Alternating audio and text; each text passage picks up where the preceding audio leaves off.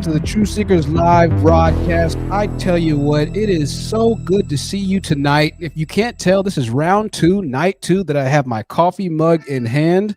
We are going in and we're not holding back. Tonight is going to be the night. Tonight is going to be the night that we finally let the people that are so upset that I mute them all the time. That's about to fall off. I don't care. Tonight's going to be the night that we let the haters talk, all right? We already have a couple of people that are scheduled to show up. I hope that they show up. I pray that they do, because if they don't, we're not going to really have a show tonight. But I'm going to go ahead and make it through it either way. But tonight's going to be a special night. If you have a problem with me, then I want you to come onto the panel, and I'm not going to mute you unless you just get completely crazy. Like, first, those of you who remember, I can't even remember his name. Unless you just go completely haywire, you won't be muted tonight, okay? Tonight's your night. Tonight's your night. I hope that you're having a great night at work, a great night at home while you're resting, whether you're on your shift right now, trying to get through it. I remember being at work. I used to work a shift at Taco Bell from 9 p.m., to 6 a.m. And it seemed like it just crawled, and time never sped up for whatever reason. I just don't understand why. I don't understand why. It was horrible, but wherever you are, I hope that you're enjoying, and I'm glad that you're spending the night and time with us. 123 people already watching. I'm going to go ahead and I'm going to put the link up in about 5 minutes, all right? In about 5 minutes, we'll put the link up. Want to let the chat get a little bit more full so we can have some of the haters show up. I put more coffee inside of the coffee, so I'm even more wired than I was last time. I don't know if that's a good idea, but it does provide for a certain level of energy and in conflict through certain energetic conversation. So we're going to work it out. Maria says, Dusties, this is your time to shine. Absolutely. We'll see if the Dusties want to show up. All right. If I have banned you from the chat room before, the way that you get onto the live stream panel is you either create a new account and then log on, or you might be fortunate enough to join StreamYard with your current account. Some of you are banned. Some of you are not banned.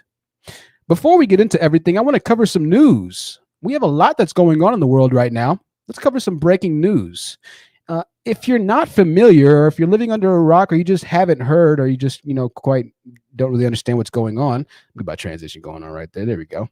The universal mask mandate. That's right. The universal mask mandate is back. Ladies and gentlemen, we are back to the universal mask mandate. NYMag.com reports this. The CDC on Tuesday advised all Americans, including people who are fully vaccinated, to mask up indoors in public places as well. So get ready. Anywhere in the country that is seeing significant spread of the cerveza virus. In addition, the agency also wound back its guidance on the face masks in school. It's now advising all students and staff to wear masks in person and learning, regardless of their vaccination status. So that's one thing right there for you. Just wanted to bring that to your attention. Some people didn't know. I didn't know. So I decided to go ahead and talk about that. Simone Biles. Let's cover Simone Biles really quickly. This is an interesting case, but I'm gonna explain how I feel about the Simone Biles situation, okay, and why I feel the way I do. Now, obviously, Simone Biles is an Olympian who has won gold medals before. This is Simone Biles. If once again you are living under a rock, and for our audio listeners, we're just showing a picture of Simone Biles. There's a lot of people that have a lot to say about this young woman, and I have no problem with the decision she's made, because at the end of the day, Simone Biles is a grown-ass woman who owes us nothing. All right. I hear a lot of people talking about Simone Biles right now. She's a grown woman. She can do whatever she wants to do in life. She has already won gold medals upon gold medals and has represented the country at the highest level of competition possible. Before you try and check an Olympian athlete, for any of you who feel some kind of ways about Simone Biles, I think you should more than likely check yourself. Don't take offense to it. That's just the honest truth. Let's move on. E-Online reported a very interesting story. We're going to open up the chat panel soon for our haters. This was interesting to me. This was fascinating to me, because what I'm getting ready to report on now is something that the Manosphere will never report on, because it does not help their overall message. Kelly Clarkson, you remember Kelly Clarkson, the American Idol winner, was recently reported by E-Online to be paying an ex named Brandon Blackstock almost $200,000 a month in spousal and child support. Wow, $200,000 a month. Yeah, a woman, yes. Essentially paying a man, yes, for child spousal support. You didn't know, MarketWatch.com states that women have been responsible for paying child support since 1979, when the U.S. Supreme Court ruled in a decision that alimony should be gender neutral. So when you hear all these manospheric men complaining day and night about child support and spouse payment and things of that nature, just know that it is literally both sides. Many states over the years have shifted away from permanent spousal support. However, male and female spousal support still remains. A little nugget of information there, huh? I'll explain why I'm talking about this in a second. We're going to open up the panel here at 174 people. We're going to open up the panel. If you disagree with me, now's your time to show up. Now's your time to show up. We'll open up the panel to our ladies as well. And who knows, if no men show up, then we'll end up just having a conversation with ourselves. All right. There's still plenty to talk about. Why did I share the same screen again? Let me share the link. I have a few more really interesting things to show you. Oh, man. You know, I'm always finding some interesting things. You know, we were talking about the male, the slave mindset of the black male. Well, I forgot to show you one particular video clip. Now, this, I know I say this all the time, and I say, how can it get worse, right? How can it get worse? Well, ladies and gentlemen, it gets worse. When you think it can't get any worse, it gets worse. The video you're getting ready to see here in a little bit is so outer worldly that I could do nothing but laugh. Now, this was on the Lexus Exodus channel. Let me go ahead and credit Lexus Exodus here. I never take content from somebody else's channel and then act as if I found it myself. I don't do that because I would hate for people to do that to me. Moreover, Lexus Exodus was one that shared the channel in our growth and has contributed quite a bit of subscribers to our platform. Type it completely right there. That's Alexis Exodus channel in the chat. 200 people watching. Make sure you like on your way in. This video was absolutely wild. Now, before I go to that, I just want to explain the irony of women actually paying spousal support and child support too. All right. So the Manosphere loves this idea of traditionalism. Here's the crazy thing about hearing a story like Kelly Clarkson, right? If a woman is making more than you, meaning that she takes part in a large amount of what black women who essentially have to marry and date down take a part of, marrying down as far as financial earnings are concerned. If for whatever reason you get divorced as a black male and you are unable to work, you might find yourself entitled to spousal support. So the very system that black males and that males complain about literally could be lent over to them if they just had any information or any sense of legalities and laws as far as alimony goes. It's literally equal, male and women sided. But of course, men are the only ones complaining about spousal support. There are men that get spousal support. Therefore, marrying down is once again financially not in women's best interest, particularly black women, but they have to do that anyways. Now, I know the overwhelmingly obvious statement is this: well, it's not in the man's best interest though either, right? Because if the man got to pay child support, then he don't want to. But here's the hypocrisy of this. You see, we live in a patriarchy. We live in a society where men are expected to, due to their natural role as the leader, be the leader in all other aspects of the relationship, make more, provide, whatever it might be. And in compensation for their leadership, the woman, quote unquote, gives you the submission that you like. So, now this is interesting. Stick with me here. This is interesting. All right. They don't want to pay spousal support for numerous reasons. They get upset when women try and date up. Well, if we break up with her, then we're going to have to pay child support. And is she going to get this? Is she going to get that? So they're upset at that. However, if you remember the average at best woman who was looking for a man at least of equal yoke to date, Kevin Samuels told her that she needed to date down, which is essentially the very same thing that men of the manosphere complain about, needing to pay alimony or child support if you get married to somebody that's making a severely smaller amount of money than you are. Right? It's the same thing. Now stick with me here. If you are a woman and you choose to submit to a man's yearly salary and play your roles, then you're vilified for receiving spousal support. However, on the flip side, if you make a larger amount of money and get your doctor's degree, you're vilified for putting your career first because you're not following the roles of a traditional woman. You're damned if you do, you're damned if you don't, ladies and gentlemen. Traditionalism in the manosphere 2021 term is doing more for less.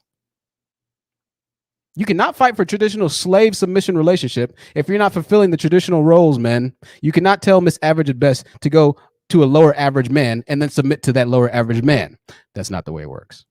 Let's move on really quickly. I have this video. I want to show you this video following our last week's conversation, or last 2 days conversation of the 1200-year slave mentality of black men. This video is absolutely amazing. And some of y'all saw this on the Lexus Exodus channel. For our audio listeners, you really are going to kind of miss a little bit of this video by not watching it right now. And let me make sure that the comment is pinned, by the way. Also, I need to make sure that this comment is pinned. Okay, the comment is pinned. There you go. All right, let's get into this. Let's get into this. Our audio listeners, you'll be able to hear what's going on, but I'll explain to you what's going on. All right. Once again, thank you, Lexus Exodus, for showing this. What you're getting ready to see, ladies and gentlemen, is quite literally a music video based on slavery. I just can't. Oh man, Negroes, they'll find a way. My brothers will find a way. Yeah, you heard it right. So let's go ahead and watch this. Let's go ahead and watch this. I thought I told you what a nigga on. I thought I told you that I told you I leave me alone. I thought I told you that your neck be the To his credit, Kev on stage, and apparently somebody brought this up on the last live stream we had. Kev on stage actually reprimanded that engagement photo. So Kev on stage, shout out to you. He's a YouTuber, a funny guy, and he's a black brother that actually recognizes and stands up for the lunacy, whatever the right word is, of these types of images, this imagery, the slave worshiping by black men. Let's continue. Now watch this. Watch this. He's literally beating him. Oh, let me rewind this. If you're watching on audio or listening on audio, there's a scene where a white man is literally beating and whipping a black man who has no shirt on. And this is a rap music video that was conceptualized by black men. I can't do this. Hold on. God almighty. Now they're wearing slave outfits, tattered, and I'll mute this for a second. Tattered, beater t-shirts. I hate saying the wife word t-shirts. Crying in the woods while they rap with gold and platinum diamond chains around their neck to symbolize, I guess, and they're dancing. They're shimmying, dancing essentially, while Master looks at them. Now look at this. This brother is actually in what's the name of this thing right here? That thing where you stick your head in, the medieval contraption device where you can't move your hands or your neck out of it. You have to stick your hands and your neck in, and you're bent over. This brother is literally wearing a diamond chain, rapping in camera. Ay. All right, we're gonna take a couple more seconds of this.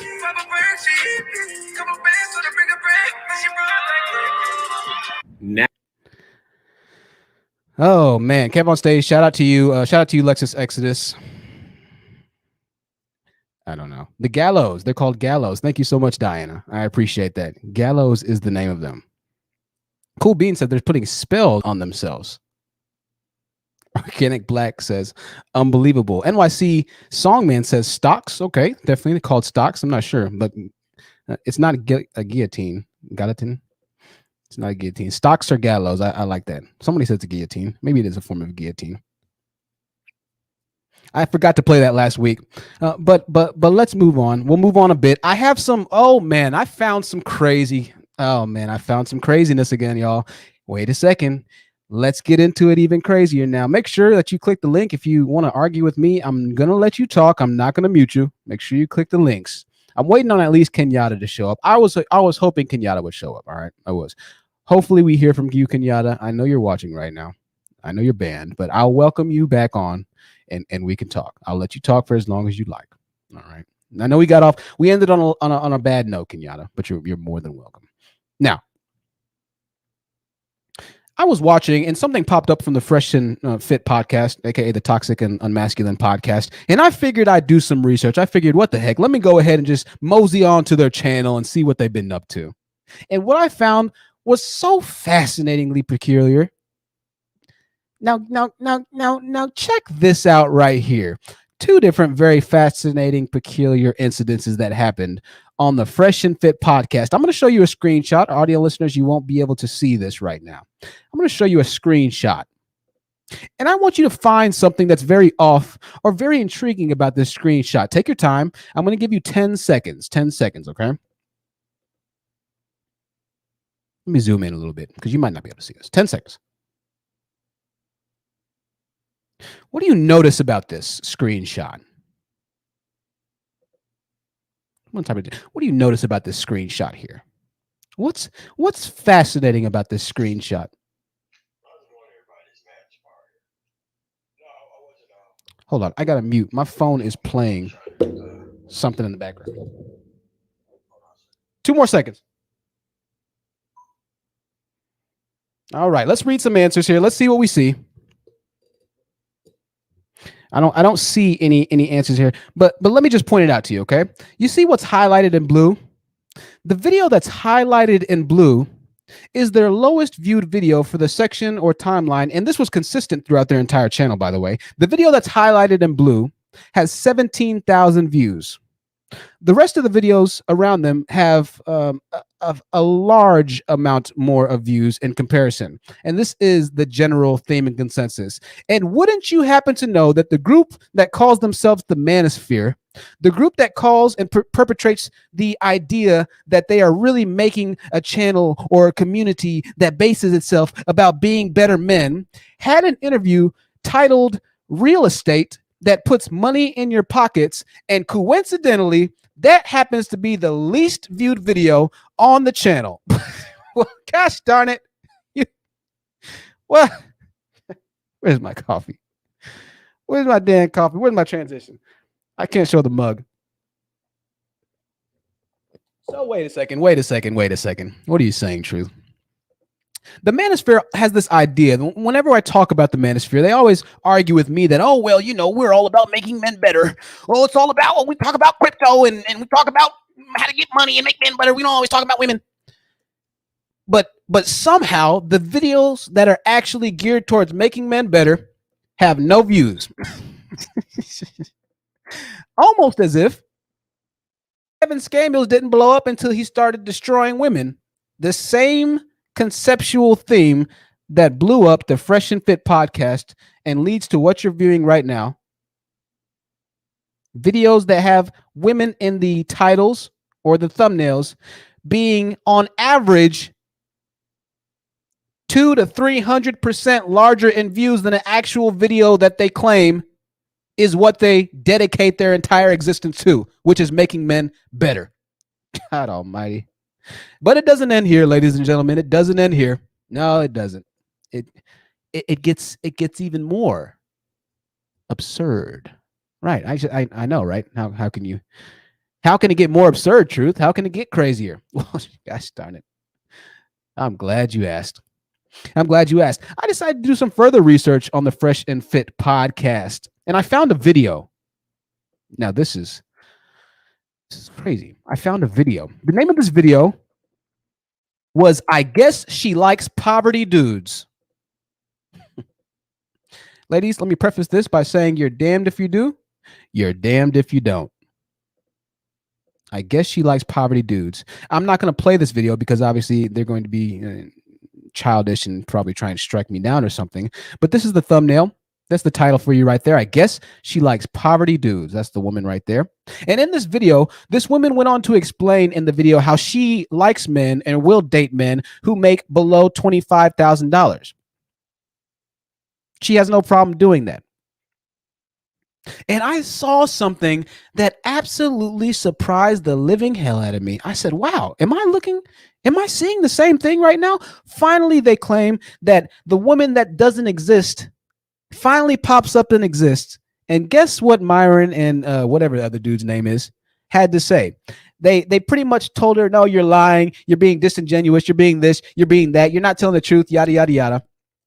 The natural, right? They're going to try and paint a woman into a picture or a certain image, just like Kevin Scamulles does. When a woman comes up there and he always makes this high value man conversation, the topic that somehow she'd been holding deep inside of her heart and just didn't want to tell him until she showed onto the panel, right? She wasn't even thinking about a high value guy. She's just thinking about a guy who's not in prison right now as a man that she would actually choose to marry.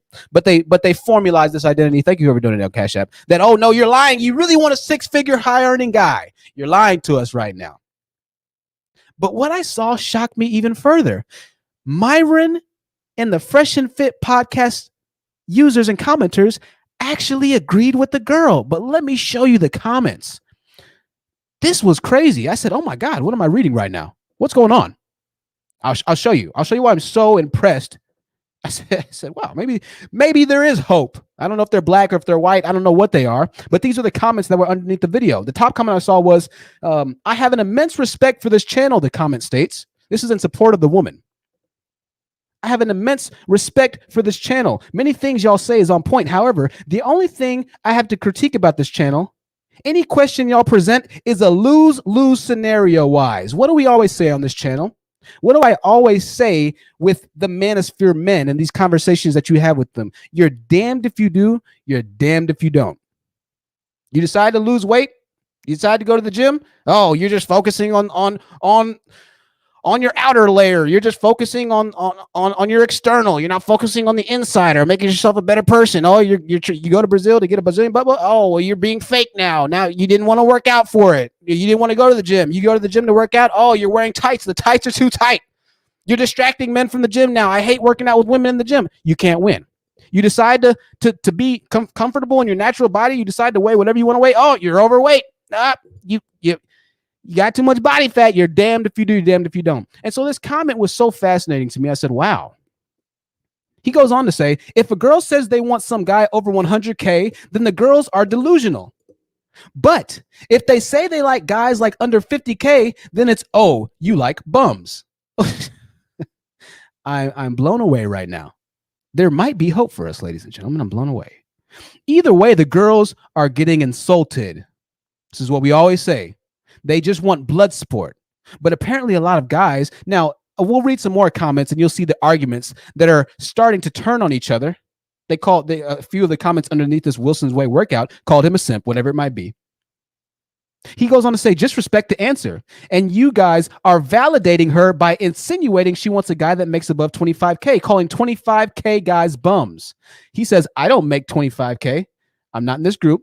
Side note, even maybe 25K, she probably is still overshooting. What's her value to even warrant? I don't know. Then he ends with the manospheric talking point, right? But I just thought it was really interesting that he presented this in the way that he did. And I'm going to read a couple other of the comments as well, because the other comments are just as interesting. Check this out. I'll check the donations in 1 second, guys, but thank you all for donating. Check this out. I never thought I would have seen this. All right. Josh Wesley, the top comment on this video, said this. Let me zoom in really quickly. Stop trying to figure her out of what she'll accept. Every woman doesn't have to want to make a guy that makes 6 figures. I actually like that. I thumbs that up. Now, there's 137 replies into this. You know they're going to war. Chai Fox says, yeah, bro, I feel they have some hate for women. Doesn't mean she ain't lying, but if you don't open the possibility, you'll always be closed-minded and stubborn. I'm red pill, ready to go purple pill again, but we need to stop the hate for each other. Both men and women are driven on evolution. That's how it goes. I cannot believe the comments that I'm reading right now. This is absolutely incredible. This is incredible. Let's see the comments here. Darcy's son, a black man, says the title is wrong. She actually sounds reasonable. Isaiah Olvera says her expectations are realistic. She hasn't become corrupted by social media yet, and that's fine. Oh, well, if you want a guy that makes a decent amount of money, I guess you're corrupted. So somewhat manospheric, but there's hope being shined. That's what I'm getting to here, all right? Angel's Cry says, this is a good woman, fellas. Don't diss her. Micah Ornelas says, I actually give her props. At least she's not a gold digger. So manosphere again, but hey, we'll take what we can get out of these hateful men. Christopher Sanchez says, man, sometimes these guys just can't see a real one. A real one. I guess a real one is a woman that says it's okay to go ahead and make or date a guy that makes us under a certain amount of money. Well, most black women, according to this definition, would be real ones because most black men do not make above $50,000 a year. The majority don't. T. Thorne says fraud and fruity. I like that. Cool Bean says from 400K to 17K views. Wow. Yeah. You know, every time they have women on, thousands and thousands of live viewers. They bring a real estate agent on and they have 17,000 total views. Probably 1,000 live viewers while it's online. Unbiasedly Woke says 50K is her limit. She's not going below 50K. I understand that. Listen, 50K in America is definitely where you should be setting the limit at, I think. Ms. Love 5588 says anything over 25K makes you a gold digger, right? You want a man that makes $30,000? Girl, you just gold digging. We're gonna go ahead and go to a comment of the day, and it's a positive comment of the day. Positive comment of the day. We have 343 people watching. Make sure you like the video. 343 people watching. Once again, man, if you want to hop onto the panel, you're more than welcome to hop onto the panel. You will have freedom of speech. We'll see if you do or don't. We'll see. I got this comment in the last video I posted, and it was one of the most amazing comments that I've ever gotten. And this is why I do this. This is why I make these videos, right? Truly touched me. Nunu said, I don't know how your channel came into my recommended, but I'm so impressed. This single video taught me more than my therapist has. Thank you so much. Keep doing what you do. You're truly a light in the world. So Nunu, thank you so much for that comment. The comment that she made, as far as the video that she made the comment on, was defeat depression once and for all. And so Nunu, I don't take that lightly. I appreciate you appreciating and being able to take something and that video being able to speak to you in the way that it did. I'm happy, and I'm really honored to be able to read comments like that. This is what we do, and this is why we do what we do on this channel, right? Let me exit out of this really quickly. Y'all's comments are hilarious, man. I didn't have a lot planned for this live stream. I just wanted to go live, and so we don't have too many people call in, then we'll end up just talking amongst ourselves. So we'll give them 5 more minutes. I know one of you guys is out there. We'll give you 5 more minutes to call in if you want to. 5 more minutes to call in. We'll start the timer now. What time is it? 9:51. Call in if you'd like to. If not, we're going to open the panel to our ladies, and we'll just have a free range discussion. 355 people watching right now. Lord have mercy. I was going to show you guys this video, but I don't know if I really will right now. I don't know if we really will right now. Let me see. Let me consider it. No, I don't think I will. I can't take any risk with YouTube. I'm already kind of on the edge as it is, and I've been pushing it as of lately. So I'm going to go ahead and just chill. We're going to chill and go a little bit easier. Mikhail Simone says, where's Arsenal? Arsenal might not show up anymore. We'll see. Lisa Marie T says, no women allowed on the panel. The honest truth. Yeah, we're going to have women on. Yeah, you can definitely click. Go ahead and click if you'd like to join the panel. Open panel for everybody. I specifically wanted to give them a chance to explain themselves. I got a couple comments and they were like, we want to hear them talk. We want to hear them. I said, all right, well, I guess we'll let them talk then. We'll let them talk.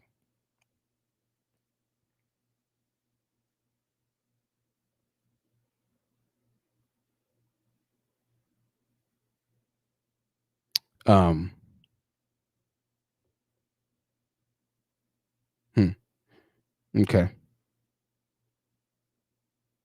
Somebody in the comments said, what happened to Carlton Banks? What happened to Carlton Banks? I don't know. Cassie says your channel is going to blow all the way up. I hope so, Cassie. Thank you. I appreciate that.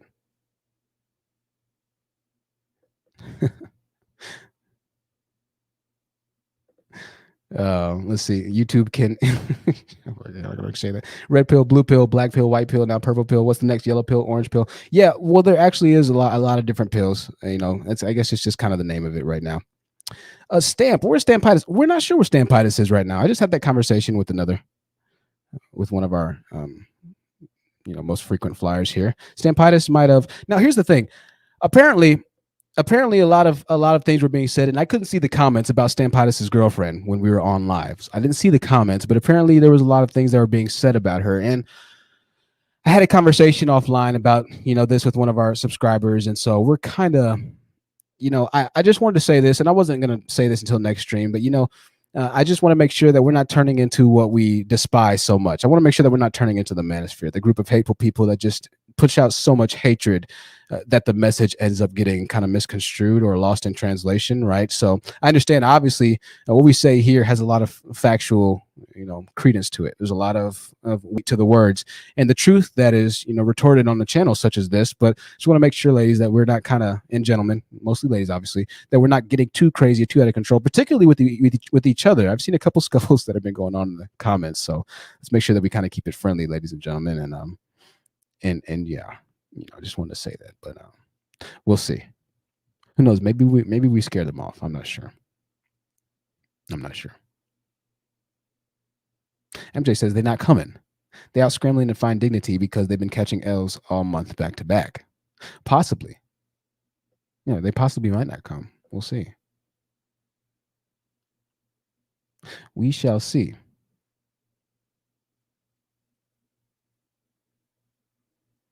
It is nice to be able to read the comments, though, this time. I'll say it. It's kind of nice. It's refreshing.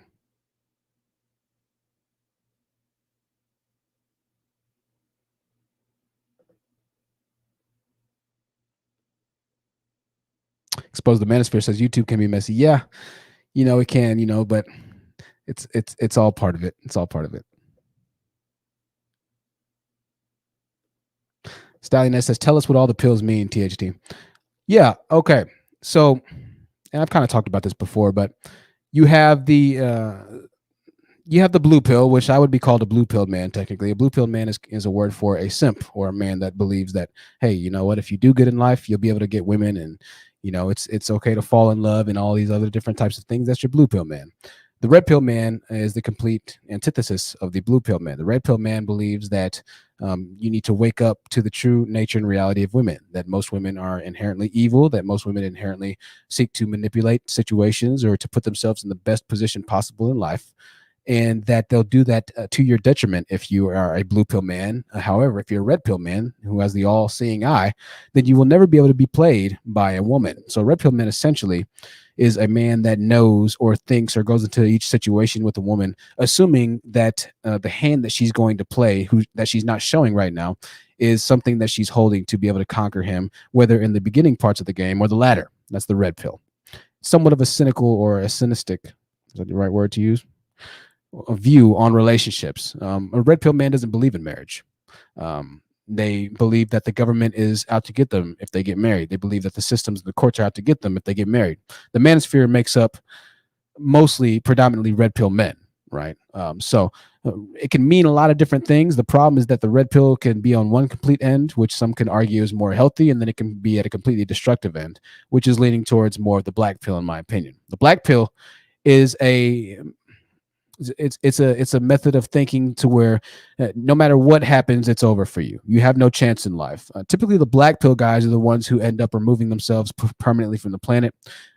There's no hope for them. They end up living a very nihilistic experience or a very nihilistic life to where they just give up, essentially, right? There's just nothing that they can do. Most of the time, these guys aren't necessarily as physically attractive. They might be shorter guys. They might be guys that have some sort of outward deformity. And so their dating life doesn't have any value. I hate to say that, but they don't date. They don't have the ability to date. It's guys that wish that they could be in a relationship. They wish that they could actually be married, but they can't for whatever reason or another. Now, a lot of the red pill guys end up falling into the black pill for the simple reason that they can't actually improve themselves enough to date, or they just have such a bad attitude or outlook on life to where women just don't want to be around them because of their attitude, because they're just terrible, crappy people, because they're always depressing or depressive. They don't have anything that a woman would actually see attractive in a man, right? So a lot of the red pill guys can really start to take on the black pill persona, if you will, right? Destiny, welcome to the stream. I'll let you speak in 1 second, Destiny. Thank you. So that's the black pill. The black pill are the guys who are classified themselves as incels or incelibates. They can't physically connect or have sensual relations with women.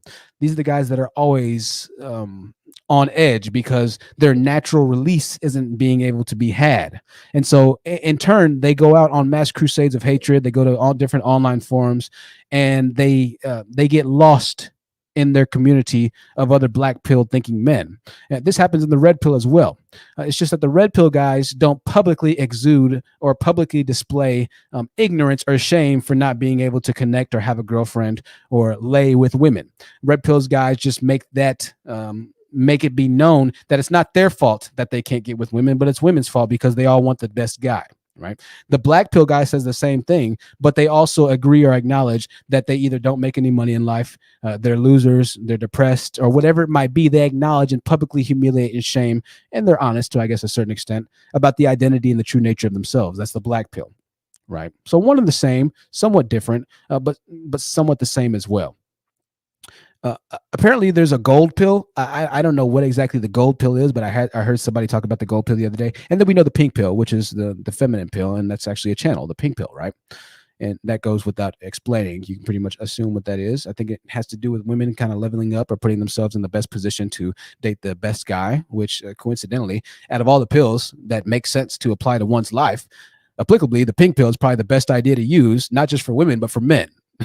Be about your business, take care of yourself, and kick the dust out of your life, right? So the pink pill is kind of universal in my opinion. So yeah, the gold pill. Oh, purple pill. I don't know what purple pill is right now. Organic Black says I think the gold pill guy was dating. I'm not sure. He might have been serious. I'm not sure. So we'll have to see. We'll have to see. Orange pill, we'll see. Let me Google them while we have Destiny talk. Destiny, welcome to the live stream. Destiny, it's good to see you. What did you have on the subject here? Or you can talk about whatever you want to talk about while I Google the gold pill. Oh, I really didn't have nothing really to say. I just want to thank you for your content. Oh, thank you, Destiny. I appreciate you, and I'm glad that you enjoy it.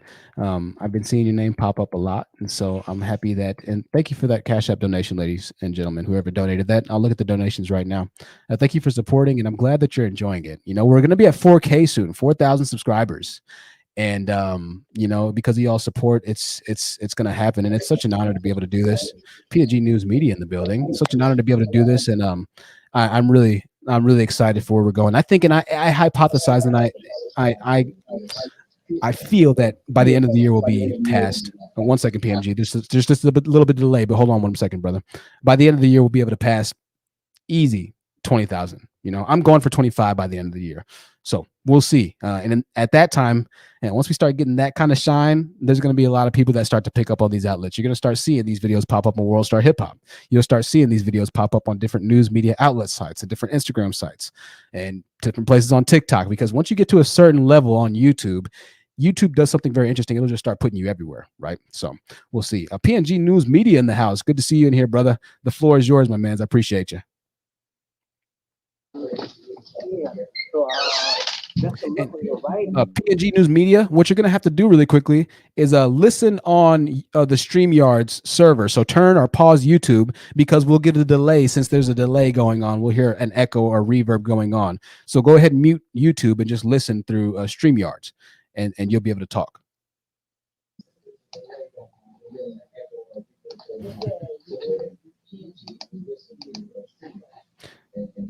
We'll wait for PNG for a second. It sounds like there's about.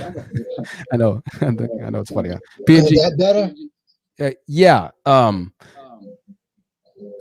Have you paused YouTube? Yes. Okay. Well, it sounds like your mic is just pretty sensitive, but I'll go ahead and let you go right now, man. It's good to see you, PNG. Oops. Yeah. Well, I just kind of I didn't have anything specific what I want to talk about. I did want to, thank you for doing what you're doing. I feel it's really necessary. But my concern is, as I listen to brothers like you defending the sisters, which you should be doing, which we all should be doing. Now listen to people like Cynthia G and Chrissy, and it's just so disturbing, this race divide we have. It's like we're at war with each other. I mean, this is like a literal war.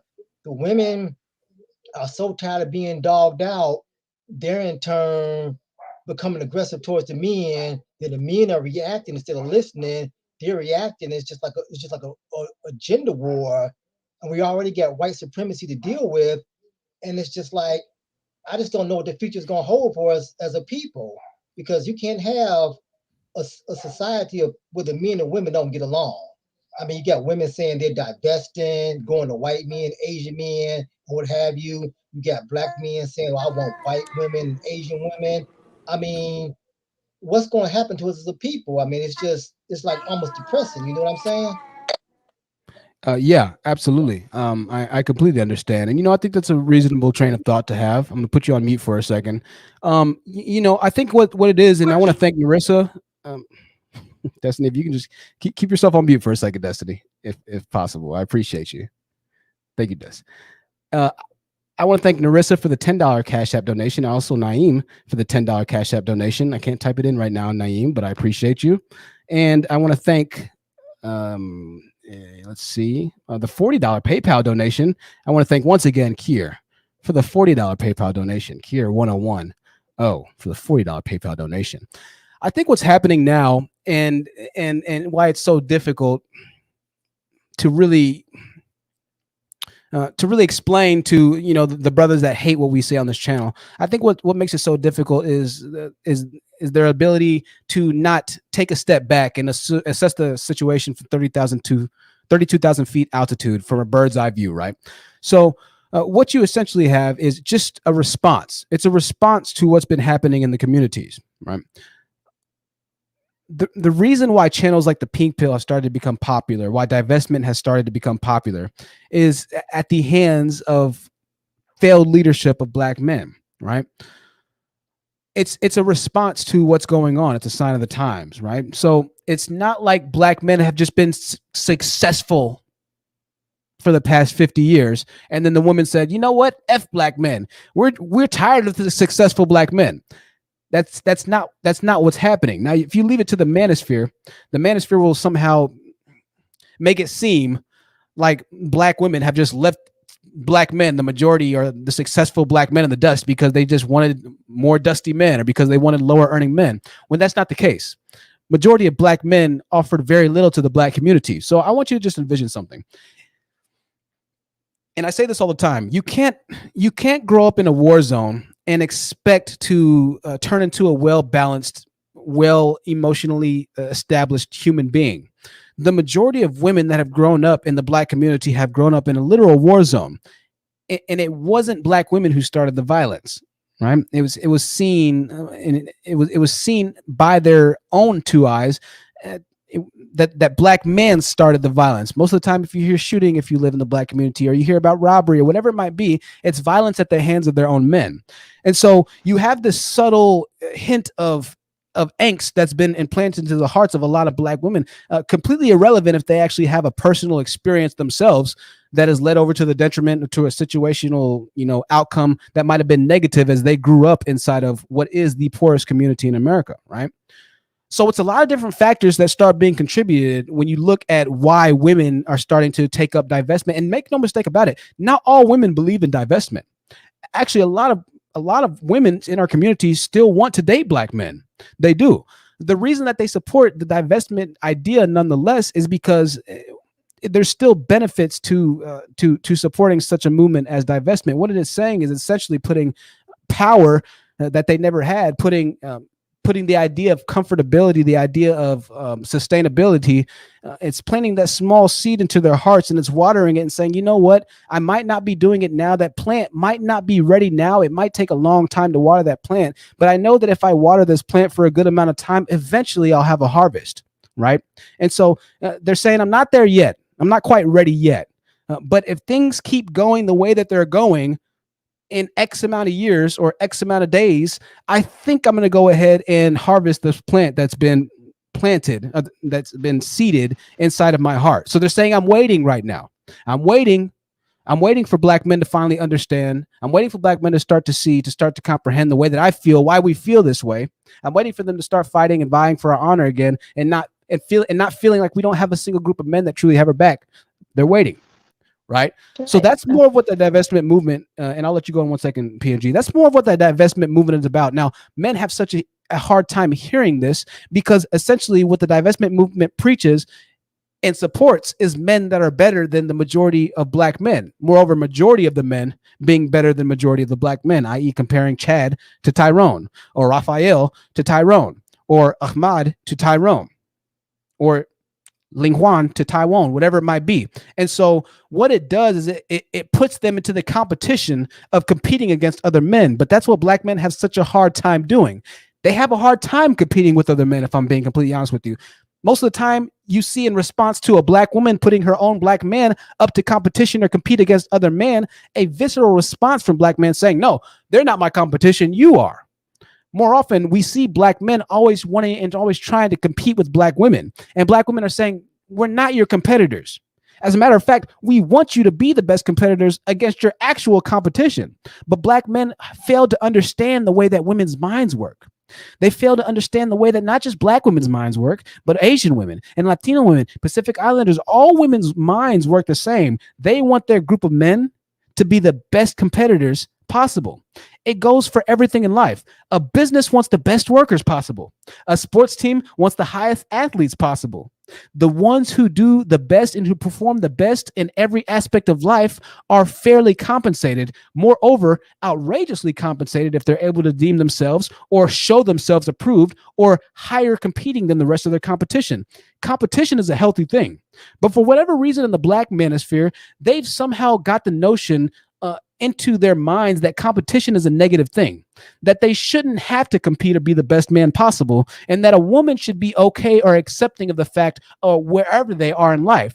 They should be okay with accepting their averageness, when everything in life in capitalistic America shows us that the ones who are average don't win. Everything in life shows us that the ones who win. And that's all women want their men to do. Just like the comment said on the feminine and whatever podcast, I can't remember what you commented in the user comment channels. Just like the men said, women are naturally hardwired to want the best man possible. This is biological evolution. This is how we as a society got to where we are now. If women at one point in time didn't seek out the man that was able to garner, not garnish, that means take away, to garner resources, to defend them, to fight for them, to reproduce and actually be able to sustain them as far as being able to build a home or whatever it might be, then society would literally cease to exist. Human civilization would have ended. And so biological evolution lends itself over to the winners, to men who have conquered, who have been the best in every aspect of their life, to them procreating. It just so happens that in 2021, in this new day and age, the group of men that are being churned out into society now have had a certain comfort of life that our ancestors never had, that the hunter-gatherers, nomadic tribes never had. You see, the men back then really had to be about their business. If they weren't out there hunting, if they weren't out there fighting, if they weren't out there conquering, then their entire civilization would cease to exist. But now we live in a citizenship. That's not even the right word. But now we live in a civilization. Now we live in a modern day society where you don't have to necessarily conquer as a man. So men are starting to get dull in their edge. Iron sharpens iron, and life is going to put you through things. And if you get through them successfully, you become a better version of yourself. Iron sharpens iron, right? You don't get a sharp blade by putting it against a dull corner. Well, you can sometimes. It depends on the material, obviously, right? But a sharp blade is made through heat and pounding. It's made through a lot of rigor and vigorous energy. You have to beat a blade into being sharp. You have to treat it into being sharp. You have to put it into the fire, to the flame. You have to put it into the cold. And these men don't want to be put through the process of sharpening themselves. So now what they want to do is complain about the men who did go through the process of sharpening themselves, i.e. the men who are winning in life, who do graduate with extremely high degrees, who did find a way to still make it happen, even if they didn't have the competitive edge that other races of men had. Those women still win. But rather than being a winner themselves, they'd rather complain about the women that have historically, for millennia, been chasing after the same group of men who are still winning today, the winners, the strongest men. Rather than actually make themselves better, just like we saw in the beginning of the podcast, and watch the real estate video on the Fresh and Fit podcast, when the videos beside it have 365,000 views, 273,000 views, and then the actual video on how to make money as a man has 17,000 views, that's indicative of everything I'm saying now. They don't want to be better.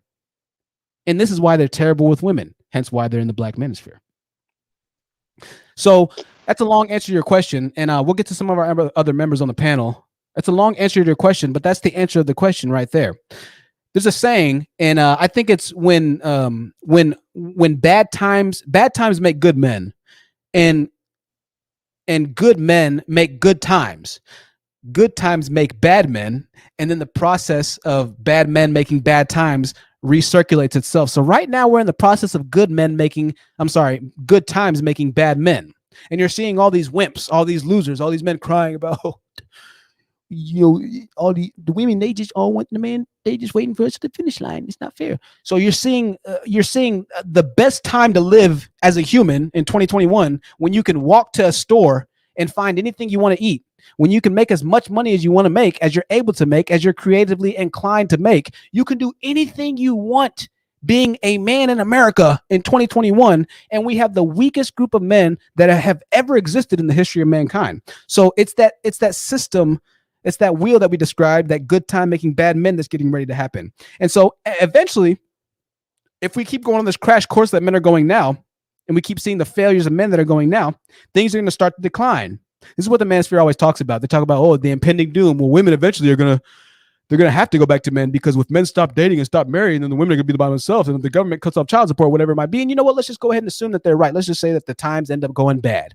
Well, eventually, after a matter of time and times getting bad, the guys that end up showing their worth, showing their proof, and showing their value in the bad times are going to be the same ones that make the times good again. And still, at the end of the day, they'll be the men that are desired. So that's why they have such a hard time with divestment, as black men particularly. So I know it might seem like, oh man, they're really going at us. And as a black man, I had to have the same awakening. The pink pill is ultimately what woke me up, along with a lot of other just life reflective moments. What woke me up to saying, you know what? They're kind of right. I ain't shit. So I'm glad for the pink pill, for Chrissy, for Tanya TKO, for all these women that were talking about Dusties, because if you watch my videos from 2 years ago, and I showed it on the last stream, I am a far cry from the person that I used to be. And I'm forever thankful for that. So the truth hurts, right? The truth hurts. PNG, we'll come back to you in a little bit. Lisa Marie Thomas, the floor is yours, Lisa Marie. It's good to see you again, my dear. Hi, Truth. Hi, everyone. Lisa. I really like your your preaching tonight, but not to be rude. I'm so sorry, not to be rude, but like I'm a person who tends to forget like what I'm gonna say if I cut off, and I know you have put points in. And sometimes, but I like lose what I was gonna say if I like get cut off and all. But no, I'm just gonna say that it's funny that these men are telling women what to do, but when a woman said, "Oh, but I'm a woman naturally, so I'm supposed to be hypergamous. Like I like a man who can provide and protect because my kids need a positive father and need a successful career." And a woman can be like, well, by nature, since I'm a woman, I'm telling you, I submit to dominant men. I like men who can provide and protect. They get mad and then they're like, oh, no, you're trying to be unrealistic. Like, you're literally telling me what I'm supposed to do as a woman, as a man. And that's not really manly because you have your roles and I have my roles. I already know my roles. You should focus on your roles. And to a point, these people want to, have the last word and want to be right, that it's stupid and ignorant. We could literally be talking about single moms. They'll literally blame women on single moms. But when we tell them, where's the men? It's always like, well, you lay with him. And then I ask, but didn't you people say black men are victims and black men are never wrong and black men don't cheat and black men are good men? Why is it that these women, out of the pool of good black men, she just picked one black man? How is that, how is that really realistic? Because she would have a high percentage of picking a good black man. But when we ask you to, call these men out, it's never, oh, it's not his fault. It's always women control sex. And then they want to go talk about women are not, feminine. That's why, we're not getting married. But then when we say, like you were using women control sex, men control marriage. You're not marrying us. It's your fault. You're not doing this, that. There's other men that's dusty and that's single, but you want to come at us, right. And I hate when they literally want to compare black women to white women. And for the people who like white women and want to be like, oh, white women this, white women that, and black women spaces, please stay with Mayo Cello over there. But they always comparing us to white women, but then as soon as we compare them to white men, they get mad and they're like, oh, don't do that. Oh, you hate black men. Oh, you hate this and that. but then they literally wouldn't like a woman to be like, but you hate black women. And then they're like, no, we're just telling truth. But if we Right. said the same thing, they don't like it. And they expect black women to compete with them, even though it's men who compete with women, because women are literally keys to a man's lineage expanding, because we have a gift of childbirth. And so men tend to compete with women. But I guess since, you know, us black women, I will say that black women, we were wrong for putting these men on pedestals when we're supposed to be the one put on pedestals. And I was going to say that that contradicts that put on to what I was about to say about changing, because I feel like a lot of us fear change too. Because in the black community, we're so used to black women getting shunned, shamed, but still begging for these men, and these men being calling us bitches and hoes and this and that, and going for other women that when they see black women, you know, the whole thing changed, and then we're not going after them, begging for them and dating out. It's a different perspective. It's different, and they fear that, because the whole narrative of them being desirable, even though they know they're not desirable, can't compete with other men, they tend to put their women on pressure to view them as the most powerful. But when that they have a reality check, they fear it and they get mad.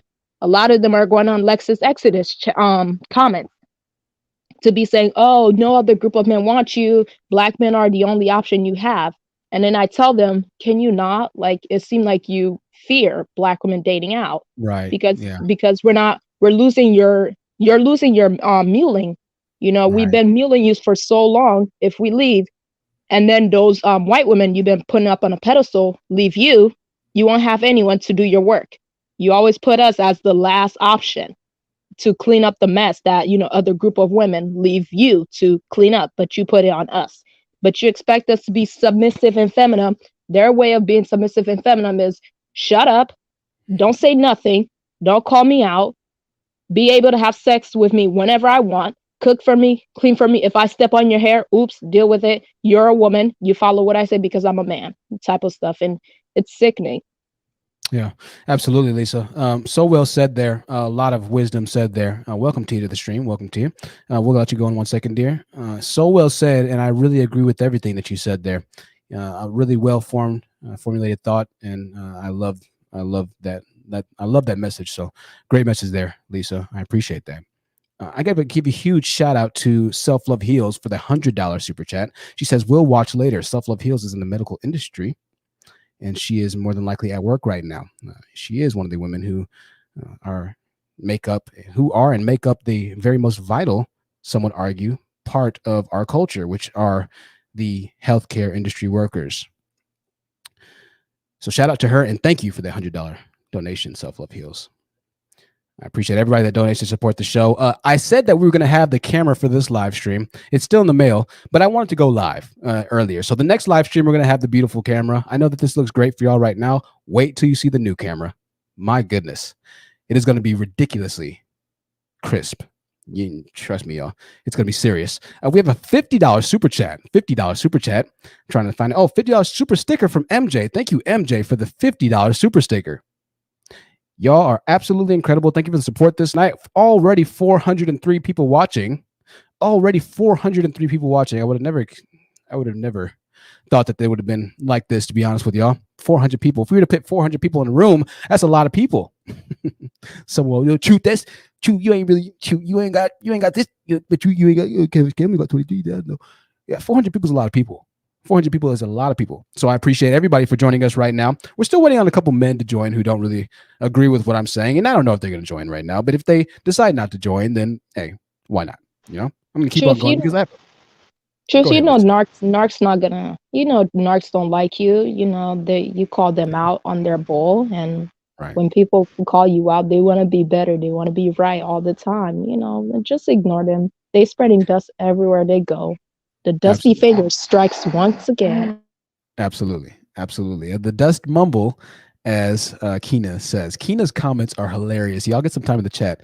Kina's comments, they take me out. They are hilarity. Marina Negracia says, Negracia. I can never say it right, Marina. Give me another day. Give me another live stream. I'm gonna get it down eventually. Can we get 210 likes? 380 plus people watching. Can we get 210 likes? Thank y'all so much. Alexander, yes, you can come on, Alexander, of course. It'll just be a while before we can get you on. But yeah, you can come on and we'll put you in the background, Alexander. We have Gordon Desir here. Gordon Desir, the floor is yours, Gordon. And then after Gordon, we're going to go to Tia. Hey, Truth, how you doing, man? Hey, it's good. Everything's going good, Gordon. How's your night going, man? Night's going great, man. Can't complain, man. Learning every day, you know, and just praying for people and also praying for you and everybody in the chat room, you know, to do better and everything, you know. So yeah. I want to try not to take too long in here, but I just want to give important lessons to the men that are listening and the women that are listening, including yourself, you know, because we all need to learn. And what this lady says, she already nailed it in the head. I agree with her 100%. So Truth, the problem is that, listen, when you're married to a woman have a right to question a man's leadership. So they can understand that where they're going, they can feel secured. Right. And that's the thing about that. And when the men are telling them to shut up and everything to get their way, it's to show you the answer is that they don't like corrections. They don't like to be corrected. Truth. So if we look at when Jesus says, husband, it says, wife, respect your husband. And Jesus says, husband, love your wives as Jesus loved the church. Jesus loved the church like we are the church. Because if Jesus loved the church, then you're supposed to walk with Jesus and to be like him because he loves the church, because he loves the people who want to see him perish. So that's why you're supposed to love your wives as he loves the church. But the problem is that they don't have the love in them and they lack foundation, you know, and that's the problem. Men are supposed to build that foundation as God built the foundation around the man. And the man had to build a foundation around the family. So therefore they can learn from their wives as the wives learn from their husband. And that's the thing about that. But when they don't want to learn from the wife, guess what? He mess up, she mess up, the whole family tear down apart. Because one person don't want to listen, and that's the problem with that. So look, the wife is not telling the husband wrong, even though she don't tell the whole card truth. Don't be insecure, don't get mad. Just say, okay, let me hear what she has to say. What can I learn from this so I can do better as a leader? So therefore my wife can be proud of me, what I'm doing. They're not your enemy, man. They're not your enemy. Go ahead, sorry. Gordon, I want to say something really quickly. Thank you, Gordon, for that. That's deep, man. I just want to read out a comment really quickly that kind of follows up what you're saying, Gordon. Rachel, I understand not everybody's a Bible thumper, and I said this before. I'm not even that particular on religion. All right, you can be whatever religion you want to be. I'm more concerned on what's in your heart. Who are you as a person? Because I know many Christians who are terrible people. I know many atheists who are terrible people. I know many atheists who are amazing people. I know Christians that are amazing people as well. I know Buddhist, Muslim. I know people, there are great people all around the world. It's not necessarily the Bible thumping. What it is about is what you hold yourself and your moral value akin or align with. And I said this all the time. With the Quran, with the Bible, with the Torah, I don't know, with the Apocrypha, whatever it might be, whatever higher power or higher spiritual word that you read, more often than not, there's a set of rules inside of that text. Don't kill, don't steal, don't commit adultery, don't commit whatever it might be. And here's why I do, and I have no problem with people speaking about religion and Christianity or whatever it might be. I support it. I have no problem with that. Because at the end of the day, if everybody followed the rules that were inside the Bible or the Quran or the Torah or whatever it might be, and you didn't kill, you didn't steal, you didn't covet, you didn't have jealousy, you didn't commit adultery, whatever it might be, the world would be perfect. Now, obviously, I'm asking for a utopia, which is not realistic. I get that.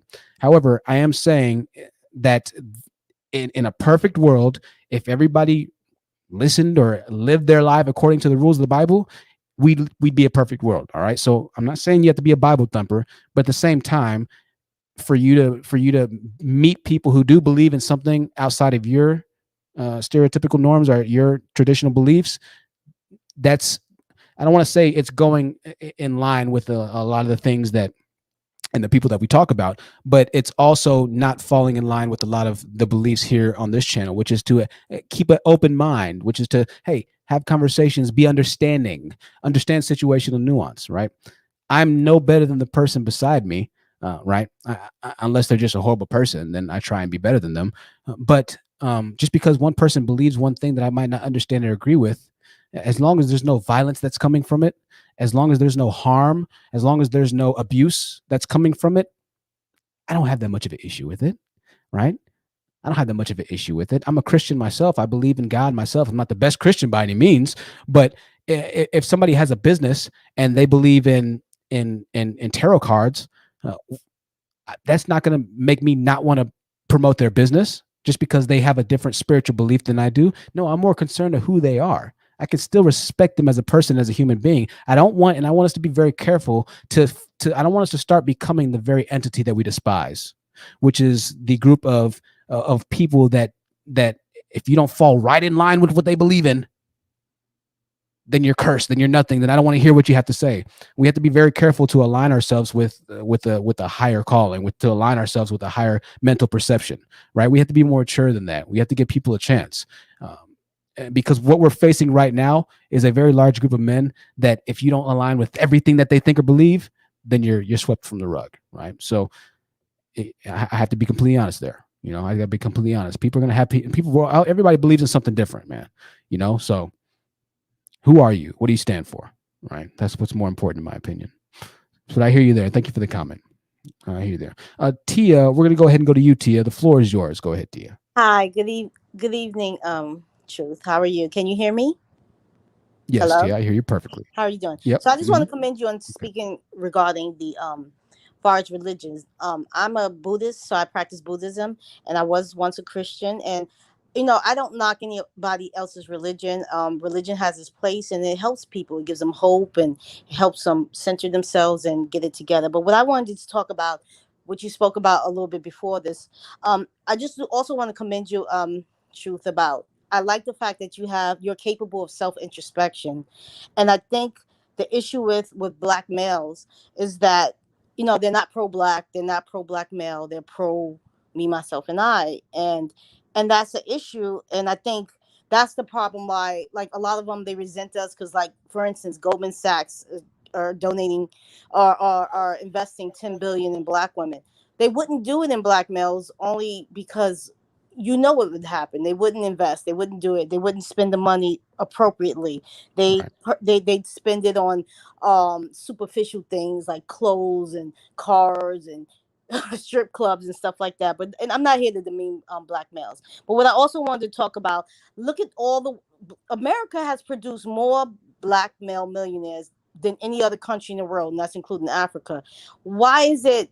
And to speak back to the Fit and Fresh, where that 17,000 views on the real estate, it's so poignant that you brought that up, because at the end of the day, you have so many black millionaires in America, which is produced, not even in Africa. You look at all the athletes, the entertainers, a couple of business people. If they put a small, minute portion of their money together, imagine what they can do for their communities, building jobs, building hospitals, building centers, training the youth for coding, investment, so much. But it's the me, myself, and I that Right. unfortunately that a lot of black males have, and they don't they don't compete and they don't build. And I wanted to talk about exactly, and I wanted to, I'm sorry, I can't articulate myself. But You're fine. to follow up on what you said, and like I said, they're not capable of self introspection. And I'm in my 40s, and I remember back in the days, um, the honorable jobs with civil service workers. MTA workers working for the transit or the post office or sanitation. Those are honor women. Women wanted guys that had those jobs. So I don't. I think black males use, and I don't call them men because I hate to say it, they're not men. So I call them black males. I mean, you're a man, and they are, and I'm not. It's the collective. It's not all. It's individual, but black Right. males, they're using this gaslighting and using these narratives and talking points like all black women are gold diggers. All we want is someone who makes 100,000. No, women want hardworking men who are not slinging their stuff around, not having sex with everyone, doesn't have like two, three, four baby mamas.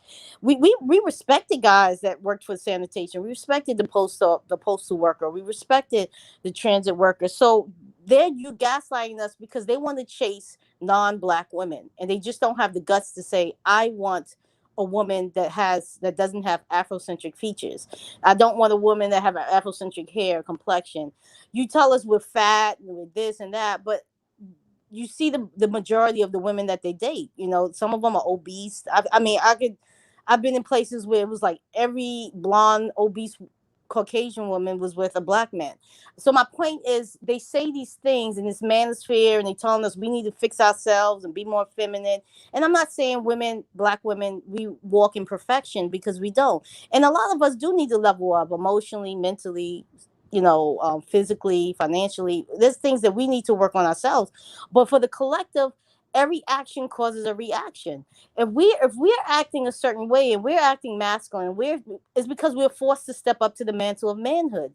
I hate that they keep acting like there's so many selections, there's so many men to choose from in our neighborhood. Right. And it's not. And I'm not going to talk too much longer, but I just wanted to get that point out.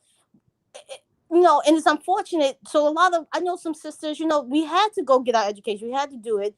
But then now we left with the Pookies and the Ray Rays, or the educated lanes, or whatever you want to call them. I don't like to do those labels, but whatever they're calling them, you're selling on them, and you're getting dust, and you're getting 3 trash bags, as Sinji would say.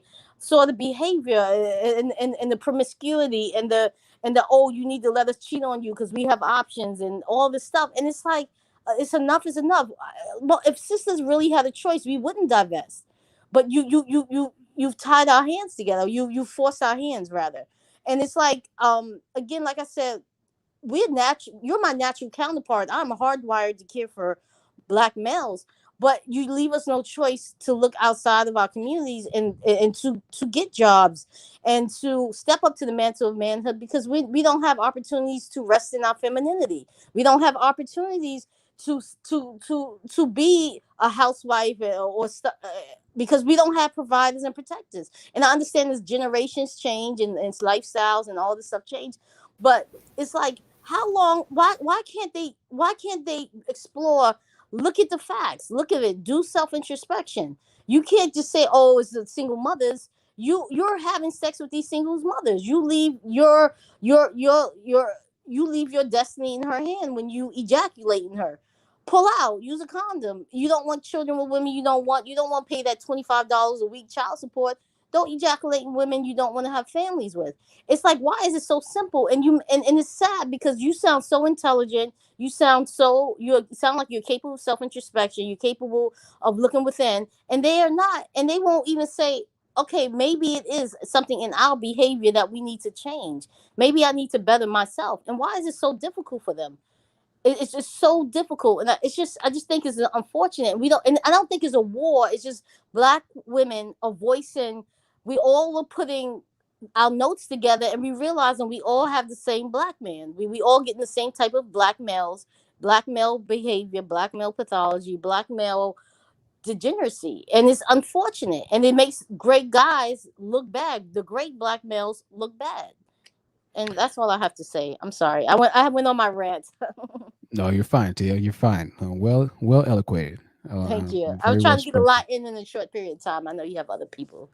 No, you're fine. This is we're just chatting. I appreciate you though, Tia. Yeah, listen, I completely agree with everything you said there.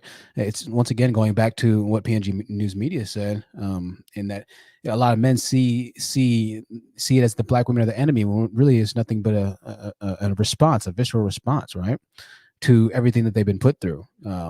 How can you expect a dandelion to thrive in a war zone? You just can't. It just doesn't happen. I got a comment, and I saw a comment that there's another billion-dollar company or multi-billion-dollar company that's donating to black women's entrepreneurship endeavor or entrepreneurial endeavor. And I just want to show the picture of the CEO. It looks like it's an Asian woman, but this is the CEO of that company. She's a Chinese immigrant. From a Chinese immigrant family, and she's one of the most powerful women in the world. This is her right here, the woman who's donating $1 billion to our community, to the women, the black women who have and who are striving to build the businesses that black males have not built. So shout out to her, and it's good to see that. We're going to see a lot more of that coming in the future, because ultimately other races are starting to pull together and synergistically support what is one of the largest group of consumers in America, right? And not just that, but creators in America. I think the statistic was black women's business building has risen year after year more than 300%, something ridiculous. It's either between like 300 or over 600%, something ridiculous to where there's so many businesses being built. The other races of people are saying, okay, you know what? We need to go ahead and give them some infrastructure because obviously they don't have much right now. And the ones that they do have are so threatened, as we see, like the salon owner who was brutalized and brutally killed by black men. They see that, okay, if they are able to do it successfully, but unfortunately in the environment that they do it in, or that they are forced to do it in, it's just not the best, and they can't get the best out of it, right? And even if they do get the best out of it and they become successful, they're still in harm's way a lot of the time, right? So instead of them having to just start from the very bottom, why don't we recognize their greatness and the potential in them? Let's just go ahead and give them a higher pedestal to start off of, or to give them a further distance as far as starting the race to start from. So shout out to that, and thank you for the comments there. I'm excited to hear that, and we will see more companies that are going to start donating more to Black women, because it's a worthwhile contribution. It's going to come back to them tenfold, and they know that. They absolutely know that. Well, listen, we have Jedi Mike in the building. Alexander, I'll let you go in a little bit, Alexander. I know you're here all the time, so I always want to make sure that we kind of let our new people go really quickly. But we have Jedi Mike in the building. Jedi Mike, welcome back to the panel, my friend. It's always good to see you. And then after Jedi Mike, we're going to go with Alexander Brennan. And we're still waiting for some of the detractors or the haters to call in. So maybe they'll call in. We'll see. Jedi Mike, good to see you again, man. Go ahead. You too. 1 second. My mic situated. Can y'all hear me? Yeah, we do. It's a little fuzzy. I don't know if the mic, if the audio is coming through the mic right now. I think it might be coming through your computer microphone. Let me go back. I'm gonna hop out. Perfect. I'll come back in. Perfect. Okay, good now? Now. Okay, great, great, cool. All right. So first of all, how you guys doing in the panel and everything, everyone in the chat. Nice to see y'all again. But this is the thing of the conversation that you had earlier about talking about being competitive, what we said yesterday. You know, I said that you as a man focusing on the being the better version of you yesterday, then eventually you keep focusing on that, you will be better than people that you that are you in competition with. It's just natural thinking. But the thing about this is that, such as is like, you know, as people going through life experiences of people and our elders who are giving you wisdom, the fact that we haven't really given respect for terms of people who have been where we are, but yet, you know, a lot of us, either my generation, whatever, or we are kind of get hard-headed about the truth. We just want to focus on the quick, easy route to success, not knowing that success is actually also not guarantees struggle, but guarantees time, effort, and actual patience to actually, you know, able to obtain that success. But what's going on is that the same thing as you being a competitive man is that the same thing you seeking knowledge. But the thing about that, knowledge is out, knowledge is given, but more importantly, knowledge is earned. And knowledge is earned to people who go through life experiences. And if you have people around you, i.e. with the manosphere, who might go through life experiences but not learn from them and just use for deflection, for bitterness, rage, and lack of accountability, then guess what? You won't be very knowledgeable of it. You won't be very knowledgeable of life. And therefore, you can basically be seeing, you know, all these things going on instantly, instead of actually being stable as a man and actually conquering life instead of just existing in life. And that's the thing. We just mainly existed and become, you know, specks in this world now. We're not actually being actual moving driving force that we should be. But the thing about this is that consistently over time and time again, we're just seeing this pattern of behavior, pattern of deflection, pattern of dysfunction that consistently been poisoning the minds of young black males to a point when they become men, to become bitter and rage about things that don't even know that's not relevant. You're playing about child support rating when you're 17 years old. And when you're watching, you know, content creator, when you're watching Kevin Samuels, when you're watching all this, that's the same thing. When you brought people on these panels and watching them over time, like, yeah, you're right, you've been bitter women or whatever, blah, blah. When they haven't have a girlfriend and they're virgins or something like that, they have no experiences, but yet they just want to tie onto the rage because either they dealt with one thing of rejection, rage, or everything, and had a lack of emotional control that a man should have in terms of, like, you know what, that experience happened, let me learn from that, let me move on, but let that rage control you. But that's the thing, you've seen consistently over time, same thing with this, you know, poison and what they're going right now with talking about, you know, winter is coming and everything like that. Well, if you know anything, that only talking about Game of Thrones, you know, obviously, is that one of the lines, my favorite lines in the show, is not only that chaos is a ladder, but the fact that someone who truly, have you seen the character Joffrey? He was like this pompous guy, you know, character. He'll always say, "I am the king. I am the king." Well, if you metaphorically switch that to folks say, "I'm the high value man. I'm a high value man." Well, guess what? The quote of it saying, to a person that always have to boast that they're a king is never truly a king. Same thing to a high value man. If you keep posting that you're a high value man instead of just doing what you need to be doing in the first place and getting your priorities straight, conquering, being successful, but also having the responsibility of the family, in relationship with marriage, everything, not being arrogant or being arrogant in terms of not listening to people that don't matter, but listening to people that do matter and saying, okay, you're saying you're giving me some negativity, I'm not listening to you and whatever. And then you keep it moving. And so that's the thing. You always boasting about something that you're not are because you're not. That's just saying it's almost you're overcompensating for basically for inferiority complex, what you have not done in the work in the inside. But this is the thing, it's just a lot of males coming here and all this mess is going on with the fact that we have to read, terms of detox, terms of the toxic mindset of what these talking points you see are going on in Manosphere is points that are going into the black community and especially the young black boys, which that's my priority. I'm only 22, but I just feel like that's just a set that I want to focus on more because, like I said, it's very hard things you can switch a grown male, not a grown man, but a grown male to to tell him what he do. He already make the decisions. But to a boy, it's a rob. His innocence is going to be robbed because he don't know what to think. He haven't lived life yet, and yet people are, his the content that they might be consuming just naturally going through the internet. They're just thinking that okay, that they're going to feed into that category when they haven't even started in the first place. In terms of existing life.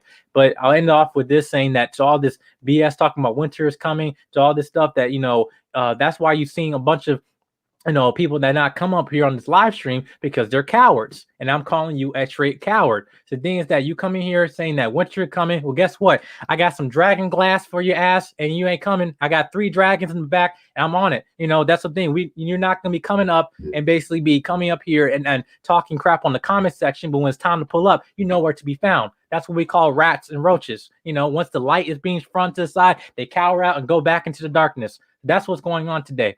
But there you go, man. Absolutely. Well said, Jed. I appreciate you, man. Yeah, it's when the light is shining, man, the real comes out. The real absolutely comes out. And I completely agree. I think the bigger, and I really like what you said about winter is coming. If you don't watch Game of Thrones, you might not really understand the entire metaphor, but in Game of Thrones, there was a like this mythical, pretty much understanding, like this mystical, I guess you could say, tale. And what it was that at some point or another, there's going to be a storm. It's a winter storm that comes, and it's going to last for a very long time. And it happens every X amount of years. I think it was a couple thousand years. And the people were all preparing for this storm, right? Well, I think the storm nowadays is pretty much what black men are going to experience here in the next 10 or 20 years or so, which is the result of dividing themselves and furthering conquering their own community, leading to their own downfall, essentially. And so this is why I do, and I say a lot of the things that I say. Black men will have it out against me, when in reality, the things that I say really are to benefit them. Right? There is a storm that is on the way, and this storm is going to take a hold and take root in your own life. You not doing and preparing for the storm that's getting ready to happen will only put you as a black male in a worse place than you were before. Right?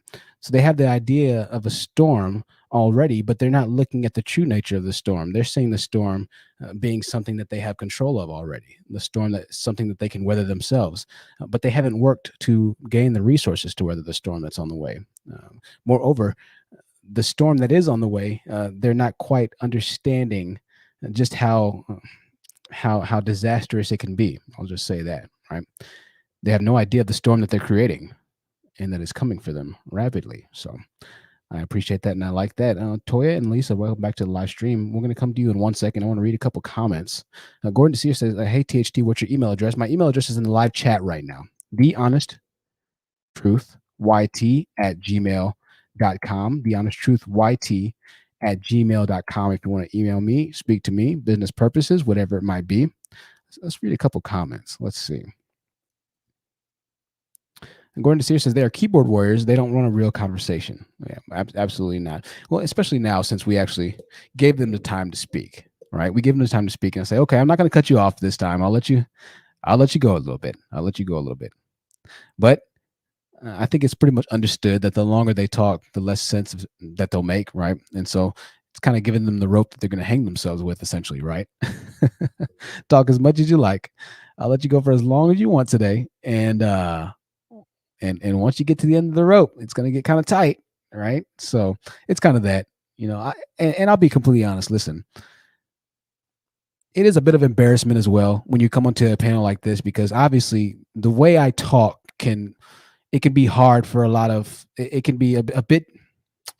I'm not trying to make it sound like I'm just masterful linguistic YouTube host, right? I'm not.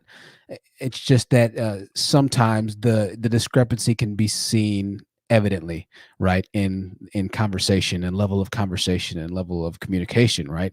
And that's just the truth. So I think it's a little bit of that as well. You know, and it's like, well, I don't know if I want to come up. I really want to talk to him, but now that he won't mute me, I don't know if we'll be able to. I think it's a little bit of that, right? A little bit of embarrassment. Queen Mercy says a wordsmith. So that can play into it as well. And listen, you know, men are prideful. Men have egos, and when their ego is bashed, particularly publicly, men have a hard time coming back from that. This is why guys and men have a hard time coming back from a breakup, right? A guy can have his heart broken, and he's not the same for the next 5 to 10, 20 years, possibly, maybe the rest of his life, because his ego is bruised to a point to where he just can't recover and get past from that. A man's ego is a very interesting thing. A woman, she can go through a heartbreak, and yeah, it might hurt a couple years later, but she can deal with the pain a little bit easier. More often, when you see somebody that is fundamentally changed from a broken heart, it's a man than it is more often than not a woman, right? And so it's a little bit of that as well. Guys have more pride, and so rather than just going out, it's something that the Manosphere kind of, you know, makes their mantra, rather than try and cold approach a woman, or rather than try and walk up to a woman and ask for her phone numbers and have to deal with the rejection or the resentment or the public, humility, or humility, or whether than have to just take no and hear no. It's like, you know what, I'm just not going to try. I'm not going to try, because you know what, at the rate it's going now, she's probably going to say no. And I've already gone through this a million times. And also, somebody donated $5 a while ago, and I didn't read your donation. I just remembered it. So thank you so much for your donation to the super chat. And so a lot of the guys, especially the Manosphere guys, like, no, I'm just not going to try because I'm in a better space now than if I were to actually try. And this is also leading itself over to why a lot of them are just complacent and content where they are in life. I'm not going to try, because if I try and I fail, my ego is going to get hurt. And I don't want my ego to get hurt again, because there's only so many times I could take it, right? This is why I say it's very important, and going through the struggle and accepting the struggle and keeping your mind about you in the struggle. And I made this about the defeat depression once and for all. This is why I do see beauty in the struggle. There's beauty in poverty. There's beauty in pain. There's beauty in war. Not war necessarily, but you understand what I'm trying to say. There's beauty in destruction. Now, for men particularly, there's beauty in that, because as a man, if you're able to build and get through that, if you're able to tough out and hear the no's and to still come out a warrior or a successor, or to still come out as a king on the other side, or a better version of yourself, that helps your ego, that helps your emotional constitution, that helps your emotional response to level up, to be able to rebound from when things happen in life. It's all to your benefit. So by you not going out challenging yourself, being prepared to accept defeat, being prepared to hear no, being prepared to fail, this is all things that well-balanced human beings do, but particularly men, who are going to need to be able to have that experience of failure, who are going to need to be able to teach others how to emotionally respond appropriately to hearing no, or how to emotionally respond appropriately to being put in situations that are extremely stressful or extremely strenuous, right? Everything that a lot of the men in the Manosphere shun away from, accepting the challenge of graduating with a degree. It's not easy. It's very difficult. I can tell you personal experience. It's very hard, right? Walking up to a woman and getting rejected multiple times. It's not easy. It hurts. It's very hard, right? But eventually, after so many times, and eventually after you hearing no, and finally saying, you know what, I'm going to keep trying, but I'm going to work on myself in the meantime, right? I'm going to figure out why I keep getting denied. Maybe you are just so hideous that you can't get a woman. I don't know. If that's the case, then money is going to be the great equalizer. Make some money. You'll probably be okay in the long run, especially since the Manosphere claims that all women are gold diggers. Well, I know a woman's a gold digger, and I'm not a good looking guy when he gets some money, because I'll get a woman, right? So I understand that that they'll have a hard time really having these conversations, because ultimately at the end of the day, here's what's going to happen. Ultimately at the end of the day, when they do finally say everything that they want to say, it's going to be very apparent and obviously clear that the holes in their logic will be able to be poked through, pause moment, quite easily, right? The truth will always conquer darkness. The truth will always shine light in the darkness, even if it's a small sliver of light. That's enough to get you through that dark area until you get to the more well-lit area. And that's what this live stream is. At the end of the day, the message that I'll have for them, no matter what their argument really is at the end of the day, is that if you become a better person, if you become a better version of yourself, it doesn't matter what life does to you, you're going to win. It doesn't matter if you go to child support court. It doesn't matter if you are, I don't know, whatever it might be, whatever ailment that they all claim that they're afflicted by, it doesn't matter. Because once you get to a certain point in life, you're going to be taken care of. You're going to be okay. You've built all the tools and formulated all the emotional responses necessary to push you, your pride, and your ego through the storm, right? It helps to go through storms as a captain on the sea. If you never go through small storms or medium-sized storms, when you finally get to a large storm, it's going to be very hard to weather it. You're not going to understand how your instruments are going to fluctuate and change, and how to appropriately judge the stars in the night. If the stars are clouded over and you can't tell, you're not going to have the experience, the knowledge to know how moon reflection reflects off of the waves and how tides push in certain directions. You're not going to be able to navigate the seas of life. And so when a man complains that life is so difficult, essentially he's throwing away an opportunity to be a better version of himself. When he complains that women are so evil, whatever it might be, he's throwing away the opportunity to make him a better version of himself, to women would seek him out. There's blessing in the struggle. There's beauty in the struggle, especially as a man. Unfortunately, we don't have a lot of black men. We have black males. So we're going to go ahead and move on really quickly. We're going to go to Toya, then we'll go to MJ, and then we'll come back to you in a bit, Lisa. We'll go to Toya, then MJ, and then we'll come back to you in a bit, Lisa. Toya, the floor is yours. Go ahead. Shout out to the Stark family. Long live Lady Tyrell. Yes, she was a very spunky character, man. She was very interesting, man. She could play the game, right? She didn't take any hostages. She was about her business, Lady Tyrell. Great character. I just want to know who's going to tell them what happened to the Ice King and the Ice Soldiers. Since he want to talk, because Arya, killed the Ice King, and then Point that blank was a done deal. So winter's coming. Let winter come. I'm ready. I got a crock pot and all. What you trying to do? Yeah. I think that's a great point. Another metaphorical illusion which she's alluring to, or a part of the I don't even want to give it away for him, so I'm not going to say anything past that. Just watch Game of Thrones. If you haven't watched Game of Thrones, it is one of the best television cinematic experiences that I think has ever been produced in the history of mankind. It's absolutely amazing. Go ahead. But the writers need to count their days for what they did for season 2. That's all I'm gonna say. Count your days. Season 8. Yeah. Well, the last season was brutal. Yeah, trying to rush to the Star Wars movie they never got to make anyway. But yeah, absolutely. Yeah, they destroyed it in the end. They really did destroy it in the end. Toya, I'm gonna move on to MJ. Toya, was there anything else you want to say real quick? Anyway. Okay, Toya. I'll see you in a little bit, Toya. All right. Thank you, Toya. It's good to see Toya again. MJ, the floor is yours. MJ, go ahead. Hi, everyone. Can you hear me? Yeah, we hear you perfectly. All right. So yeah, like when you was talking about the black pill and the incels, shout out to Taz the Goat. He actually did a show about that, saying that one of the incels from the MGTOW had gotten arrested because he put out a threat to slaughter the 3,000 women on a campus. And the reason why he mentioned it, because a lot of the guys in the manosphere, especially in the black manosphere, they like to act like they're different from MGTOW when they know that they're literally just a sector of the manosphere. And all those hate comments and things and that stuff they say about women, the threatening, the sacrificing black women, the stuff, all that is being recorded, all that is being followed by the FBI and the CIA. So if that happened to this guy who so happened to be a white guy that they end up arresting, what do you think is going to happen to black men when they want to go after black men for those same type of rhetoric talking points? They don't show that they care that much interest about you now. Do you think they're going to have a lighter hand on you than they would have on this white Caucasian guy? No, they're not. So I don't know why Black men still do not want to act on their best interests. Obviously, you again don't see who is your true enemy, and you're allowing them to literally set you up, and you're taking the bait.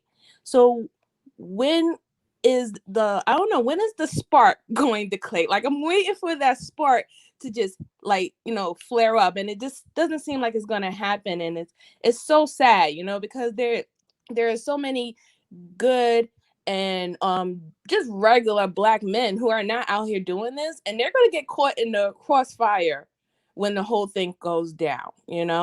And for the last thing I will have to say for the ladies in the chat is that, if standing up for yourself is going to burn a bridge, just like KS, I'm not even gonna say his name, KS said winter is coming. Well, guess what, I've had matches, we ride at dawn. That's all I have to say. I love it. I love it. I love it. I love it. Thank you for that. Thank you so much for that, MJ. I appreciate that. We have a comment here. I want to read this. Right Collar Chick says, I agree. I had to pay child support. It's not all men. If you're listening on audio, White Collar Chick, she is obviously a woman. And she says that she has paid child support. So it's very interesting.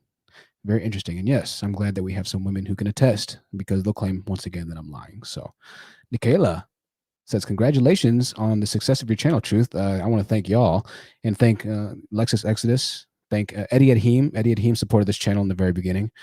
Coriander Yander supported this channel in the very beginning as well. Also, Cerebral supported this channel and shared it, as well as Nyla Says, for allowing me to shamelessly plug my channel very sneakily, in a very sly way while I called in her platform. But she supported it and she let me. So I have to thank them. Make sure you check out Nyla Says, Cerebral, Eddie Adheem, Coriander Yander. Gosh, I'm missing one right now. And Lexus Exodus. All of them. I'll have to type in their names. Nyla Says. Cynthia G. Cynthia G. Thank you so much, Cynthia G. Lexus Exodus. Cerebral. Check out all these lovely ladies' channels. Also, the Deadbeat Dad. He is a guy who speaks against the Manosphere. Deadbeat Dad, I believe his name is. It should still be popping up as that. If not, I'm sorry, Deadbeat Dad. I think he changed his name, but I'm not sure. Expose the Manosphere is another guy who has very interesting conversations and research and debates with the Manosphere. Expose the Manosphere is a very interesting and well researched and just makes extremely entertaining content. So definitely check out Expose the Manosphere if you want to have a completely different experience on the outlook of the degeneracy of the Manosphere. It's really nice. Really, really, really nice. So welcome to everybody that's joining. We still have 363 people watching. We might have to change the title. Also, The Real Aaron Collins. Definitely, Queen Mercy says. Shout out to The Real Aaron Collins. We might have to change the name of the title. We haven't had any of the guys call in, so I'm sure they're watching. I looked at, and I know that they're watching. A White Collar Chick says this, actually. He says he got full custody, even though they claim he was unfit. He got in the judge's ear. He was my ex-husband. Wow. That's deep. That's deep. That's deep. That's deep. I know that there are men watching right now because I looked at my subscriber, my analytics, and the people that watch me compared to that are subscribed to me compared to that are not subscribed to me. It's like 65-35. So 65% of the people who watch me are subscribed, and 35% of them aren't. So there's a large amount of guys watching right now who are not subscribers or supporters of the channel, but rather they just they're lurking. That's the word for it. 3,997 subscribers at this very moment in time. We're 3 away from 4K. If you're not subscribed, consider subscribing. The next milestone is 5K, then 10K. After that, we're going for 25, and we're going for that by the end of the year. Picking up steam, ladies and gentlemen. It's glad to have you aboard, watching and tuning in tonight on this lovely Wednesday evening. It's 11:02 in the bright, interesting, large state of Texas. And on the East Coast, people watching, I think it's 12 or 1:02 right now. On the West Coast, it's 9:02 in California, I believe. The 2 hours behind us in the UK, I think it's like 3 o'clock in the morning or 4 o'clock in the morning. And we have a couple of people watching us from the UK right now. So shout out to ZC. I hope that you've enjoyed this. We switched it up a bit. We didn't get exactly what we wanted to, but next live stream is going to be back to the madness, right? We're going to get back to the degeneracy. We're going to get back to the shock value, shock jock style YouTube production podcasts. We're going to have a lot of new different things going on, a lot of new different elements going on. You're not going to want to miss the next live stream. I'm telling you, it's going to be absolutely fascinating. If you are enjoying this new audible clarity, the new depth and bass in my voice, and you can thank Toni Morrison and Organic Black for the donations who are in the chat right now for the donations and donating this microphone. If you heard me on the last live stream, I can literally scream into this microphone and it transitions and translates it into a creamy, deep, guttural sound. I rewound the last live stream when I screamed and I kind of lost my temper. Yeah, what can I say? I'm passionate. And I re-listened to it and I was like, man, I couldn't do that on the last mic. I couldn't do it on the old mic. If I did it on the old mic, I'd be in trouble there.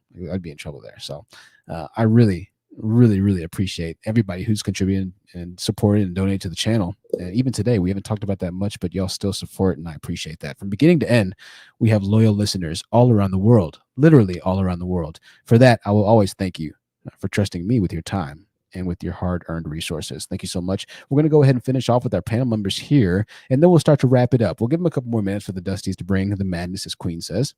I don't know what Stream Elements is doing, so I'm going to have to put Stream Elements in timeout. That's supposed to be a bot that has random cool messages, but it's been doing some weird things. So if you're watching Stream Elements, know that that's a chat bot I set up, but apparently I set it up wrong. If anybody can help me with Stream Elements and YouTube, email me at thehonesttruthyt@gmail.com.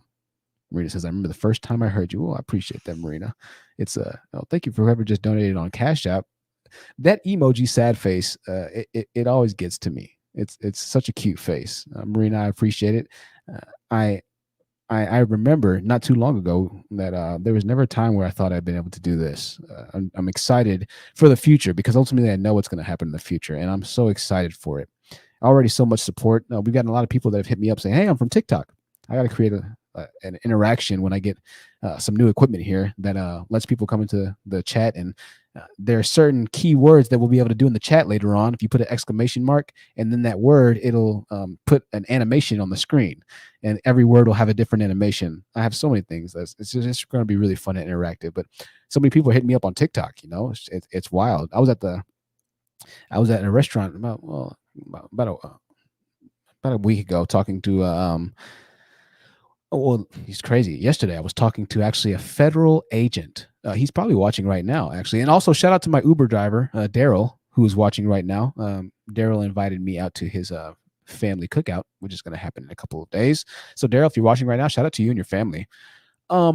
I was speaking with a federal agent, a federal police officer, and we really had a great conversation. It looks like Dasher finally showed up. Dasher, we were waiting for you, Dasher. You almost missed out, Dasher, but you came in at the right time. So we're gonna hopefully see if Dasher is able to have a good connection tonight. Yeah, federal agent. We had a conversation. He was a white guy. He's a federal police officer, and we had an interesting conversation. Unfortunately, he's a federal agent, so he can't appear on the podcast. But if I could, he would be a hell of a conversation to really expound on. So anyways, we'll go to Dasher really quickly. Dasher, how are we doing tonight, man? Well, I tell you what, Dasher is going through it, man. Dasher is going through it. Dasher, we'll give you a couple more minutes, brother. My goodness gracious almighty. We're trying to give him a chance here. I saw you, Lisa, go down, but Lisa, thank you so much for all your support. Alexander, I'll go ahead and let you speak. Alexander, the floor is yours as we wait for Dasher. And if Dasher does not reappear, we'll go ahead and start to wrap this up. Alexander, go ahead. It's always good to see you, Alexander.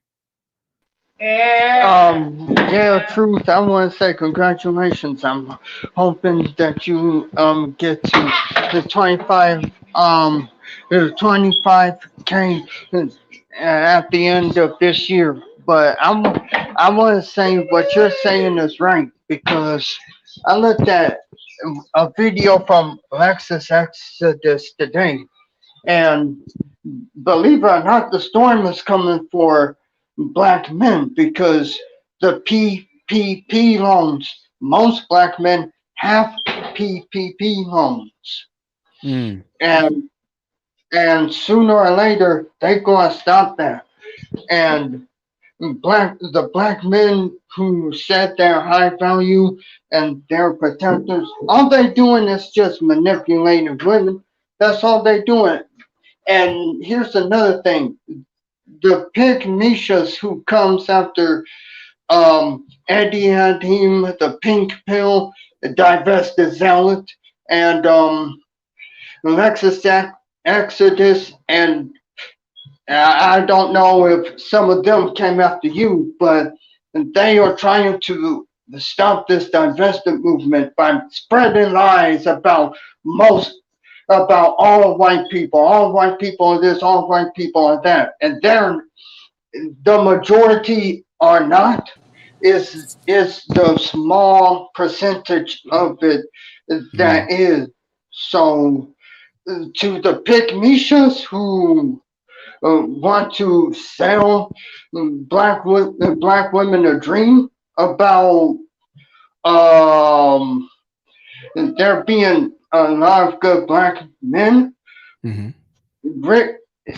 They're just selling them a dream, just like Kevin Samuels. And I don't even and you know, when I heard that Kevin Samuels lied about his him graduating college, I was like, why would black women want other black women to settle for a man who lied about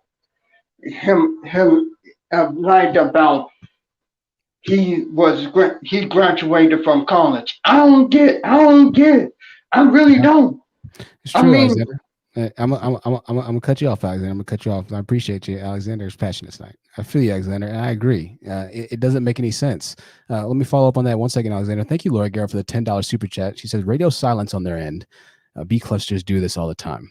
Absolutely, absolutely.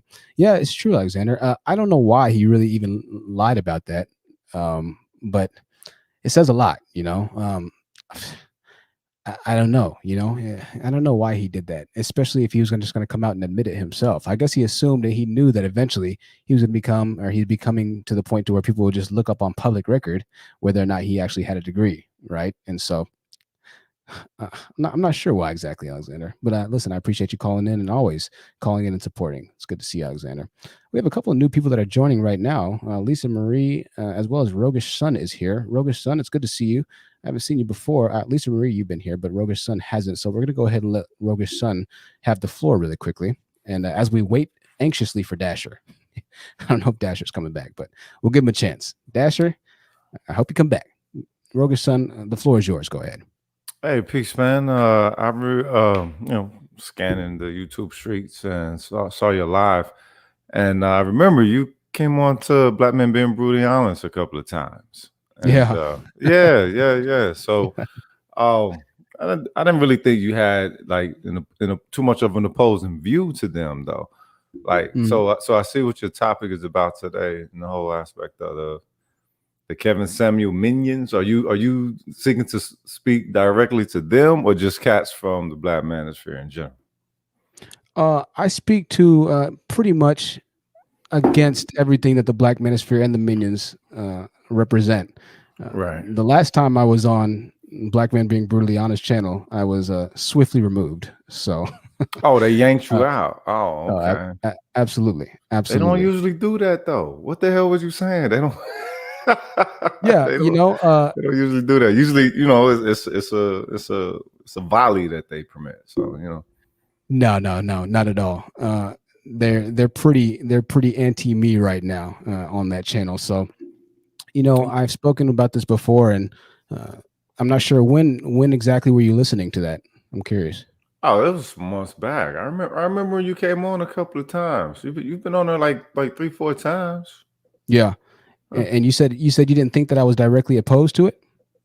Well, I mean, you seem opposed to the wording that's used, right? But there was some logic that was being shared that you didn't vehemently agree with, like what you put here in the text right here is like, okay, that's definitely vehement disagreements, which I can dig it, but yeah.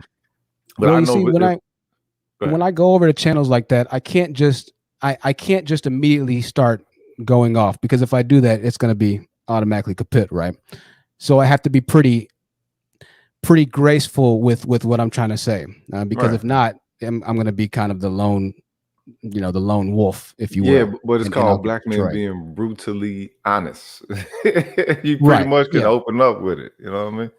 Yeah, to some extent, no. I don't know if you've seen or experienced people who have different views on that channel, but you're not typically met with the most acceptance if you have a different view. Now, I think that on his channel particularly, it's a little better than something like the Roger Report or whatever it might be. But I can tell you 1000% honestly, the last time I was on that channel, there was nothing welcoming about it. If we're being brutally honest, most of the things that I say on this channel are pretty straight up and honest, right? Right. Unfortunately, when you say the types of things that we say, the types of things that I say on his channel, if I was just come into it and say, well, most black men are terrible leaders, I couldn't just lead into that or lead into a conversation with that. What I'd have to say is, hey guys, I understand why you might be frustrated, right? I understand why you might feel like the systems and the courts are out against you. You can't just outright attack somebody, because in a conversation, if you outright attack somebody, their walls are going to go up, right? You have to build rapport. You have to build relationships. Wait. You think that's only a feeling? You think it's merely a feeling? There's no validity to it? What do you mean? As far as being attacked by, the systems and the courts. Do I think that that's so you said you're asking, do I think that it's actually happening, or do I think that it's not happening is what you're asking? Do you think right? there's any validity to a black man having gripe about, to be completely honest, no, because, and I'll explain to you why. And I'll explain to you in a slow way, and then I'll answer your question directly right now. So the way that I would have to explain it on the channel is, hey, listen, I understand that this is how you feel. This is what's really going on, though. And so in the case of, if we're talking about child support, I'll say child support is nothing other than a system of accountability. Has there been situations where child support has been to the detriment of black men? Yes. However, the child didn't just fabricate itself into existence at the hands of a woman alone and somehow was pinned on men. Now, yes, something that I always talk about on this channel is situational nuance. I know things happen. I know life happens. I know relationships change. However, the act in and out of itself, you're still going to be held accountable for, regardless of what happens. Definitely so. I say this: ignorance of the law is no excuse for negligence of the law, right? Right. If I'm driving faster on a road and I thought that the speed limit was 45 miles an hour, but they changed it to 35 miles an hour a couple of weeks ago, and I just didn't bother looking at the sign, when the cop pulls me over, I can't say, "Oh, citation." I still get the citation." Now, Right. I might have genuinely not known. However, ignorance is no excuse for negligence. I might have had a chance if I just paid a little bit more attention, or if I decided to just go ahead and drive maybe at a different speed, or just cruise a little bit more, whatever it might be. Right. So I think a lot of that, when it comes down to child support and whatever it might be, is where a lot of the men who simply make themselves victims or seek to complain end up missing the mark, right? But I can't go onto a panel like that and just outright say, y'all need to stop complaining. Because if I do, it's going to be all hell breaks loose. There's nothing that's going to happen from that. Well, right? that would be rude, but I'm saying to come in and being able to flesh out your point, then everyone learns from that. So. Well, no, I think that's very disingenuous to say, and I don't know where or when you listen to me, but I'll try and find a clip of the last time that I was on Black Men Being Brutally Honest, and I'll play it one of these streams if I can find it. I'll have to do a lot of digging. Listen, most black guys aren't going to have the response that you have right now. All right. Most guys in the black manosphere aren't going to have. You say most black guys ain't going to have the response? I mean, come on, that's kind of. Well, so that's why I corrected and said most black guys in the black manosphere aren't going to have this level-headed response, right? Right. But the thing is, y'all, you also said it. The black manosphere was begat out of MGTOW, right? So the inception of it wasn't really laced into anything being too open to the other opinions. There's mainly a lot of venting that they were doing. We're talking as far back as around like 2007. 2008 or something. Like that's why I didn't really rock with them at first. I guess you could say part of the Pan-African sector, pro-black sector or whatever, looking to see how I can enrich the community building or whatever. But then I started listening. You know, they got some good analysis. You know, some really good analysis if you can take an objective perspective with it. Now, I don't agree with everything that they say. You know what I'm saying? The whole thing as far as, you know, let women die and all that shit is like, nah, cuz that's not gonna work, because the thing is, I feel that community wise, we have an obligation, and you know, like, okay, Roger Report had a show on, I think the other day, where they was speaking on with the moratorium, you know, result, and you know, a lot of women, a lot of children, black women, black children on the streets. So I'll let you get to it. Let me ask you this. Please. It's this is how I approach it. It's tough to say, and I have to keep you and really hold you to this. It's tough to say that you're a part of a church, but you don't believe in all the teachings, right? The best church to find is one where you can believe and support every aspect of it. I wouldn't support an entity, a group. I wouldn't work at a job where I didn't agree with a lot of their integral values or codes. Now, just because I don't agree with it, don't mean that I can't understand where they're coming from, having such views. I mean, that's the thing. There's a cultural perspective to it that tends to get omitted. Murder is not a cultural perspective. That's just evilness. Okay.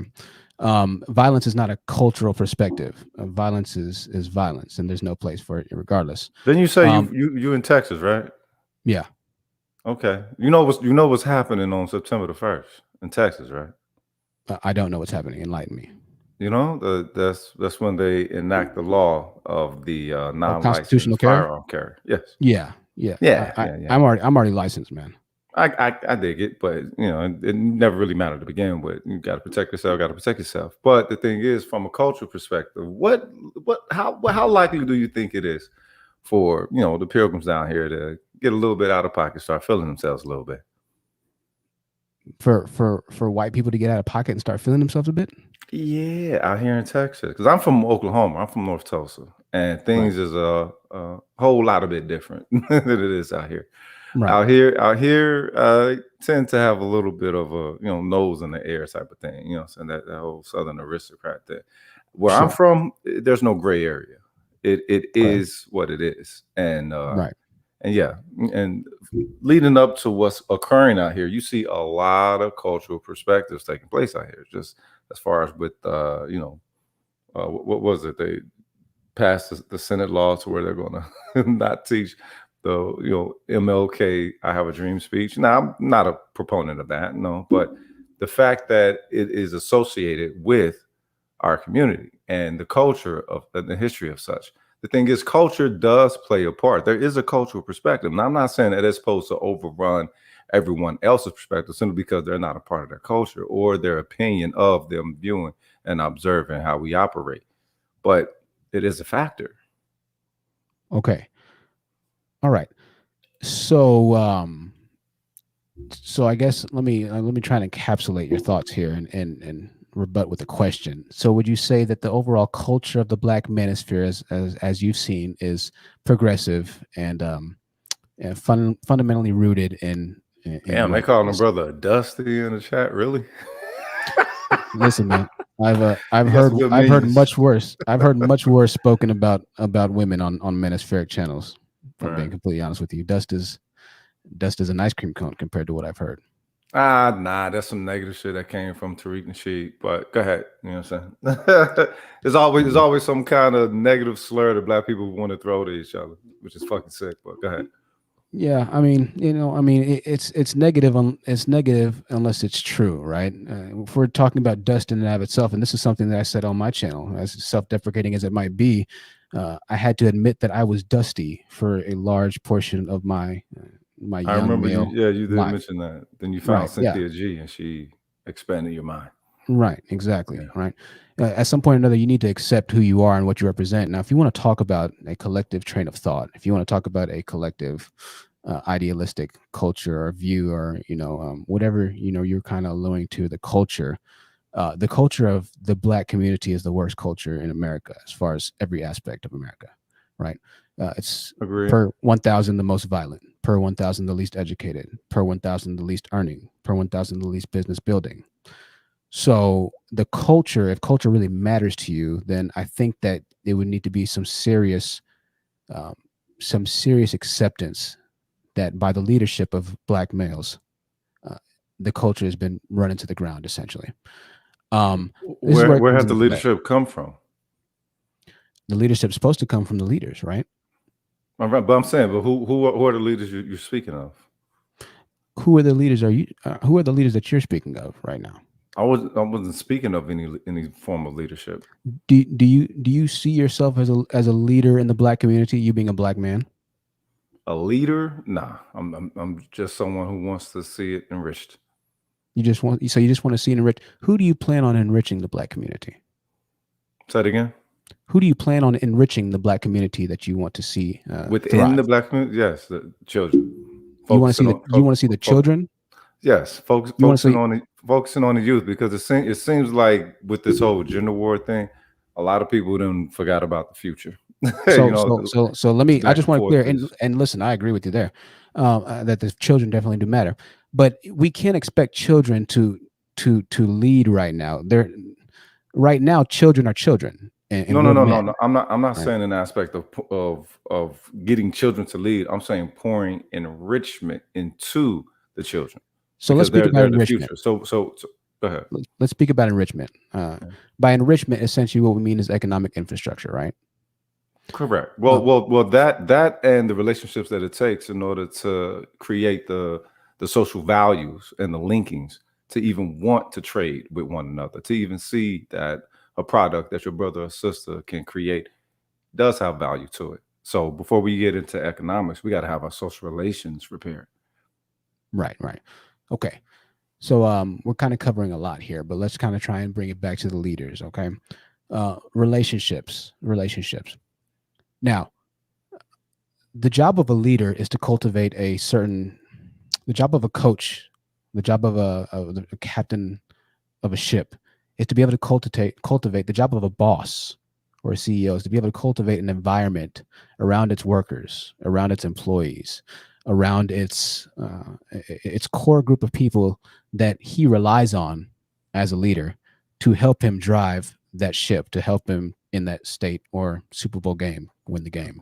Great. So the leaders at the very top, the head honcho, if you will, bears the brunt of the responsibility for everything that happens. It's a trickle-down effect. Correct. If your lead is messed up, head or wears a crown. If your lead is messed up, everything below you is going to have a much harder time to thrive, right? Right. So the first position that's assessed and the first position that's critiqued if failure happens within such organization is the leader or the CEO. Correct. The shareholders are going to come together. Shareholders are going to come together and have a meeting with the CEO of the company. They're not going to talk to the young lady who was working at the cubicle or the young man that was working at the cubicle. They don't have that level of responsibility that the leader had. They have a different level of responsibility, and they are responsible for a certain amount or a certain percentage of the profit that company took in. However, when the people who run and who are directly responsible for investing in said community need an answer to figure out what the hell happened to that failed community, to that failed business, they're going to go to the leader, right? Correct. Now, Black men want to be leaders, right? You naturally want to be a leader. You naturally want to be submitted to, right? Well, you're supposed to be a leader. It has nothing to do with anything. We as men are supposed to be leaders, right? We're supposed to be the ones who provide the guidance and the direction. So right, that's what men are. We provide leadership. Well, leadership. It's a dual thing, though. When you're talking about families, no, leadership's not a dual. It's not a double entendre here. Leadership is pretty straightforward. For the Black family, leadership is a dual thing. That's not going to happen. It's not. It's not at all. The men who win are followed. All right. That's why women wait at the finish line for winners. That's why men who win in life, who lead appropriately with their lifestyle choices, who have figured out the way, end up winning, particularly with women.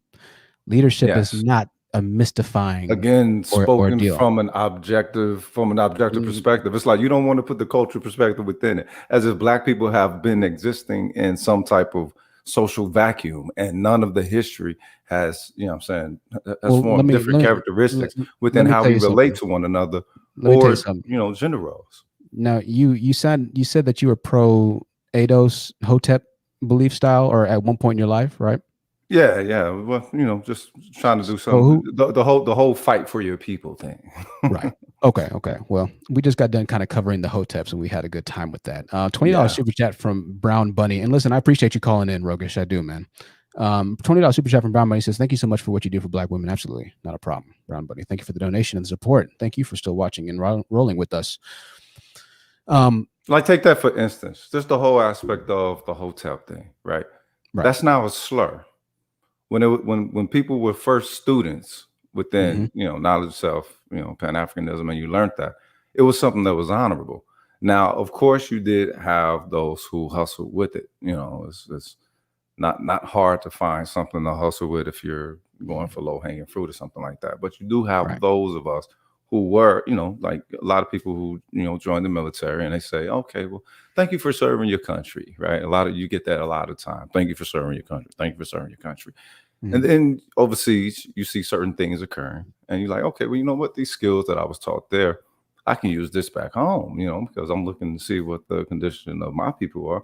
And I would still like to be able to maintain some form of service. It's not really too honorable to go into, with the mercenaries or those who y'all like to refer to as law enforcement. We all know that, okay. But you still would like to serve for your people. So that's just where it comes. And if those are the groups that are already established, that's where you're going to be funneled into as a youngster. So right. Okay. Now we spoke about culture and community a bit. We're going to kind of come and circle around. Lisa, I see you in the background right now, Lisa. I just want to keep it on this dual looking perspective. And if I add you to the perspective, it kind of makes it takes away from the video a bit, Lisa. So I'll get you on here in a little bit, Lisa, but just give me 1 second. But Lisa, while you're here, did you have a question? Or did you have something specifically? We'll pause our conversation for a second. And Lisa, did you have something that you wanted to ask Rogish yourself really quickly? No, I was gonna say something. Okay. Well, give us some time, Lisa. I'll bring you back up when we get done with this conversation here. I'll bring you back up. So just click the link and rejoin when we get done here. Okay, Lisa. I'll bring you back. Okay. Okay, Lisa. Okay. All right. So the Hotep thing. It's interesting that you bring up that at one point the Hotep had a positive meaning. It can be argued that the Manosphere at one point was actually something that was originally rooted in positivity, enriching or making yourself. Well, it could be argued making yourself a better. Well, I mean, they call themselves the Black Manosphere. So do you agree with that term or not? Well, yeah, I agree. I agree with that term. Okay. Like, yeah, okay, that's what they are. That's what they call themselves. So well, let's. So do. Who am I to tell them they ain't what they say they are? You know what I'm saying? The black man, being brutally honest, considers himself a part of the Black Manosphere. You know that, right? Yes. Okay, so we can't say that the Manosphere. But the thing is, prior to them being a part of the Black Manosphere, they were already on their own, somewhat, I guess you could say, parallel principle journey. Not even knowing that the Black Manosphere existed or whatever. So. Okay. Well, hey, fair enough. Yeah, sounds like you know the history on them. At this point, they align themselves with the Black Manosphere. So if you're going to say that the Manosphere wasn't originally and arguably based in righteousness, then it's somewhat contradictory or a conflict of interest to be in the Black Manosphere. So no, it's not, because there are other elements within the sphere as opposed to some dogmatic perspective on some gender war shit. There are a lot of professionals in the sphere who also share. Let me ask you a question. Let me ask you some personal questions here. Now let's talk a little bit about yourself. Why did you find yourself in the Black Manosphere? Was there something traumatic that happened as far as the child support courts with you, or what's your story? Why do you feel the need to be a part of what you see as a righteous movement right now, the Holy War? You turned into a GI. Damn, that's jacked up. I have to warn you. I have to warn you also. There's going to be a lady by the name of Annalicia that comes up in a little bit, and it's going to get a little real for you. Okay, so I'm just going to warn you now. I'll let you answer, and then it's all a learning experience. You know what I'm saying? I'm looking for it. Listen, I like that. I like that response. I can get with that. X Mission SX from Twitch is watching us. He says hello, X Mission SX watching us on Twitch.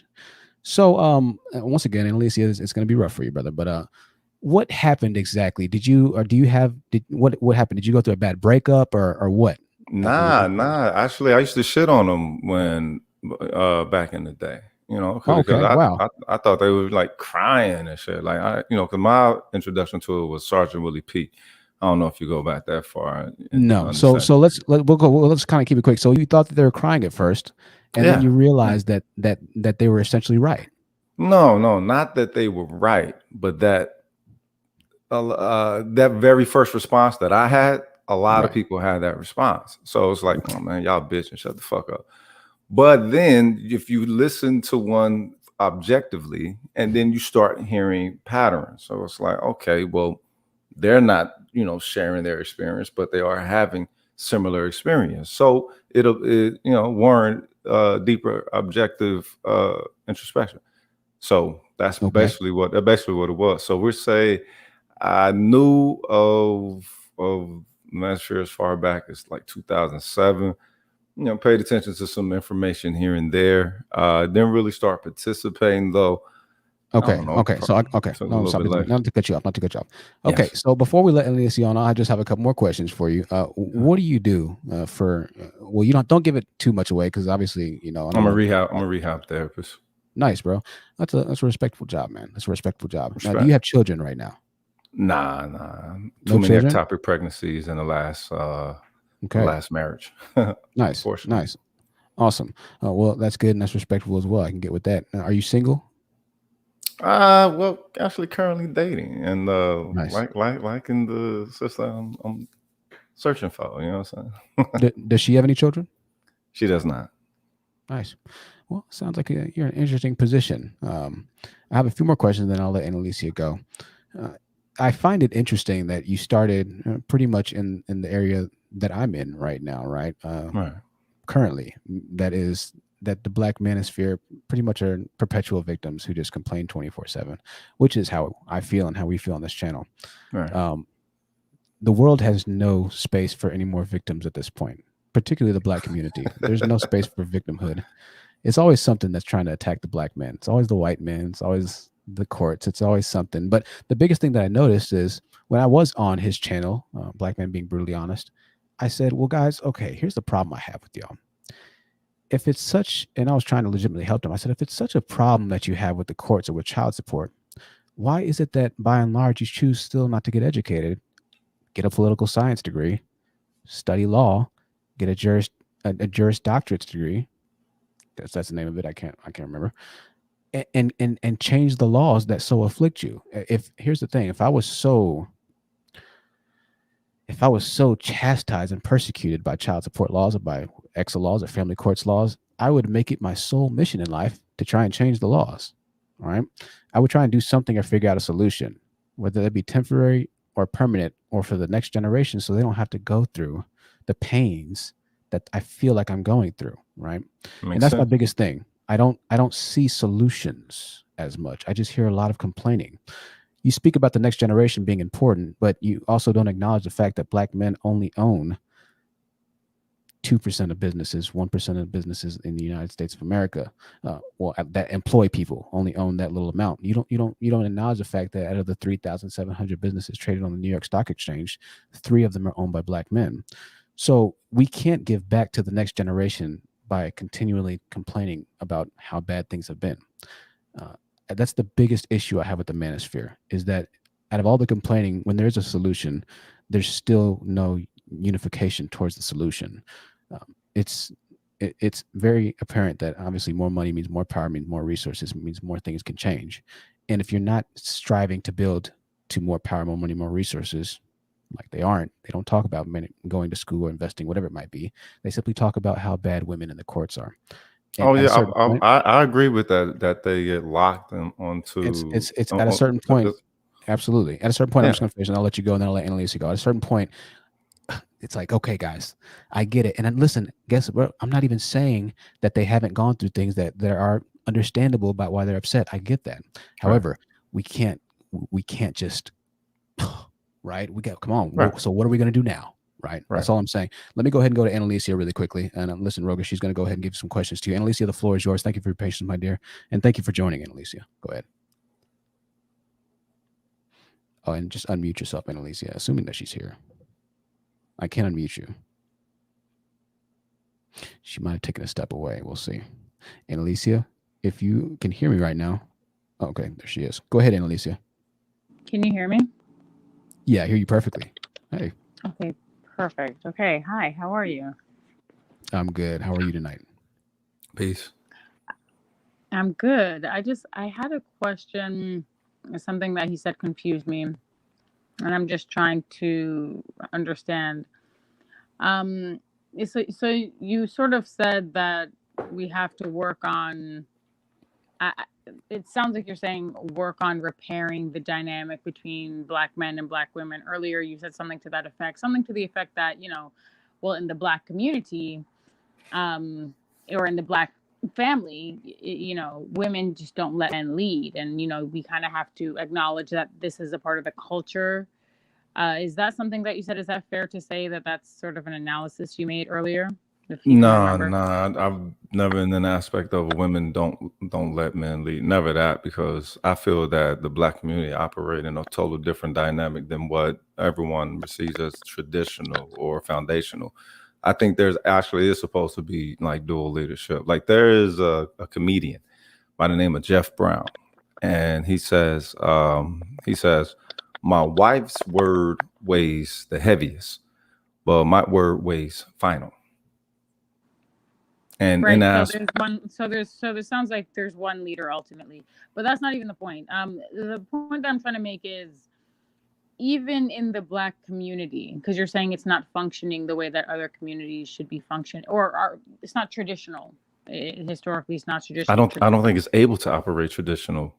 Right, but my question is, why aren't Black men rising to the occasion to cultivate a traditional environment, dynamic, and culture? That's my question, because it's not, you have to understand the dynamic. If you truly understand historically what's happened, and you understand the dynamic between Black men and Black women, then that means that you understand that Black men simply failed to lead. They either failed to be there altogether, so you can't lead when you're not there, but they failed. Well, the separation didn't start until like the 70s. Hold on, let me finish.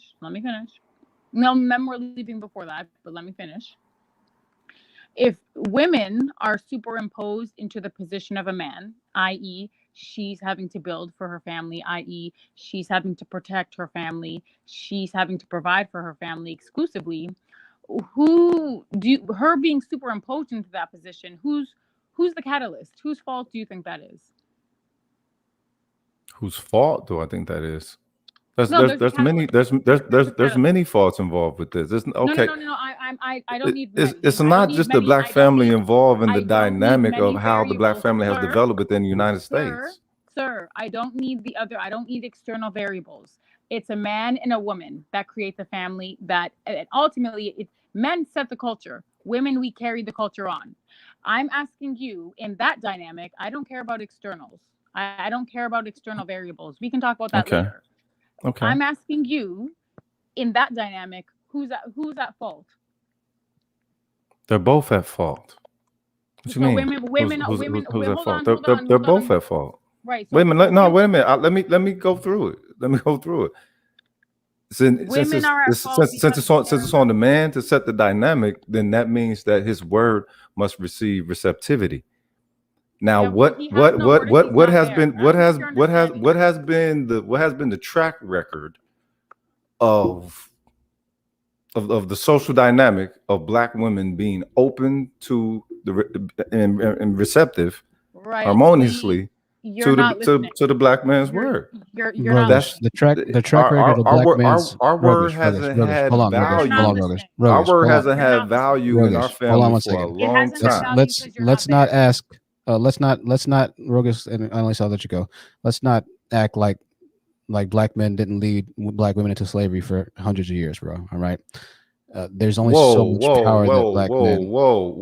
Black men led Black women into slavery? Absolutely. Okay, please, you gotta let me in on that one, bro. Sure. What are you having a problem? What are you having a problem accepting about that fact? Just let me know what the beginning of that is, please, because I'm lost. Go ahead, Annalise. I'll let you go ahead. Okay, this is the problem that I have. First of all, if it's interesting that you're up here and you don't even have any historical nuanced understanding of the transatlantic slave trade. So you understand the transatlantic slave trade was predicated on Black men's cooperation, right? You understand that slavery it's business. No, It that wasn't Black men's cooperation. That no, that was Africans. We're a totally different culture over here. No, I understand. right. I understand y'all want to be African and all that. Cool, y'all go ahead and do that. But Black started right here in the United States, and we had nothing to do with that. Right, but you're not listening to what I'm saying to you, sir. And once again, it's negating accountability, negating any semblance of responsibility for the outcome of your ancestors. I'm telling you, the people who sold you into slavery, they didn't come from the Caucasus Mountains. They looked just like you, is what I'm saying. Okay, so yeah, but their culture was not our culture. You're trying to lump some skin color in together the same way that the Pilgrims do. Did you know your Black brother sold you into slavery? They weren't Black. Our culture is Black. Their culture is African or Nigerian or whatever the fuck it is. Let me ask you about a question. It is a culture, but that's the thing. Y'all don't like to take that into consideration. Let me ask you a question. And it's almost like having a back and forth with the dudes in the Black Manosphere who I disagree with. It's like y'all want to fight. They want to fight y'all. Y'all want to fight them. Rogish. Go ahead, dog. Rogish. This is amazing. Give me. Yeah, well, most of them don't. Rogish, give me your idea of what the Black culture in America is. What do you think of when you think of the Black culture? I think if it's starting from chattel slavery. No. See, I'm not going to let you acknowledge slavery when you don't want us to acknowledge slavery. That's going to be a conflict of interest or a contradiction. If you're not going to want us to point out the obvious facts. No. You can acknowledge slavery all you want, but to put it on. Rogish, I have to mute you for a second. Listen. If you don't want to acknowledge slavery has anything to do with the current state of today's culture, Rogish, then I'm not going to let you acknowledge slavery right now. You don't get to use slavery in one instance only because you feel that it applies to your ideological belief in the fact that you're not a part of the group of men historically or identity-wise African in the meaning that and the reason that you're here. And then also in the same sentence say, well, because of slavery. Well, if you're not going to accept slavery as being a part of your current cultural identity, then you can't apply slavery to your current cultural identity. I know that might not make a lot of sense. Nobody can hear you right now. So we'll let you talk a bit. This is what we speak on when we talk about cognitive dissonance. If you're not going to accept the fact that you were sold into slavery by Black people, then I'm not going to let you say that slavery has an impact on your current day culture. Because if you don't accept slavery then, you're not going to accept slavery now. You don't get to just use the slave card, the race card, when it applies to your own personal beliefs. Slavery was slavery. Having said that, I'm not saying that slavery didn't have a negative impact on Black people. I understand that it had a negative impact on Black people. However, we have to acknowledge every fact about slavery. We wouldn't have been here, and I know obviously we're just watching him talk right now, but we wouldn't have been here if it wasn't for our people. That's just a fact, right? Diana, I see you in the back right now. And Black Man's Fault, I see you in the back right now as well. We'll add y'all in a couple of seconds. Diana Prince and then Black Man's Fault. We're gonna try and go through a few sentences here. Rogish, we didn't hear anything you said just now, so I want to unmute you and we'll get back to it. Okay. Maybe Actually, on that note, I'll gracefully bow out because now if y'all gonna be lumping Black. That I respect there. See, I respect that about Rogish because I would have done the same thing. I'd have said, okay, well, you know what? I'm out. I understand that. Now that I can respect and I can agree with Rogish. So thank you for joining, Rogish. It looks like we have Thanks another for having one. me up. Peace. Not a problem, brother. We have another one of Rogish's Hotep brethren up here. Brother Prophet is in the building. Diana Prince and Black Man's Fault. I'll let you. Are any of y'all, Diana, give me 1 second before I let you go, Brother Prophet. Are any of y'all men? Diana, obviously you're not, but Black Man's Fault, are you a man or a woman? Unmute yourself also. Okay, we'll wait for Black Man's Fault. I'm not quite sure. It might be AFK right now. Diana, we'll bring you back up. We'll keep you here, Diana. No need to take you down. Brother Prophet, I'll let you go really quickly. And then before I do that, I want to let Annalicia go.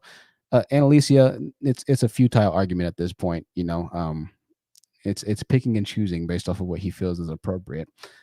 And, you know, you're never going to get anywhere with somebody like that. I do feel it's interesting, though, that he went from one side, pretty much the side that we stand on now, and then somehow managed to convert to the other side. It's very interesting. But either way, Annalise, I see that you're still chilling right now. So we'll go to Brother Prophet. Brother Prophet, unmute yourself, and the floor is yours. Who is that in the background, Brother Prophet? That looks like somebody of importance of some sort. Make sure you unmute yourself, Brother Prophet. Yeah, no, I was listening on the conversation you was having with the brother, and I don't think you necessarily understood what he was saying. This whole notion, you know, that Africans sold each other into slavery is a big historical fallacy, because what you guys fail to realize, even before the Europeans arrived during pre-colonial Africa, you had different tribes and ethnicities at war with each other. So the reason why Europeans were able to colonize the continent is because they were able to make allies with rival tribes and tell those tribes, look, these are your enemies, sell them to us and we'll give you weapons. So this whole notion that they sold each other is a foul. That's like saying a Japanese sold a Chinese into slavery. Yeah, they're all African, but they're different tribes. There's different ethnicities. So where the hell do you guys come up with this notion? So you're saying that it wasn't black people that sold black people, essentially, is what you're saying. It was different types of black people, pretty much. No, what I'm saying is, this is my whole argument. They didn't see each other when this guy was selling another African. In his mind, he had been in war with this African for 500, 600 years. This wasn't his brother. I mean, let's just call it what it is. Africa is the most diverse continent in the world. So let me ask you something. Let's go ahead and assume that. What do you think that modern day gang culture and rap culture represents? Do you think that it's somewhat significant or paralleling what was happening in the tribes of Africa? Present day black men killing each other because they have different color flags, gangs, street numbers, and street signs that they were born on? Or is that completely different to you? No, I mean, coming from somebody who studied criminology and sociology, the reason why crime is so high in black communities is because you have a bunch of people living in a very dense environment with a lack of resources. And I mean, let's not pretend that the government didn't create the inner city ghetto. Let's not pretend that didn't happen. I'm not speaking about general crime. I'm speaking about the identity of pop and gang culture that was formulated in coalition by black men. All right. There's crime in every culture. I understand that. However, particularly amongst black men, they sought to divide themselves just as they did in continental Africa, as you just now alluded and accepted. And because it's a difference. Okay, so how is it different now? You tell me. Because I'm gonna tell you, those are different ethnicities. Wait a second. So they're different ethnicities. So it's different. The gangs that they made in Africa, that's different. The tribes. I mean, when you're talking about Crips, Bloods, GDs, and Vice Lords, those groups are not different ethnicities. Those are different organizations, and they're basically fighting each other over they're organizations now. It's more about capitalism. Let's be honest here. Let me ask you a question. I'll stop here, since now you said it's about capitalism, but at the same token, you agreed, or will you agree, that what the white man brought essentially was a form of economic currency or capitalism to tribes, to betray their different tribes, to betray their different gang members, or ops, if you would put it. Capitalism is capitalism. Spears are spears. Money is money. Both of those had a tangible value in the community. Does that make sense, or does that not make sense? No, I absolutely agree with you. Okay, so cool. We can agree there. Okay. Now, you claim that the modern day gangs, black men who are killing each other, kill for capitalism, capitalistic conquest, crusades, or economic resources. That's no different than what happened in Africa. They betrayed for capitalistic resources and economical gains. They're really one and the same, if I'm being completely honest with you. Well, no, I'll let you go ahead and no, I'm sorry, go ahead. You finish. I cut you off. Go ahead. It's not a getting where I'm going. This is just the truth. This is why you get what I'm going. I'm not saying anything that's not pretty factual. All right. No, I agree. You're making it seem like this is my whole problem with you, and this is something a lot of you guys do. And just to let you know, when you're talking about this space, let me ask you, what other guy do you hear saying the things that I'm saying? I'm curious. What other YouTubers? No, I'm talking about in this particular sector. I hear a lot of people bringing up that we sold each other into slavery. No, that's not a fact. Once again, I want to ask you this question: are Japanese and Chinese people the same? Yes or no? Just say yes or no. Are Japanese and Chinese people the same? I would say no, they're not. I would say they're more the same than they're not. To be honest, genetically they're not. Okay. Genetically, they are not. They're two distinct groups of people. Okay. So once again, when you're referring to in Africa, once again, these tribes were at war with each other for thousands of years. Let me ask you a question. And in their minds, they were not brothers. Hold on a second. I want to ask you a question. Okay, I'm gonna pull up a Japanese or a Chinese person. I'm gonna pull up a picture, and I want you to tell me what race he is. I'm not. You can't. I know where you're going with this. You can't go by phenotype, man. Because if I was to take your DNA and my DNA, me and you probably have distinct ancestry. Well, that's what I'm saying. You know what genetic markers are, right? I think there's pretty distinct similarities in ancestry between Japanese and Chinese. You're gonna have a hard time distinguishing between the two, if we're being completely honest, right? You're gonna have a much harder time distinguishing whether one's Japanese or Chinese compared to if one's black. Okay, do Ethiopians and Nigerians look the same? Let me look. Are they the same people because they're in Africa? No, they're not. They're not. I think that they probably have a lot of similarities. Let me look at it. I mean, yeah, they have similarities, but they're not the same group of people. Like Somalians and Ethiopians aren't the same group of people. Okay, I'm looking at Ethiopian, and let me look at a Somalian. I mean, once again, you can't go off phenotype. You can't do that. Okay, so what? Because you exactly, do realize there's more genetic diversity within groups than there are between, let's say, a black and a white person. What exactly makes them different? Then I guess is the question that we need to have answered. I mean, once again, cultural differences, two different ethnicities, religion, those types of things. The whole point I'm trying to make to you is that when you're making this argument that we sold each other into slavery, that's creating that's perpetuating the false narrative that Europeans use. Because once again, we did not see each other as the same people. Nigerians and Ghanaians are two totally different people. Egyptians and Cushites are two totally different people. That's the whole point I'm trying to make. And just so you know, I'm more so on your side than I am on the Black Manosphere side when it comes to the whole so-called gender war for the most part. Okay. So I have pictures of a Ethiopian and a Somalian. Once again, if you're going off phenotype, man, you're losing. You can't go off phenotype. Okay. You can't. Because I look like a Puerto Rican, but I'm not. Okay. Well, for kicks, what are you? I'm a black man, but I mean, I could pass for Dominican or Puerto Rican just by looking at me. Okay. Well, I guess we'll never get to the bottom of the identity. Here's for kicks, an Ethiopian. I'm sorry, a Somalian man. That's a Somalian man, right? Yes, there. You're right. But once again, they're not the same people as an Ethiopian. Well, apparently, I'm not right. So we're just gonna. I'm trying to help you prove your point here. No. I mean, I've already proved my point. You sat here and said that black men. You saying that we sold our own people into slavery. That's not the case.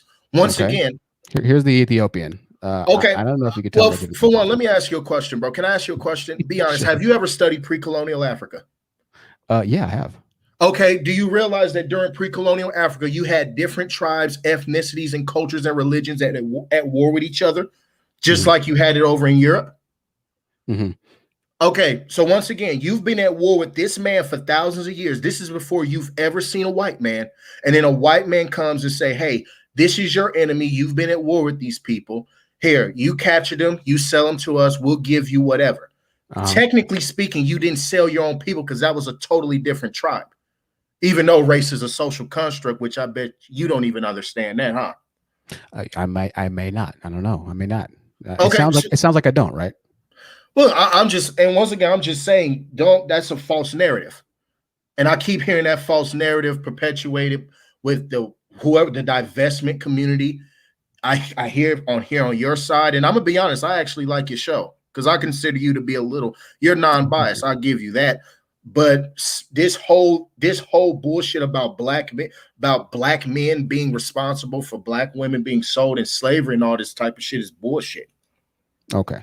Well, we can go ahead and we'll keep your opinion there. And it sounds like to me that in present day society, it's pretty much where the black community is.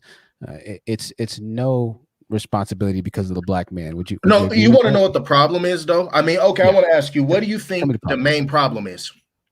I don't think it matters what I think the main problem is. I'd like to hear your main problem because to be perfectly honest with you, I speak about the main problem all the time. So I'm gonna tell you the main problem is economics.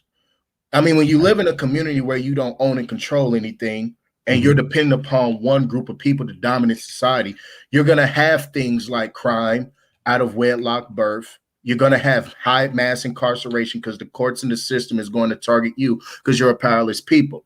But the things you guys talk about, even the Black Manosphere, about Black men versus Black women, that's a symptom of the problem. Black on Black crime, that's a symptom of a problem. The main problem, our main problem is economics. It has nothing, everything you're talking about is symptoms. You're not going to sit here, you go to a doctor and you say, hey, I got a cold. They're not just going to treat the cough, they're going to treat everything. Let me ask you, what's since we've assessed, I guess you could say the economics is the main symptom, what would you say is the solution to progressing the economic situation or economic crisis in Black America? Quickly, because I want to let Black women sisterhood go after you. So I'm trying. Yeah, no problem, man. In my personal opinion, I would have to say this is where I side more with the ADOS going for reparations. I personally believe, I don't know if this is necessarily. So let me stop you here. So let me stop you here. So you're waiting for the white man to give us economic? No. Let me finish. This is what I believe we should do.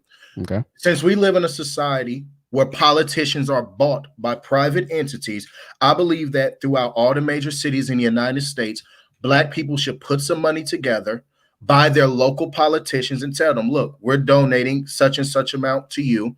We want you to give us some form of reparations. If you live up on your end of the bargain, we'll give you double that the next time you run. So as of right now, I believe that would be the best solution. Get reparations, then you can start building industries in your community. What do you think about, because what you're talking about is essentially unification and building businesses, essentially, to a certain extent. Obviously, politics is a different matter, but why not just go straight to the source and start to train or start to enlighten yourself in education to become a politician yourself? Why? No, I agree with you, but that's not how the system works. Once again, that's not how the system works. Hold on a second. There are Black politicians. You do know that, right? Yes, so but black people don't donate to those Black politicians. Hold on. Now we're getting somewhere. You're proving the point that I just made. Why don't Black people donate to Black politicians?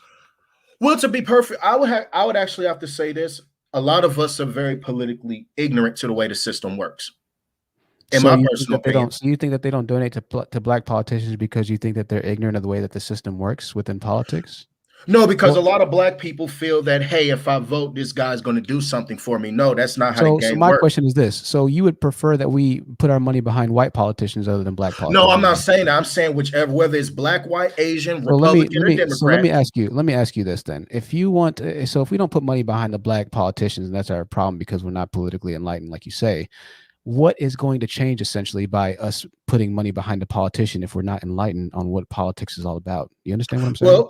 Well, once again, that's why I said you need people in these communities sitting here preaching this type of shit to their people. I mean, you have to sit here and, like, I'm gonna give you an example. What's your name, by the way, bro? I know. I'm sorry. You can call me Truth. Truth. Okay, I'm gonna put it to you like this. Why do you think corporations pay almost 0% in taxes? Why?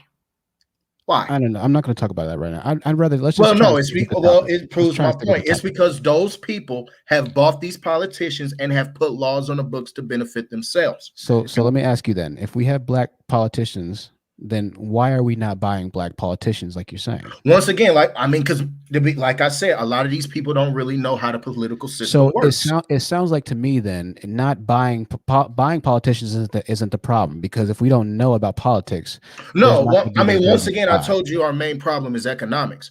You told me what can we do to build economic capital. I said you got to buy politicians to give you reparations. Right, exactly. So you can build your community. Let's take it a step further, okay? Well, yeah, we started off one place, now we're in another place. That we're still talking about the economic problems, but according to you, your solution is to buy off the politicians. But according to you, that's not possible because we as a community aren't aware of how politics works. So now I'm trying to solve. No, I never said it's not possible. I said they just need to educate themselves. Okay, I've never said that it's not possible. When did I say that? Now I'm glad you said that. When did I say that? I'm glad you said that. You know why I'm glad that you said that? Education is directly related, and this is getting back to my point. Higher education is directly related to higher earning. The more you get educated, the more money that you make. Well, that doesn't really have anything to do with higher education, bro. So let me ask you: you got some people who are PhD, who have PhDs that don't even understand how the political system really works. Right. What does higher education have to do with it? We'll say that you're right. We'll say that you're right. So how do you pose that we learn about politics? What exactly would you recommend that we do so we can start putting money behind? Do you want to support the black politicians or the white politicians, or who do you want to support right now? Okay, does race not matter? Okay, I'll put it to you like this, man. In my personal opinion, you have to look at the demographics in your particular area. You're going to have to look at a lot of things. Demographics meaning what? Demographics meaning race?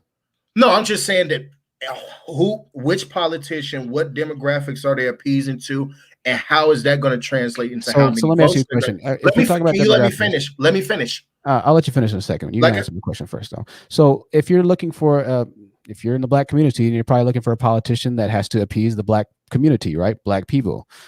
So what policies would you be looking for specifically within a certain politician? Let's just say a mayor of the city. What policies would you particularly look for to support the black community? Because I would say this, black people. You know, there's a multitude of policies that you can actually put in place. But I mean, for one, I would if you were a politician, what would you enrich in your city right now? What would you do right now to try and build up the black community? If you had control, if you were the mayor of a city, what would you do right now? Well, since a lot of black people are strapped for cash, they don't have liquid, I would say give them some form of reparations, somewhere of monthly payments.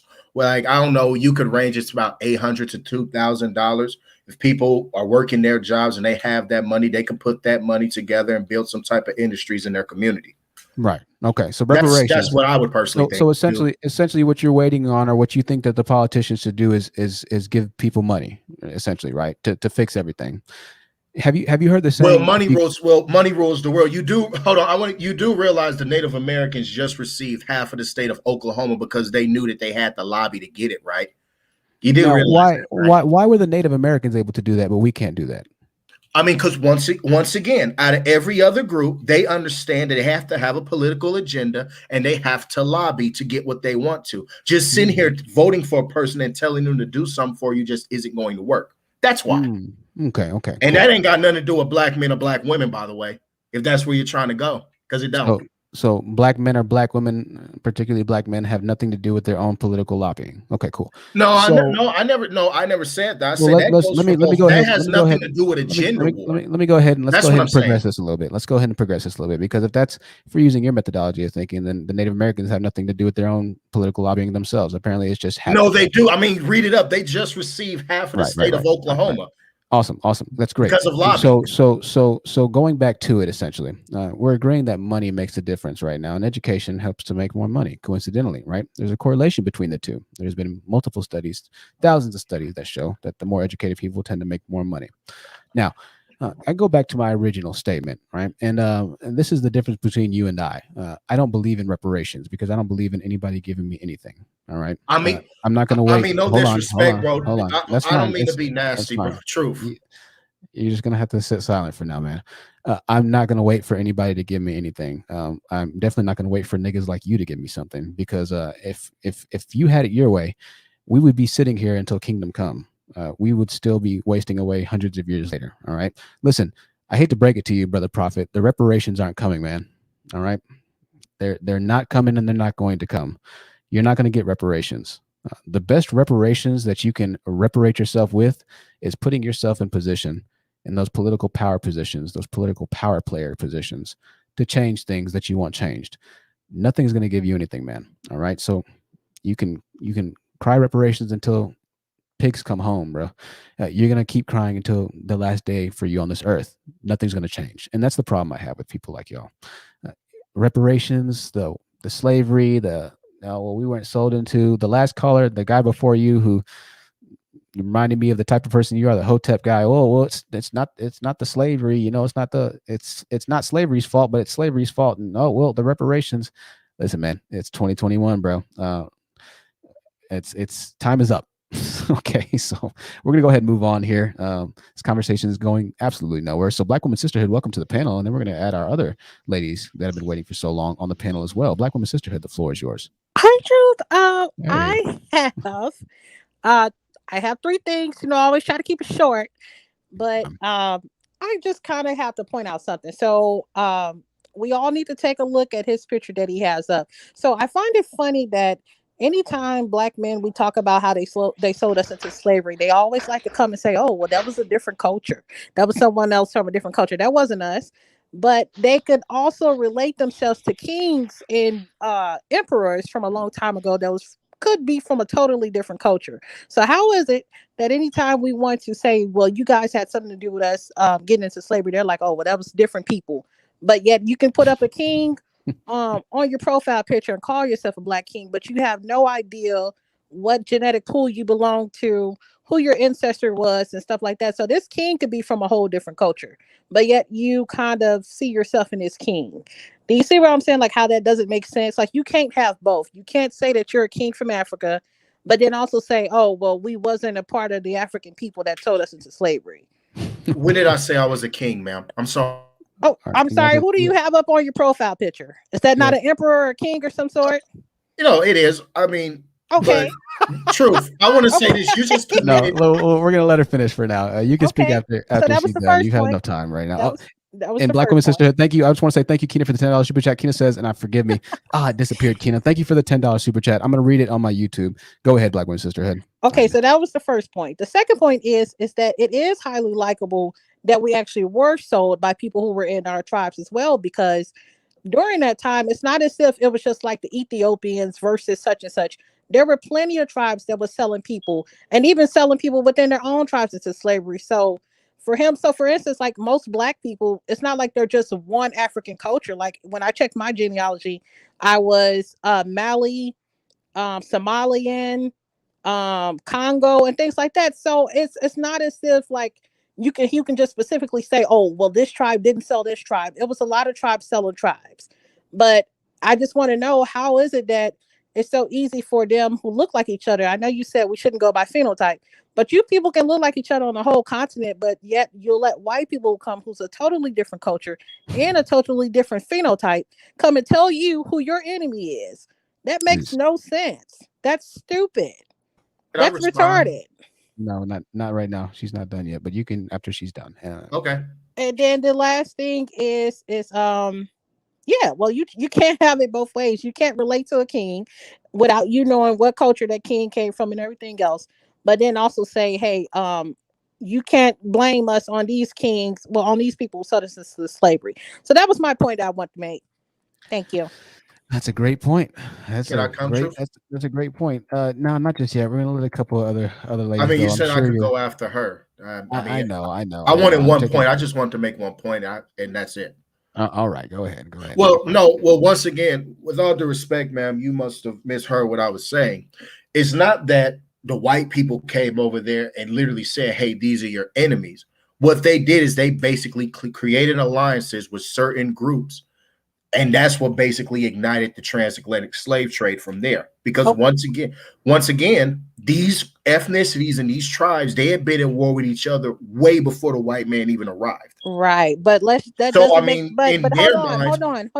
1 second, let me finish. I'll let you go. Hold on. I want to point out whether it's right or all right, go ahead, Black Women Sisterhood. You're telling us that these people who are different cultures, and we get what you're saying. You're saying that culturally they're not the same people. We get that. So these people can fight against each other, and they don't see anything wrong with that, with fighting against people that look exactly like them, because according to them, they're different by tribes.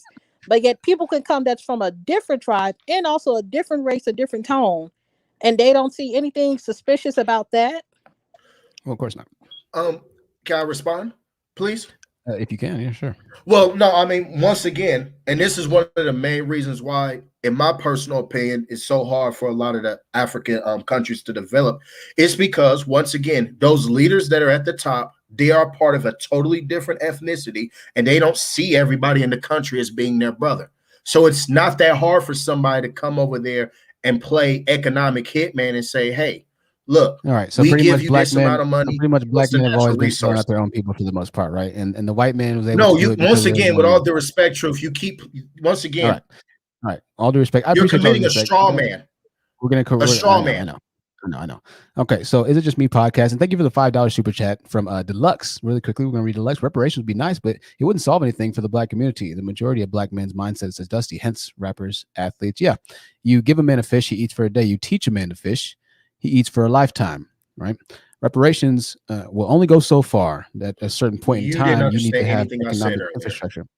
No, because what you say doesn't make any sense. So let's go ahead and move on here. Let's debate one-on-one one day, me and you. If you keep no, I don't have time to do that, man. You get your time right now, so I'm giving you plenty of time.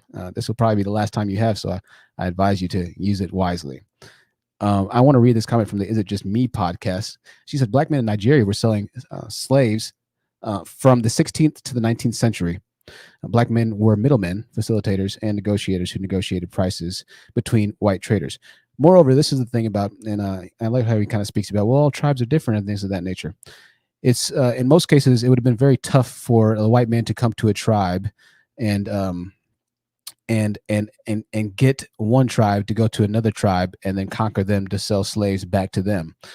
What happened a lot of the time is it was sold within their own tribes. For instance, the Angolans, which were known for starting the Angolan slave trade, which led a lot of the first slave to America, sold Angolans. It's not like the Angolans went to war, were risking a lot of their men dying in war to try and capture an entirely different set of people. Most of the time, it was betrayal of their own people, certain ones that they wanted to let go, and that's how we got there. You have to keep in mind, when slaves were sold, they weren't sold by the thousands, right? They weren't sold by the tens of thousands. Most of the time, they were sold by the hundreds. Right. True. So it's not like they were going over and forging war against tribes and then selling out the entire enemy tribe. No, they sold off a little of themselves per themselves. However that worked in their political systems is how it worked. They weren't fighting amongst tribes and conquering each other. There wasn't one tribe going all throughout Africa and selling all the slaves. No, what it was is white people were going all throughout Africa, and then tribes who were willing to barter for whatever reason to sell their own people, then they were able to acquire slaves. Okay, so you just said what I said earlier. Not really. Yes, you did. Not really, because what I'm still saying is that their own people betrayed their own people. Tribe betrayed the tribe. It wasn't another tribe coming and then killing another tribe. More often than not, sometimes that happened as well. They weren't more the often same than not. people. Okay, well, fair enough. That's What happened more often than not, I know, is that the tribe betrayed its own people. That's what happened. They were sold out by their own. Let's move on. Let's move on in our stagnation here. And continue this. I see we have a lot of. Truth. Go ahead, Black Woman Sisterhood, and then we're gonna. I'm so sorry. Okay, I remember the last thing that I forgot. Sure. I want to ask them, what about the people that were ADOS, that were black people that owned slaves? And this is not in Africa, but in America. What about the few black people that owned slaves here? Right. Yeah. I mean, relevancy. What does that have to do with anything I said earlier, now? Because you're that's trying a red herring. That's a red herring fallacy. Okay. Calm down, bro. Just for a second. And so we'll move on. I just want to kind of move on for a second, and then we'll kind of get to some other callers here. It's more of the same exactly that we just got done speaking about. It's black people betraying black people. This isn't a new concept. I understand race and phenotype and all this other different types of stuff. We can argue about this until the world comes home, until Jesus comes back. I don't think you do understand truth. I'm sure I don't. I'm sure I don't. We can keep arguing this. However, the results of where we are today were predicated on what happened thousands of years ago. Whether or not you choose or accept the fact that they were black or we're African or we're whatever. It's because of white supremacy. It has nothing to do with African. I know the white man. It's always the white man's fault. I know. White man. He's still got his foot on your neck 3,000 years later. I know. Do your history. We're going to go ahead and take you down for now. I'm kind of getting annoyed at you. So we're going to go to Diana. BGS, welcome to the panel. We'll talk to you in a bit. We'll go to Diana and then Marina, then Lin, then we'll go to BGS as well. It's the evil white man. The white man.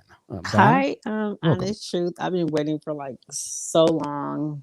Yes, I know. The floor is yours. Go ahead. I've been listening, and the cognitive dissonance of the men that have been calling is just so like, it's beyond annoying, because you're giving them solutions and it's the same sorry, trifling excuses. And it's like, they wonder why. I mean, they wonder why. Okay, they complain about all this stuff. They're the least educated, the least educated, the most unemployed, underemployed, most incarcerated group in the United States, but they expect submission from Black women, the very Black women that have given birth to them, and the very Black women that, oh, you can't be too needy, but we don't want you to have too much education, but we don't want to do anything for you. But when we need stuff from you, we want all this undying loyalties, and we want to be treated like kings, but we don't have any kingdom or resources, and we want all this loyalty, and we don't have to do anything, but everything is just supposed to be handed to us just simply for existing. Is a bunch of bullshit. That's why Black men are at the bottom, and the other races of men look at them like they ain't That's shit. why. That's why they're able to be I'm just conquered. gonna say it. It is what it is, and they can Yeah, sit up here that's and why. sit on these platforms and argue all day long till the Right. cows Yeah. come home. But when Every you single. go home, I mean, when you go and you look in your bank account and you don't have anything, or you look at your life Right. and wonder Where's why the? you are where you are, it's your own fault. Stop blaming Black women. If you don't want to pay child support, keep your dick in your pants. And I'm gonna say it again: keep your dick in your pants. It's that simple. Birth control fails. Take responsibility for your actions. That's the problem. Nobody owes you anything simply for existing. Nobody owes you anything because you're Black. Every Black woman is not responsible for what happens to every Black male. If I didn't give birth to you, I don't give a damn what happens to you. Okay? Well, That's where we at. it's That's where the we white at. man's I'm over responsible it. for the black males. The white man's responsible for the black males. And listen, Diana, I appreciate you and your I just patience. And had to say it because I was just like, you're giving yes, solutions and everybody wants to come with these absolutely. excuses. And half these people that's talking about the history of this and history of that, half of them barely made it out of high school, didn't come out of high school. Everybody hits Google and starts reading all this garbage without fact checking and don't even know what they're talking about. Yes, absolutely. Yeah. It's ridiculous.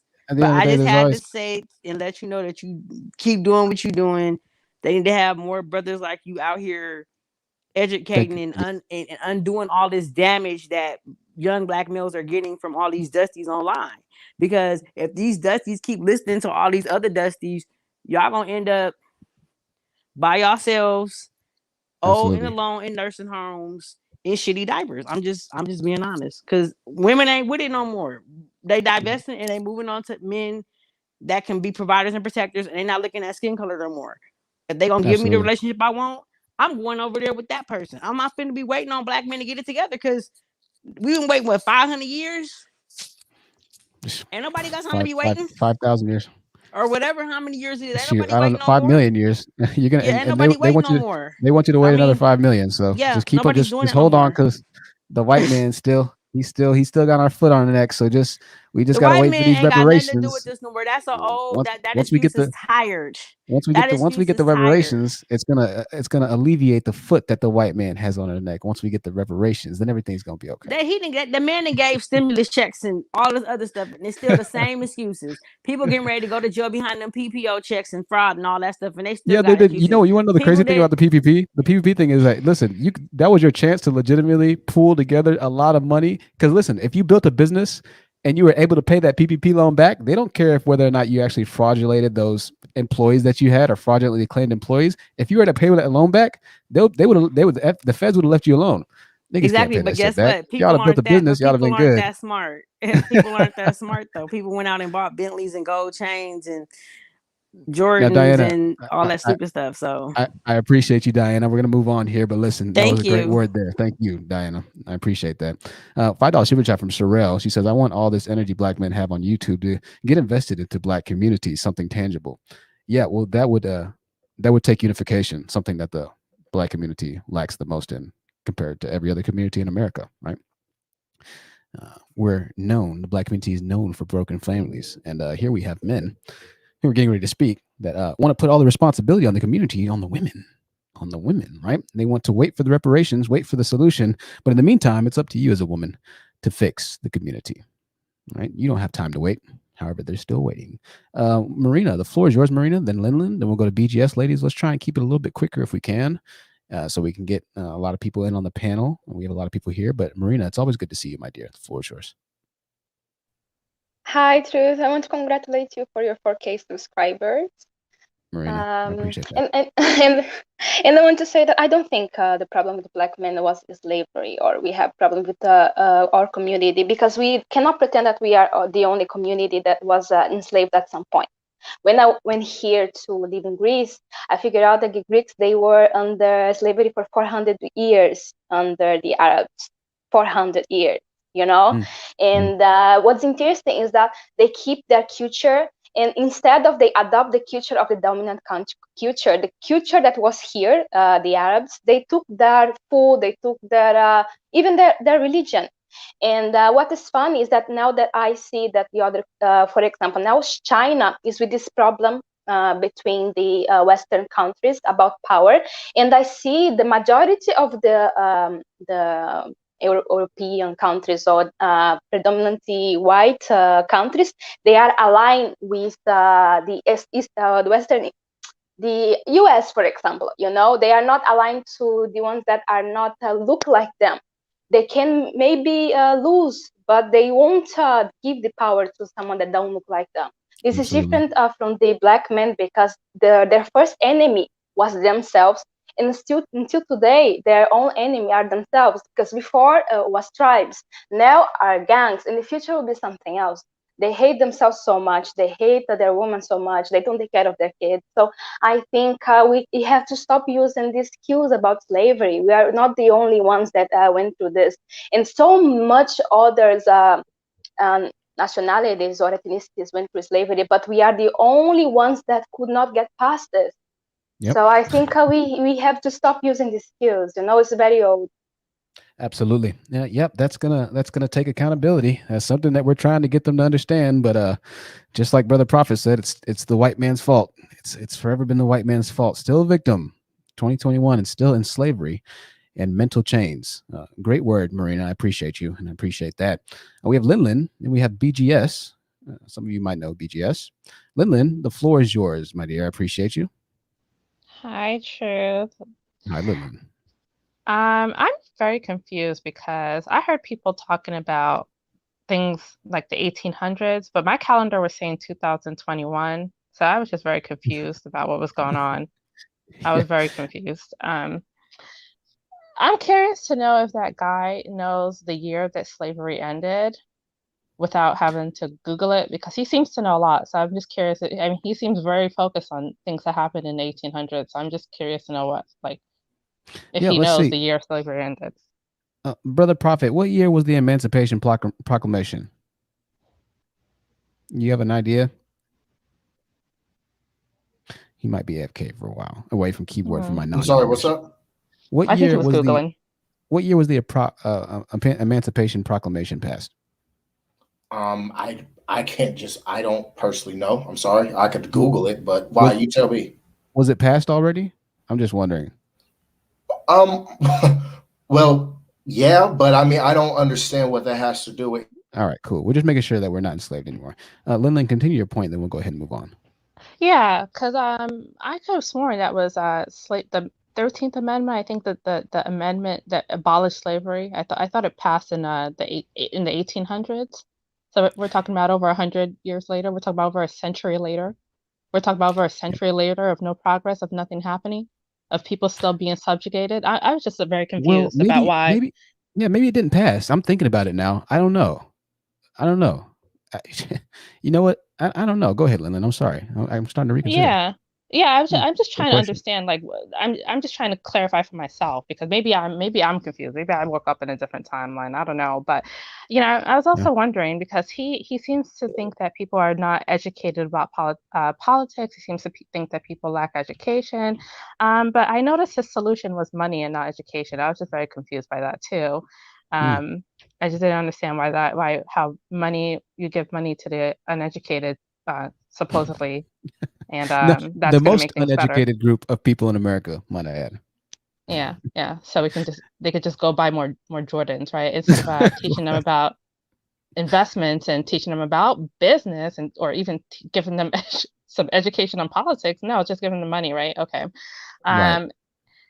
I'm curious to know what he thinks about the fact that when Dubai discovered oil in 1950s, and they were able to build up their cities into these amazingly beautiful cities, and let me see, I think it was over the span of half a century. I'm curious to know why entire countries were able to be built in less than half the amount of time that Black people have you have already to been understand. free. even though Africa has the most oil out of every continent and the most diamonds and the most natural gas and gold and every other precious metal that you can think of, they have the most of. What happened was the oil was different than the Saudis' oil. It wasn't as black and shiny. So when they went to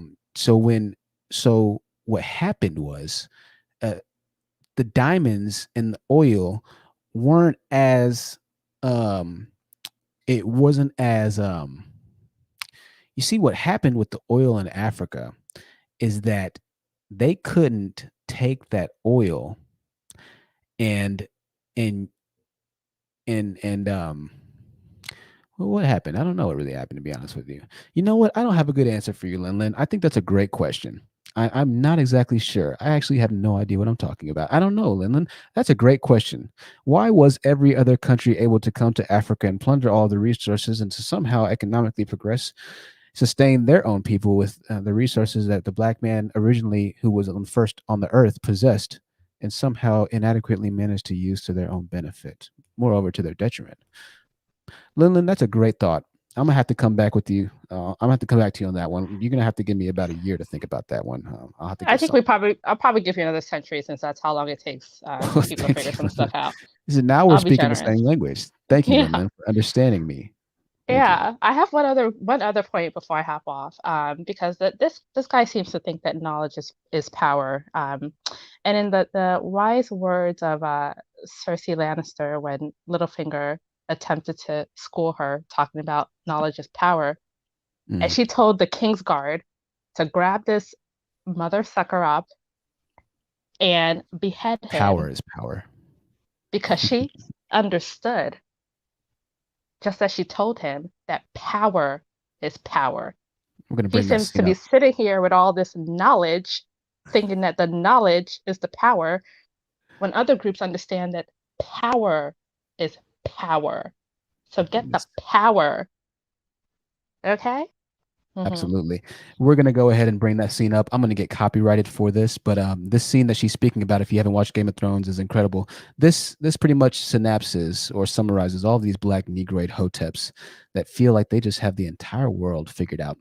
In this scene, what you're going to see is a man that thought that he knew everything. This man's name is Littlefinger, and he approached the Queen Cersei, who was very who was very serious, to say the least, and he threatened her in a certain way, or he tried to make it seem like he knew the way, the truth, and the light to the situations at hand. I want you to watch this scene and understand exactly what she's talking about. Enjoy. The Mockingbird. You created your own sigil, didn't you? Yes. Appropriate for a self-made man with so many songs to sing. So many songs to sing. Some people are fortunate enough to be born into the right family. Others have to find their own way. I heard a song once about a boy of modest means. Found his way into the home of a very prominent family. He loved the eldest daughter. Sadly, she had eyes for another. When boys and girls live in the same home. Right now, if you don't know about this, they're threatening each other. They're threatening each other right now. You're not going to know unless you've watched, but let's just keep watching. Sometimes I've heard even brothers and sisters develop certain affections. Cersei, if you don't know, he said brothers and sisters develop certain relations. Cersei was sleeping with her brother, her blood brother, right? Affections become common knowledge. Well, that is an awkward situation. Indeed, especially in a prominent family. Prominent families often forget a simple truth. I've found. And which truth is that? Knowledge is power. Seize him. Cut his throat. Stop. Wait. I've changed my mind. Let him go. Step back 3 paces. Turn around. Close your eyes. Power is power. Do see if you can take some time away from your coins and your whores to look. Power is power. At that very moment, Littlefinger could have all the knowledge in the world, Knowledge doesn't mean anything unless you actually have the power to utilize it or apply it. That was an incredible allusion and metaphorical reference and analysis there, Lindland. I appreciate you for bringing that up. If you haven't watched Game of Thrones already, check it out. There's so many life lessons inside of it. It's one of the most fascinating series I've ever seen in my life. Power is power, ladies and gentlemen. Brother Prophet, I know you're screaming in your seat right now in the background. So keep your knowledge up. Keep your knowledge up, and you'll turn out just like Littlefinger. Thank you, Lindland, for that. That was absolutely spot on. BGS, what knowledge do you have to bring to us tonight, my friend? I just stepped up because we just wanted to clarify what the African slavery is about. African slavery is actually still going on because they still, a lot of times African slavery, the slave trade is very complex. It's not just you go to a village and raid a village, just like they did in Nigeria when they stole the girls out of the school, the 300 girls. BGS, I also want to say, if you look at the most slaves per 100, Africa's at the top of the list. So I'm glad you said that. Go ahead. What I'm saying is it's not all one thing where white people just ran in and took them. In fact, white people actually fought 2 wars trying to get slaves for free, and they lost. So they had to go in and trade for them. So they had to buy them on the coast. In fact, there's a very good book called Daughters of the Trade that actually goes through the whole thing and how these traders had to marry an African woman to marry into the family to get access to these slaves. Awesome, awesome. So where are we going to apply this knowledge right now? What do you want the takeaway to be from this? Basically, the thing is that, if people say the slavery actually ended in 1865, which it did, okay, but they actually 7 years later they actually came up with what they call the Black Codes and Jim Crow. So they sent you from chattel slavery to serfdom, and that lasted until 1968.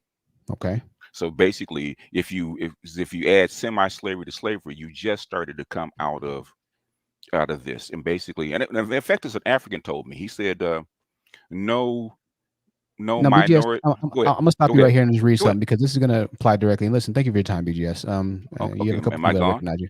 No, you're not gone. I'm reading something to you. I want you to answer this. So, Black Woman Sister had a $10 super chat, and I didn't pull it up and see it, but I think it applies to what you're saying right now. Dang it, it just disappeared. But it pretty much said this. Let's assume that the white man is really responsible. Her question was, why should we still be waiting on a group of men or a group of brothers who weren't able to find a way to dismantle it for the past X amount of years? You should go wherever you can. The thing is, the reason is the white man won't accept you. I don't know about that. I don't know about that. I think that's what brothers like yourself try to say to try and make yourselves feel better, essentially, for the true nature of where you are in society. So you're saying that Black women are so loyal that they're waiting on us? Unfortunately, to their detriment, yes. I am saying exactly that, and I preach that they should. And guess what? Some Black women won't. I've had conversations with ladies on the channel, and they say, "I don't want to divest." Literally, I've had those conversations, and I find it interesting. I say, "Why?" Well, I want to be with the Black man. You know what I found something very interesting. You know what I found something very interesting from the National Institutes of Health, right? They actually did a survey, and what they found out is that all the other races of men actually sire more children than the women produce, except for one. Guess who that is? I'm going to assume Black women. This is over a 5-year period. Black women actually produce 1.2 million more children than the Black men actually sired. Okay. So who did they have these children with or by? Black men, do they not? No. They. Okay, I'm gonna say it again. Okay. Black women produced or had birthed 1.2 million children more than Black men sired over a 5-year period. Who did they have those children with? I'm trying to figure out. So okay, you're saying that Black women have more children, but you're telling me that you're telling me that the children they're having aren't with Black men. They aren't with Black men. Yeah. So who then? I'm really. They were with white men actually sired 300,000 more. But I thought white men didn't want Black women. Can I finish? Well, I thought white men didn't want Black women. They're having babies with them, but guess what they're not doing? But I thought white men didn't want Black women though. That's what you just said. Are they marrying them? Are Black men marrying Black women? No. Really quickly, I need to read these before we go on. Organic Black with the $5 super chat said BGS said Black women were brought to America to be concubines and brood mares. I thought it said blood mares. Can you please clarify what he meant by that? Yeah, we'll ask him right now. And then another $5 super chat says, Keena says, and what are y'all going to do about it? Yeah, we're gonna somehow I think what his point is he's trying to get to is that somehow the white man only wants to have intercourse or physically desire Black women, when in reality, when Black women marry white men, the divorce rate is 244% lower than when Black women marry Black men. Than when Black men marry white women. And I don't know, I have to find the number in comparison to the divorce rate to Black women marrying Black men. I don't have that one actually. So I'll have to look for that, or I'll probably have to calculate it because that wasn't on the website. But it doesn't really necessarily help your case, BGS, if you're saying that the white man doesn't want, which originally what you said, but now you changed it to marry. The white man doesn't want to marry Black women. But if the white man had more children or whatever statistics that you know, I forget. I should have expected that we were going to start talking about statistics, because y'all are all, just like the clip we just showed, you all have this knowledge, this infinite knowledge. Yet somehow you're still all the least earning, least business owning group of people in America, but you know everything. And so I'll have to start processing or getting my calculator ready for these types of streams when we talk to Black men, because you're gonna have to be plugging the numbers. I remember back in 2004, a survey was released, and this survey capitulated that in 1932 there were 3.7% of dogs with spots. The spotted dogs ended up replicating and divesting with the orange-haired dogs, and this created a fundamental identity crisis within dogs of purple spots. It's like, all right, man. All right, I know the numbers. Lord have mercy, the numbers. You would think that Black men are the highest educated group of men on the planet. Jesus Christ Almighty! Please don't kid me with the numbers tonight. Not tonight. Where is the stat to support? And I really don't want to hear any stats right now. I'm sure if he's saying it, it must be true. It must be true. You see, the Black man knows no wrong. Okay, we're gonna go back to him really quickly. And I forgot the question, the $5 super chat, and it's gone right now. So I can't even remember what it was to ask you, BGS. But so you're saying that the white man doesn't want to marry the Black woman, but he finds her physically attractive enough to bear his children, which is somewhat of a interesting notion, because I think personally bearing children is a little bit more serious than marriage, if you have to ask me. But we'll just assume that you're right there, and for whatever reason they just had all of their children. I think the bigger question to ask now is the message that the Black manosphere, men like yourself, which is that Black women ultimately are the most singled mothers, is that because of white men? Is that white men's fault? Is it white men's fault that 70% of Black children are born without a Black male in the house? Or is that the Native Americans' fault? Or I know it's not the Black man's fault. So I know it's not the Black man's fault. Whose fault is it, BGS? Please enlighten me. No more numbers, just a straight answer.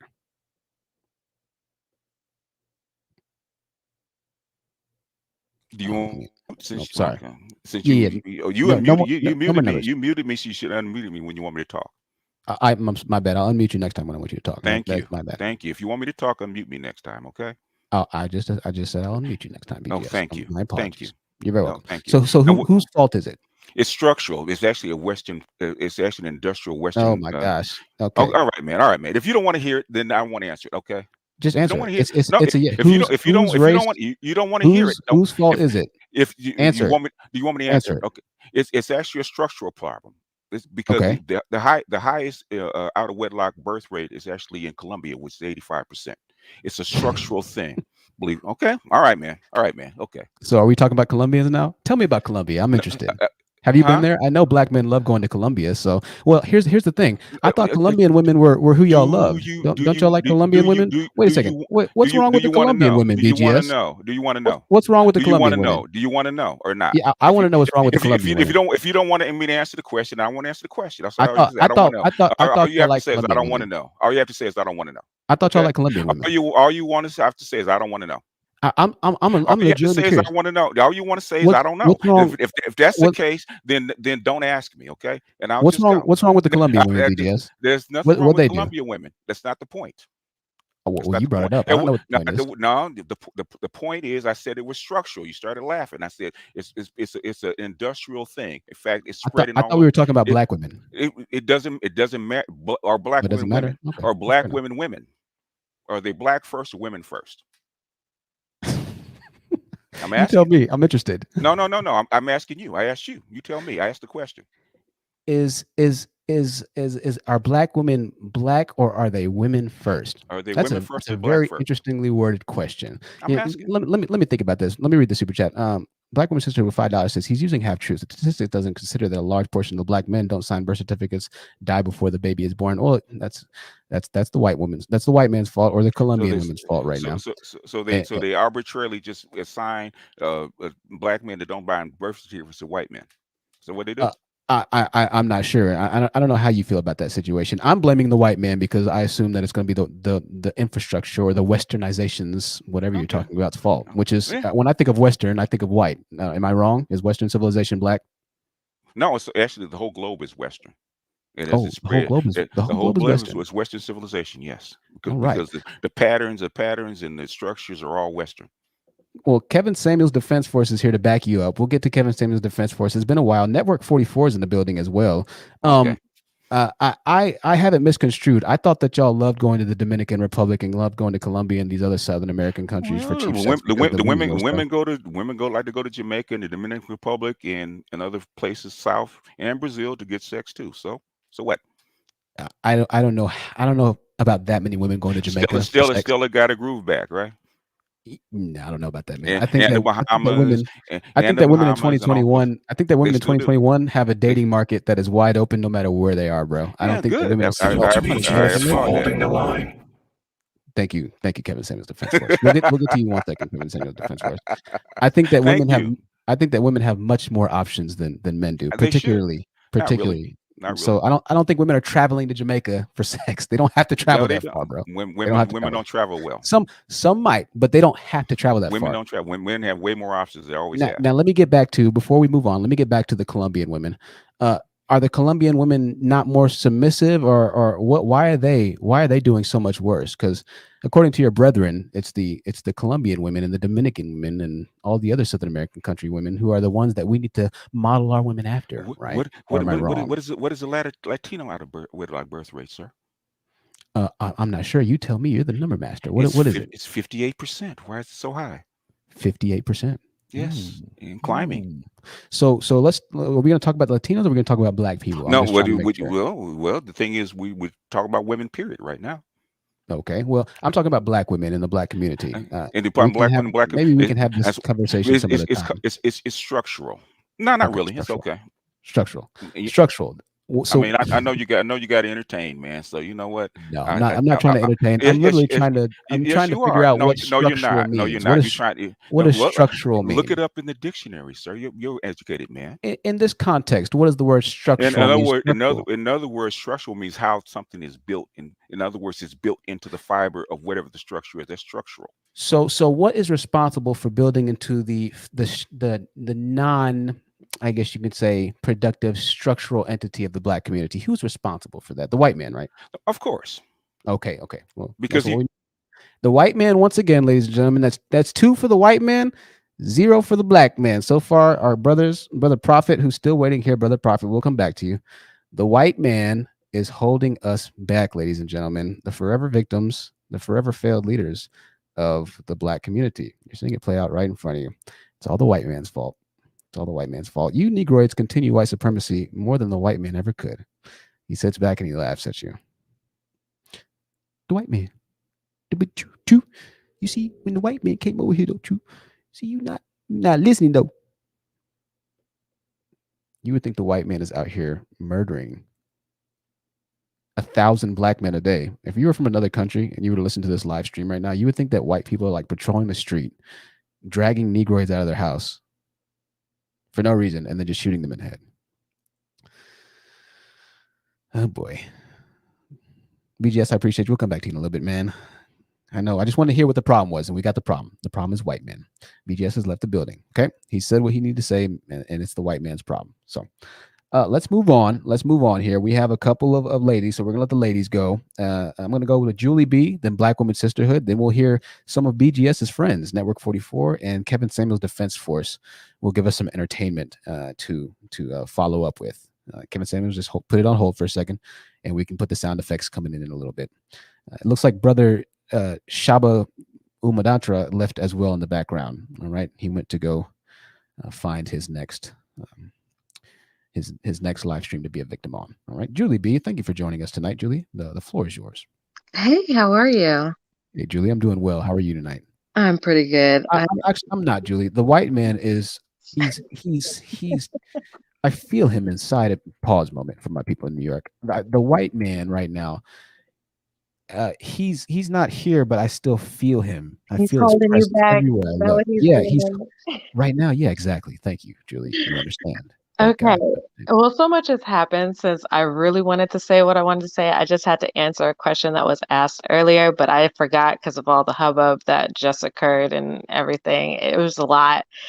I got a headache from it, but it was a question that was, why is it that Black people have a hard time moving ahead, or slavery, something when everybody was talking about Africa and over there on that side, and Europeans and colonizers and all of that. It's been a while, but basically what I wanted to say was something I also learned taking Spanish history in college, and it was just dependent on geographic location, it determined how quickly civilizations actually flourished.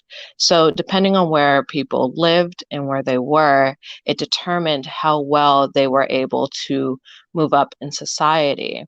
And so, what a lot of people don't want to understand, or probably just don't know, is that, when it came to Europeans, the Spanish, Asia, Africa, in those time frames, it just kind of depended on what they had available to them. It depended on what they had available to them in order to allow them to kind of flourish as a civilization. And so the argument that I always tell Black people is that, we want to say, oh, well, everybody came from the motherland and blah, blah, blah. But genetic mutation created different skin tones depending on where we were. So would it have mattered if everybody just happened to be Black? What would then be your argument? And then on top of that, everybody wants to blame all white people, whereas, how is that all white people did one certain thing, but yet we're all Black, but we're not of the same type of anything or phenotypes or whatever. That argument just doesn't make any sense to me. And then on top of that, well, why aren't we also blaming the Spanish, who also colonized before the Europeans did? And how come we aren't blaming Asians for also taking over civilizations? Why is it that we only focus on the white man who's holding everybody back? And that's that's just my little tidbit that I wanted to add in there, that nobody really wants to sit down and understand or take into consideration. Thank you for saying that. I appreciate that. Well, the reason that we focus on the white man is because he's white, right? So that is what I'd have to say to respond to that. He's white.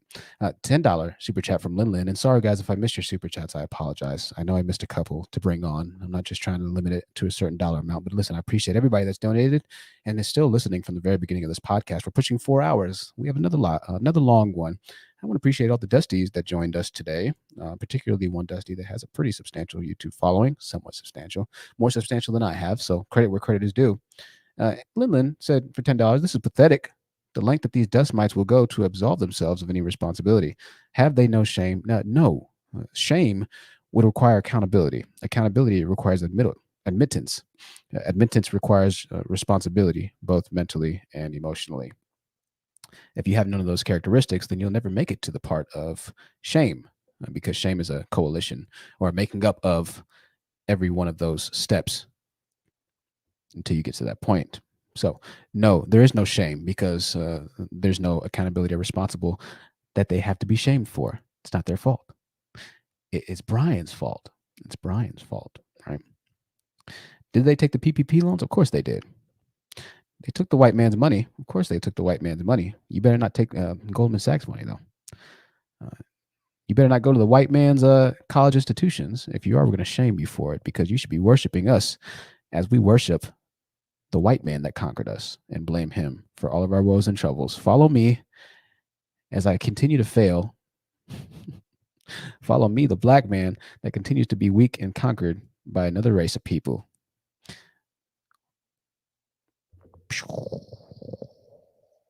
Follow me into destruction, my fellow black women. That's what they want you to do. That's what they want you to do.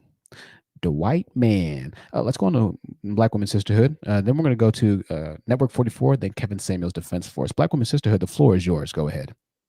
Okay, hi, True. So I just wanted to comment on that statistic. They always bring that up, saying that more black women have kids than black men, but they are not really they're not really looking at those statistics right. Okay, so if women have to sign a birth certificate by default, so obviously there's going to be more women that are there at the birth than there is the father. And then most of the time it may be a man who's not acknowledging the child. He may be denying that the child is his. There's a lot of factors in that. There's a lot of men that die before the baby is born. And so it's not as if these women are just having these babies with unicorns or having them with white men. And he slipped up himself. He said that 300,000 of them were with white men. Okay, well, what about the other 900,000? If you take that away from the number that he gave, or the other 900,000 that he said, because he said it was over 1 million or something, kids that black women have versus black men. I don't know. Listen. The statistics is just it's a remedial argument. There's no point. I mean, I've heard so many numbers. Listen, it doesn't even matter at this point. The result of the community are the results, which is that the black community is trash. True. When you see a black woman with kids, do you see her with mixed kids or black kids most of the time? Black. Almost always. Like, let's just be honest here. Even with us having a lot of swirlers and divestors now, most black women still have kids with black men, and that's just how it is. The last thing I was going to say was I made the super chat. What I was saying is, like, how can we trust them, even to lead us, if they're saying that they're subjugated and they've been saying this for over almost 200 years now? Right. How do we trust that, and how do we trust that they will lead us in the right direction? I think a lot of us do want to be submissive. A lot of us do want to let them take the lead, to be honest with you. But it's, how can you trust that? And that's all I have to say. No leadership characteristics or qualities. So BWS, Black Women's Sisterhood, absolutely. What exactly do you want them to follow? If you listen to BGS or whatever other African king that we had on tonight, you claim that you can't lead because white people. So if you can't lead, then how are they going to follow you? That's a great question, Black Women's Sisterhood. I don't know. That's virtually impossible. If you can't lead, then you can't have followers. I don't know. Maybe Network 44 can clarify this for us, and if he can't, then maybe Kevin Samuel's Defense Force can. Brother Prophet will follow Kevin Samuel's Defense Force. Bear in mind, Kevin Samuel's Defense Force might not give us the most enlightening answer. However, he will be entertaining. I'll say that. Network 44, the floor is yours, Network. I have a question for you, Network. How are you as a leader going to lead when the white man is responsible for everything? Or Network, do you believe that the white man is responsible for everything? Let's clear that up first and foremost. Well, I don't believe everything is absolute, but death and taxes, right? So I'm not going to say the white man is responsible for everything, but you also do admit that the white man did get a head start in this country. Slavery ended a long time ago, but the less than 70 years ago, certain black folks couldn't vote in this country. All right. Okay. So you got to put that in consideration when you're talking about things like this. All right. And so in my opinion, the reason why the black community is in the state that is in is not 100% the white man's fault. Okay. But majority, I would say, if I had to split it over 100%, I would say about 95 5. 95. That's pretty close. Jesus, Network. Yeah. So it's about 90. It's not 100% the white man. It's about 99, 98.7% white man. And then well, now that we got that established, Network. Yeah. So what are we gonna? I have a question to you. So the white man got. I do have a question as well. Once I'm done with yours, I'll answer. Sure. I'll put in my question. Not a problem. Not a problem. The white man got a head start. Why couldn't the black man get a head start? I'm just curious. See, you got to understand.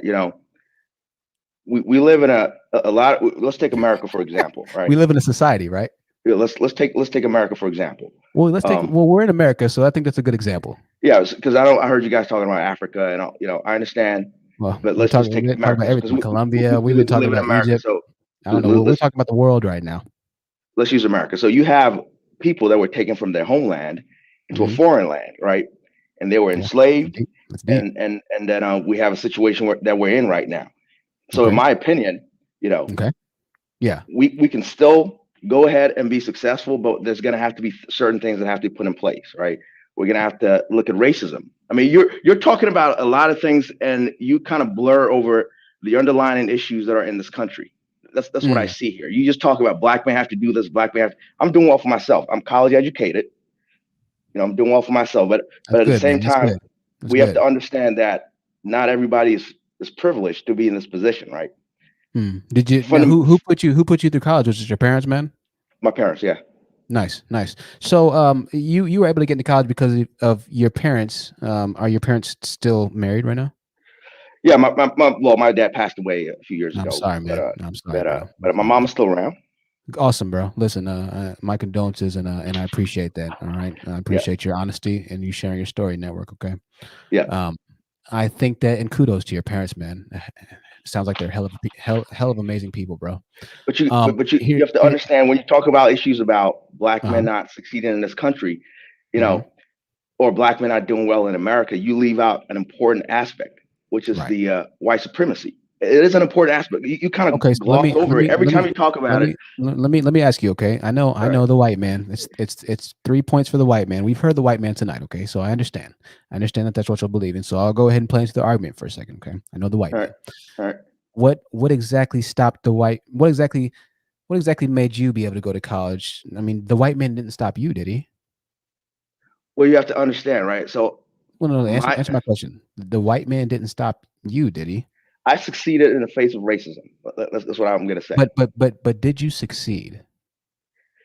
But see, here's the problem, though. Answer the question. Did you succeed? But remember, I still had to overcome certain things. Network. Can I answer the question? No, because you're going to talk in hieroglyphics right now. Did you succeed? Yes or no? But you have to understand, it's not just about succeeding. There are certain things that you still have to go through in order to be successful. Black men are network. See, this is what we get, right? It's like, okay, well, let him go for a second. Network. I'm going to ask you again, then I'll unmute you. Okay. I understand people go through things in life, man. All right. You're going to have to put your big boy pants on and accept it. Hey, life's not fair, ladies and gentlemen. Network, life isn't fair. Like Wonder Woman said, and like Queen said, cry. All right. Get a good cry out. Get it out of your system. Take it like a man. Okay. Life isn't fair, man. I hate to break it to you. Life isn't fair. Now, let's just say that the white system it was the white system, and you went through some things and everything like that. All right, cool. Network, my question to you now is, since the white system is so bad, do you think that that as a black man you should just give up? Is it over? No, it's not over. But you have to understand, the white man and the black man have a different playing field, right? They have an upper hand. Why do they have a different playing field? Let me put it this way: do you believe racism is a problem in America? Maybe we're speaking in two different languages here. Do you believe that racism is a problem in America? Let's start from there. No.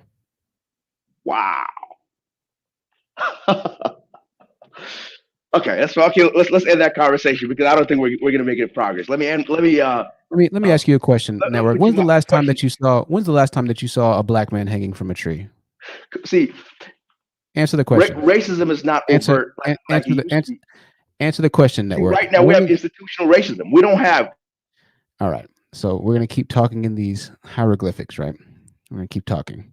Black men of 2021 act like they were being hosed down with fire hoses. They act like they had German shepherds sicked on them from age 7. They act like they saw their best friend hung from a tree. In reality, they saw their best friend get his brains blown out by one of his compadres in the hood. black men act like they went through slavery, like they were actually in the cotton fields picking in 2021. Black fields seem to have this mentality, this trauma that's been, I don't know, maybe generationally passed down to them through horror stories. That the racism that our ancestors went through is the same racism that they're going through. Can I go next, Truth? Can I ask my question? I have one question that I didn't. No, you had enough for tonight, Network. I know I've heard this is the 4th point for white men. I'll let you go in 1 second, brother. Let me just go let Kevin Samuels Defense Force go, and then I'll let you go. Cool. Cool. I know this is point 3 or 4 for the white man. I know. All right. We've heard the same story. You're just blaming it on racism, which was started by the white man. So we'll chalk up the white man with 4 points right now, or 3 or 4 points, since all of you say the same thing. But it sounds like you're losing right now. The white man has 4, the black man has 0 because of racism. White men, and brother. I mean, you refuse to acknowledge white supremacy. That is the root cause here. No, all your I don't acknowledge white supremacy. I acknowledge black degeneracy. Truth, did you say I can go, or you said wait? I'm sorry. Yeah, wait 1 second. I want to let Kevin Samuels Defense Force. Cool. I'll let you go. Kevin Samuels Defense Force. Are we going to add another point to white supremacy here? Absolutely not.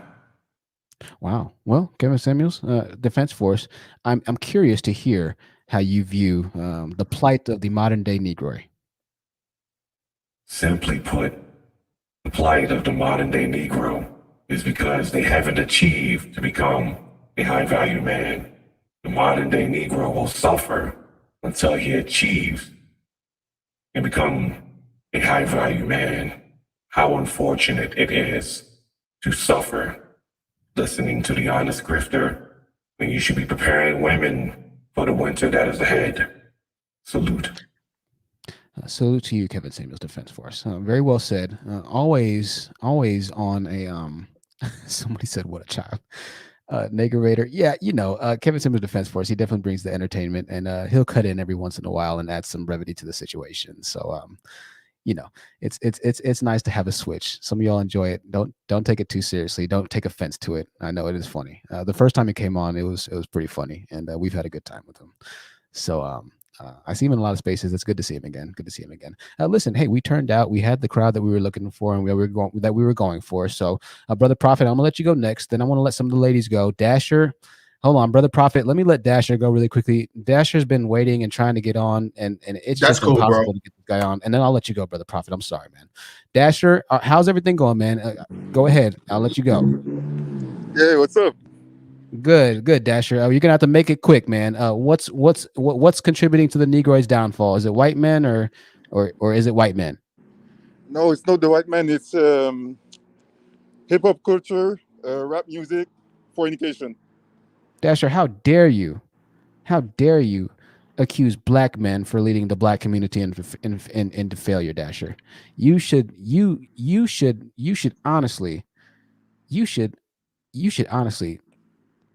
honestly do something, Dasher. Now, why do you say that? I'm curious. I mean, it's obvious. You just have to look around. Oh goodness, Dasher. What do you mean by that? Do you mean that majority of the do you mean that 23 out of the 25 poorest countries in the world are led by black people? Do you mean that in America the most violent per 1,000 people that are studied or surveyed were black men by and large? Do you mean that the crime rate? Do you mean that the most degenerate? Do you mean that the most ridiculous pop culture in America lies within the creation at the hands of black men? Is that what you're saying, Dasher? Yeah, absolutely. Oh my goodness, Dasher. Listen, I'm glad that we waited for you, man. I appreciate you actually being able to tell the truth. That is 1 for black men. White men have 4, black men have 1, thanks to Dasher. We are on the board, ladies and gentlemen. We have finally scored a point. Jesus Christ almighty. I thought we were going to go scoreless. I thought there was going to be a complete run, but Dasher has brought the news and brought the wisdom. Listen, Dasher, I appreciate you waiting so long, man. It looks like you're busy, man. You're just a busy guy, huh? Yeah, sorry. Yeah, it's fine, man. Where are you at right now? Somebody said you're in Canada. Yeah, I live in Canada. And last time you asked me the question if the situation with black people in Canada was worse than in the United States. And actually, I think it's worse even in Canada than Jesus. to be honest. You didn't think it could get any worse, but wait, there's more. That's horrible, man. I thought Canada was all right. Well, Dasher, listen, I appreciate you having on, being on, man. Yeah, you have some love and support in the chat. I appreciate you being honest, and I hope things go well for you up there, man. All right. Yeah, thank you. All right, Dasher. Thank you. That was the Dasher, ladies and gentlemen. We'll kind of watch him. If you decide to stay on, Dasher, you can mosey around, but there you go. Dasher has left the building, ladies and gentlemen. Brother Prophet, the floor is yours. Are we looking to add another point so that the white man continues to dominate us? No, not really. I mean, All right. I would sit here and say that I co-sign a lot with what Network was saying, but I mean, one thing I will say though, when you start talking about things like white supremacy, I mean, it's not perfect. I mean, that system can be broken. It's not. I really do believe it can. But once again, I feel that when we have these types of conversations, we're focusing so much on symptoms to where we're not really focusing on the main problem. And once again, I wouldn't say. I think you got that. I think you got the half right. We're focusing on the problems, but not the solutions. That's what I think you meant to say. No, well, yeah, like I said, once again, single motherhood, black on black crime. That's all a symptom of the fact that we don't own and control anything. I mean, like I said, if we had more established businesses, if we had more established institutions, I don't believe that we'll have that much crime, and I don't believe you would have that high rate of single mothers. So, brother, would it not make sense then that we should start as black men building more businesses, or are we? No, I know. Once again, that's my whole point. I absolutely agree with you. That's what I'm saying. I absolutely agree with you. That's why I brought up one of the ways. I'm not saying my way is the only way. Once again, I'm not saying it. I'm saying one thing that would help is if black people were to start lobbying more to bring more resources in the community so they could open up more businesses. Even if, especially when you're talking about private lending, venture capital, which is what I'm trying to work on, and those types of things. But I mean, well, if you're trying to do that, you're gonna have to watch out for white supremacy, brother. Well, Prophet. no, I mean, I don't know what you're gonna do. I kind of get I kind of get where he's going from, and this is the point I was making in the chat before I left. I mean, people talk about slavery being the main reason why. I would say no. I would say Jim Crow and the racist FHA policies that were put in place that created the inner city ghetto is what caused this whole mess, if you really do your history. I thought we were going to give a point to the white man. Are we going to go ahead and give a point to the white man here for conquering us yet again? No, I mean, it's not. No, once again, I mean, I'm going to put it to you like this, Truth. There was a study that came out about 2.5 years ago that showed that rich black boys are more likely to end up in poverty than their white male counterparts. And these are rich black boys that grew up in 2-parent households. And these are very, very well. And this is Carlton and Bel Air we're talking about. And I said it all comes down. It comes down to this: those rich white boys have somewhat of a network, and they know how to practice nepotism. Wait. You mean that the white community is more unified than the black community?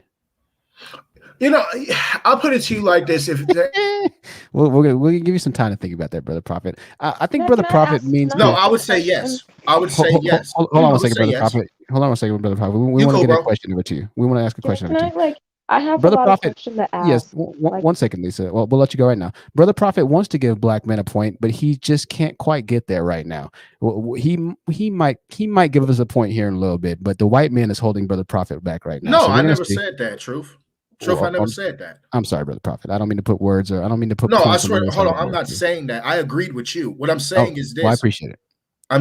Let me once again. Can I reiterate my point, and I'll let her go. Once again, I do. Once again, I mean, when we look at the statistics, when we look at history, if we look at the numbers, white supremacy does exist globally, but it's not perfect. It can be destroyed. That's the whole point I'm making. It can. Okay. Yeah. So and it's funny. Even the word white supremacy is literally dissing yourself as a black person. You're literally saying that white people are supreme, right? No, because it's a system that does exist. Truth. That's what I'm saying. It's a system that you're praising white people for creating. No. One second. How unfortunate it is. It is, Kevin. Gaslighting your guests. How unfortunate. No, I know, Kevin Samuels. Brother Prophet, give us 1 second. Lisa Marie really wants to ask you something here, and then we'll come back to your victim mindset. Go ahead, Lisa. I was going to ask for the dudes who want to blame white supremacy or who want to play, victim, this and that. Black women, we are in a patriarchy society. And, if you don't know what patriarchy is, it's mostly like male dominated and male progress. How is it that Black women, I see a lot of people want to be like, oh, we did this, we were to that, when Black women literally went to World War II, World War One, slavery, etc. with you. You're not the only one that went through that. The world is not against you. You're not the only one that's only facing racism. We have to face racism, but somehow we managed to be in the top educated, and that's say we have more chances of creating businesses, 2 times more chances building a business than white men. How is it that we know we're women, but we're oppressed because we're women in a patriarchy world, and we're Black? That's twice the oppression, but we somehow advance more than Can you. I answer How's that, that? please? And plus, I was gonna ask. Never mind. Just go. Yeah, sure. No, well, once again, I get exactly where you're coming from, because I've always made the argument that Black women they have a double whammy because they're Black and they're woman. But when you're talking about anything, when you're talking about slavery, when you're talking about laws that were being put on the book, that was that was really targeted towards Black men. Because if you're going to destroy a community, you're going to target Black men. And then when you start bringing in things like modern day feminism and all that type of shit, that basically in many ways elevated Black women above Black men. But once again, I don't want to really I'm not all for this Black man versus Black woman BS, because in my personal opinion, we're both at the bottom of the totem pole. I'm So I sorry. don't understand why we keep doing that shit. We're both at the bottom. We're both at the bottom because you're at the bottom. Women, get influenced based off No, men. I agree with Women you. gain resources off men. Women get No, I power agree off with men. you. If we're conquered, it's because you're conquered. White men conquered you, and white men is No, still conquered you to this day, and once you're again, complaining about supremacy. no, what I'm saying is I agree with you. And like I said earlier, white supremacy can be defeated. It's not perfect. Now, brother Prophet, I think I need to clear up one thing you said. Well, I mean everything you say, to be honest, but we're just going to let it slide for right now, for the sake of sanity. For you to say that slavery was created for Black men is a pretty disheartening and no, women suffered, but it was primarily to target Black men. That's my it point. Doesn't matter who it doesn't matter who it was fact. targeted to, because slave masters didn't remove the dogs from ripping Black women's bodies apart. Slave masters didn't stop raping Black women simply because they said, "Oh, well, this is not meant for you; it's meant for your men." If you want to destabilize a slave masters didn't not hang Black women from the same trees that you were hanging from. So that's a very sickening statement. No, truth. What I'm I just want to say something really quick. Okay. No more right now. No more right now. That's enough sickening statements to make right now. You do, go ahead. BP, you do realize that women in general had lesser rights than men, and Black men got more rights before women did in general? You do realize that, right? There were Black slave owners. There were 3,700 Black slave owners in America. You do realize that, right? That's a red herring. That has nothing to do Oh with my that. God. I'm so done with you saying this red herring. That is your Do you know what a red herring foul? You actually know, and I'm so sick of you trying to say that. Black men were slave owners as well, period. Well, yeah, remember Anthony Johnson? He was allowed to have slaves, and with I think West Virginia. No one's gonna talk about that. But hey, let's blame white men for Black men having higher DV rates towards Black women. Let's blame the white man for Black men leaving their kids and leaving single moms. Let's blame the white man for Black men and deciding to take in nonsense. Let's blame the white man for everything, not taking accountability, right? Or anything. Let's just blame white men for everything. Let's blame white men for putting on the wrong shoe. Let's blame white men for not knocking the door. Let's blame white men for looking at the air and be like, F you air. Let's blame white men for everything. Let's blame white men. We can't poop, all this and that. Yeah, the never-ending mentality, and these are the leaders. These are the men that preach by the hundreds of thousands online that they deserve to be followed by women. My oh my oh my. Aaron Collins is here. We're gonna go ahead and Black Woman Sisterhood. Did you want to say something? And then I'll let Aaron Collins go after you. Go ahead, Black Woman Sisterhood. Yeah, just real quick. I just wanted to say, let's say if these men aren't telling the truth, let's say that they really are oppressed like this, and that white supremacy is really what's holding them back. At what point do they kind of form a new plan to kind of stop that white supremacy or to overcome it? Like we understand that that's the problem, okay, but what about the solution? Like, what are they going to do about that? That's what I want to ask Prophet. Okay, let's say that you're right, that you are oppressed. What are you going to do about it? And why are black men so easily oppressed like all the time? Yeah, I took him down, so he left. The answer I'm going to answer for him really quickly. The answer for them is to continue to cry. Is to cry, essentially. 3-letter word, cry. That's what's going to take us out and take us into the promised land. Aaron Collins, it's good to see you in here, my brother. The floor is yours. Go ahead, sir. What's going on, Truth? What's going on, Man, panel? not I just much, want. man. I'm gonna do a quick drive-by real quick. I just wanted to say that I'm really sick and tired of the constant gaslighting that a lot of these delusional Negroes do because they don't want to take responsibility. The reasons why our communities are in the shambles and the shape that they're in is because of black men. Black men are supposed to be the leaders. They want to talk about being submitted to. They want to talk about having all of this respect, but you're not doing anything respectable. And the thing that pisses me off even more is that because of the actions of a lot of y'all, that guys like me, guys like Honest Truth, guys like Jedi Mike, we can't seem to get good black women because you all keep messing over them. And I don't really care what y'all think about me. I've been called a simp before. If loving black women makes me a simp, then I'm gonna simp it up to the day I die, because I feel this way about black women, and I'm sick and tired of black women towing the line for all these dusty Negroes who refuse to get up off their black asses and do anything. And as you can see, I'm showing my face. I'm cammed up because I'm really what I'm saying. That's why I'm the real Aaron Collins.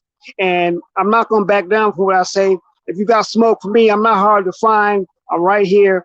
And to all you black women out there that have to put up with dusty Negroes out there, I want to be the first to apologize and let you know that I love you and that Honest Truth loves you, and all the black men that think like us loves you as well. Absolutely. Absolutely. It's always good to see you in here, my brother. I hope your evening's going well. And you can stick around if you want to. You can take off the floor, and the panel is always welcome to you, okay? And the chat says amen. Amen. Got a lot of love for real Aaron Collins in the chat and on this panel. It's always an honor to have real men in the building, something that we as a community seem to have a really hard time tracking down. Aaron Collins, thank you so much, man. Unmute yourself if you'd like to talk. Stick around for as long as you'd like.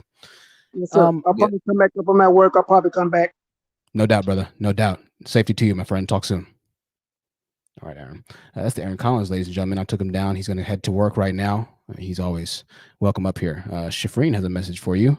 She says your masculinity is sexy, Aaron Collins. I'll pass that along to Aaron Collins so he can be blessed by that. We had a couple of $5 super chats. I put one on the board and I couldn't speak because we had a panel member that was talking at the time. However, I am thankful for all of you who have contributed and donated to the channel right now. We have a second $5 super chat from Sherelle. She says, white supremacy ain't stopping y'all from getting a marriage certificate. Y'all are. Or is it stopping them from getting a marriage certificate? The world might never know. 7 points for white supremacy. We might be on the way. Build wealth in your family first, then comes investments. Absolutely. Build infrastructure within your community, and the rest follows thereafter. From the head, trickles down to the toes. There's an appropriate and a right way to do things and build. Building is no different. Someone said something in the comments. I'm so sorry, but they said someone pointed this out. They're like, when a black man is with a white woman, no one's saying anything about white supremacy, but it's towards white men. And the funny thing is that, white men put their woman on the pedestal to still increase white supremacy. And who raised these men to, continue that process? White women. But it's only smoke for the men. But it's okay if you lay with his daughter, his niece, his aunt, his mother, his sister. It's okay, right? But hey, he's the problem. But go praise his women over your own. Thank you for that, Lisa Marie. We have Pamela T. Network 44 is still in the background. Network, we'll bring you up in 1 second. We'll bring you up now, Network. You've been patient, so thank you for your patience. Kevin Samuels Defense Force, I don't know how you left, but you're back up here. Pamela T. Pamela, I haven't seen your name before. The floor is yours, though. Welcome to the panel. Hi, thank you. Can you hear me? Yes, we hear you perfectly, my dear. Go ahead. Okay, so I just wanted to, I was listening to the other guy, I think his name was Prophet, and I think that was his name, but he suggested that slavery wasn't made for Black women, right? That statement alone is intellectually dishonest because we're your counterpart. So we had to suffer the consequences of your actions, right? It affected Black women. Black women had to work. As a matter of fact, Black women were stripped of their femininity and seen as not women, as an excuse to brutalize, rape, overwork Black women. Those women suffered, right? So for you to have the hubris to suggest when you didn't suffer through that, sorry, Black man, you weren't alive back then. So you don't get to decide that what those women went through wasn't as bad. You didn't go through any of it. I'm sorry, I don't mean to get upset, but that was extremely disrespectful. It's ridiculous. It's right. absolutely ridiculous. That's disgusting for you to like, man, suggest that. That's wild. And it's one of the reasons why, on a fundamental level, we cannot get along, because you all are disrespecting the history of Black women, what they had to suffer through. You all refuse to acknowledge the horrible things that white women have done to Black women throughout history. Acknowledge that we have every right to not trust them, because you're more interested in using the insecurities that you get to view in Black women from being so close to us as a weapon. Right? And that's comparing us to white women, which is white supremacy within itself. While you complain about being attacked by white supremacy, you're operating in the same way that white people do. You use their same rhetoric, right? You use their same propaganda. But what you're doing is you're only taking away the portions that demonize and demoralize Black women.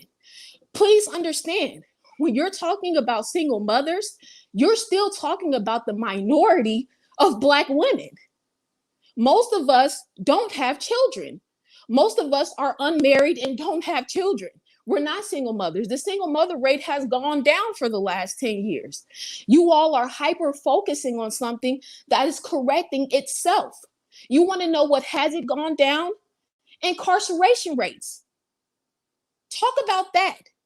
Don't try to gaslight us and suggest that we don't have any reason to be upset. Don't try to tell us that we should be willing to accept blatant misogyny and told that we should act like dogs.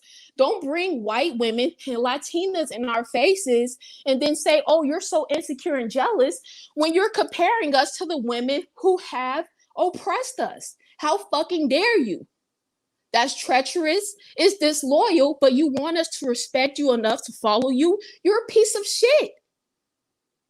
At this point, it's character flaws.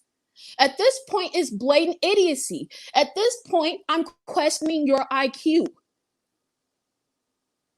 Because you're not trying to fix the problem, right? You're adding to the problem. You're not having an honest discussion. You're not having an honest discussion about statistics. Most of you don't understand statistics at all. And you're regurgitating them incorrectly. You sound like a fool. And the problem is that other races of people watch us, and they're more intelligent than the average Black man. So while you can get on here and be delusional and say idiotic things and embarrass yourself because you think everyone else is stupid, there are people who study history. There are people who study statistics. There are people who can fact check what you're saying. So when you say things like the Black woman kicked the Black man out for welfare, that's a blatant fucking lie. And we can look at history and see that it's a lie. It's another excuse to victimize yourself. So I'm waiting for Black men to have the real conversation, right? Because I'm down for the conversation where it's people on both sides, because it is, right? People are crazy on both sides, but I'm not down for the conversation where you're trying to make yourself the victim of white supremacy while acting like a damn white supremacist towards Black women, the victim of the feminist movement while acting like feminist yourself. You don't even recognize that you all act like feminists. You don't even understand how the womanist movement has fought for Black rights, not just Black women, but for Black people You all are so uneducated and pseudo-intelligent when it comes to these different topics. And it's like you're having a dishonest conversation where you're telling half truths. It's not an honest conversation. That's all I have to say. I think you said that so eloquently. You said that so well, Pamela. I really appreciate that word. And for your first time on, you absolutely destroyed and killed it. That passion is respectable and admirable. And I appreciate you for taking the time to really drop some serious knowledge and to really put some perspective behind why we have such an issue with things going on right now. I love the way you said that, and I agree with everything 1000%. You have a lot of support in the chat, and once again, I appreciate you for being here. Kevin Samuels Defense Force, we're going to go ahead and we're going to take you down for now, but listen, Kevin Samuels Defense Force, we're going to start to wrap it up. The only reason I'm taking you down, make sure that you come back. I'll let you get the final words really quickly, Kevin Samuels Defense Force, and then we'll go ahead and wrap this on up here in a little bit. Your final words. Salute to that modern woman. All right. I feel like something's getting ready to come out. So we'll leave him there. But we will end it there. Thank you, Kevin Samuels Defense Force, for the entertainment. Right. I love everything that she said. That's absolutely on point. Absolutely on point. Absolutely. So well said. Pamela T, ladies and gentlemen. Very impressive. We're going to go ahead and wrap this up, ladies and gentlemen. We've been going for 4 hours and 7 minutes now. Listen, I hope that you really have enjoyed this. Network, make sure you call next time. We'll see you next time. Can I ask my question real quick? Just one question. I just No. Next time. Come back for the next one. 4 hours. You have plenty of time. We understand. It's another point for the white man. I'll just put another point up. The white man has white supremacy has 8 right now. Supremacy 8. Black degeneracy 1 still. I'm glad we got a point on the board, though. I am glad for that. So thank you for the point all the way from Canada from Dasher. Glad that the white man was finally able to let Dasher call in today. Thank you for that, white man. We appreciate you. We're going to go ahead and wrap this up, ladies and gentlemen. MJ, I know you haven't said too much. Pamela, I'm going to go ahead and take you down for now. Well, Pamela left. Thank you, Pamela. We're going to go ahead and wrap this up. The final words of MJ and Lin. Ladies, let's try and keep it at 30 seconds or less, or a minute or less. Let's just try and kind of wrap it up, and then we're going to head this thing on out. We'll continue with our ignorant male, black male call-in day. We're gonna make it we'll make it a week or so out. We're not gonna be doing this too much, but I just want to verify that the dust is still in the air and that it hasn't fully settled yet, and we were able to do that. So thank you so much. Woke, yes, we are always keeping score. MJ, the floor is yours for your final words. Go ahead. Oh yes. So I just wanted to mention what I guess his name was Black Prophet said when he was talking about how Black people didn't enslave themselves because of them being from different cultures and different ethnicities. So if that's the case, then technically Black people in America would not be Black people in America, right? Because we are all different ethnicities and different cultures and different tribes. So technically, if you go by his words, then we're not people. So why even unite to go against white supremacy? And I wish that people will stop bigging up and lifting up white supremacy when you had all opportunity to create Black supremacy. But that's just not your agenda. And everyone have a great night. You as well, MJ. You as well. And how dare you talk down about white supremacy? How dare you? Thank you, MJ. I appreciate those final words. You're absolutely correct. Absolutely correct. We're going to go ahead and give another point to black male degeneracy. Let me make that very specific. MJ, we'll see you on the next one, my dear. Take care. Sorry, MJ. What did you say? I'm sorry. Oh, no, I said thank you, sir. Have a good night. You too, MJ. Bye. We're going to give another one. We're going to give another point on board. You know, we had a couple ladies say some really awesome things. So we're black male degeneracy. The black women are actually fighting for the black male degeneracies to put the points on the board. Imagine that. Imagine black women sticking up against white supremacy, with the black males supporting white supremacy until the very end. Who would have thought? Lord have mercy. Who would have thought? Lin, final words for you, Lin. It's an honor, Truth. Following up on MJ, we can go ahead and give another point to black male degeneracy while you're at it. Talking about all the opportunity in the world. Think about an immigrant woman that came here with $100 in her pocket, who pulled a dirty mattress off of the street so her kids could sleep on it. Fast forward to decades later, putting both her kids through top universities in cash with no student loans as a single mom. That was my mom. Wow, Jesus. And I'm looking to Black men, and all I hear is, but the white man, but. She knew there was going to be no man to do that for her. Why? Because she looked around her and she saw that no one was going to step up to the plate. That's why we are stepping up to the plate. That's why we're taking the bull by the horns. When we realized, hey, when we go to the doctor, there are barely any female doctors that understand our body parts. Guess what? We're going out there, we're becoming OBGYNs. We're starting businesses. We're finding those solutions. And you're asking these Black men, and they're like, but. Sorry. You're fine. And Black men mock on Kevin Scamill's channel Black women who become doctors. Right.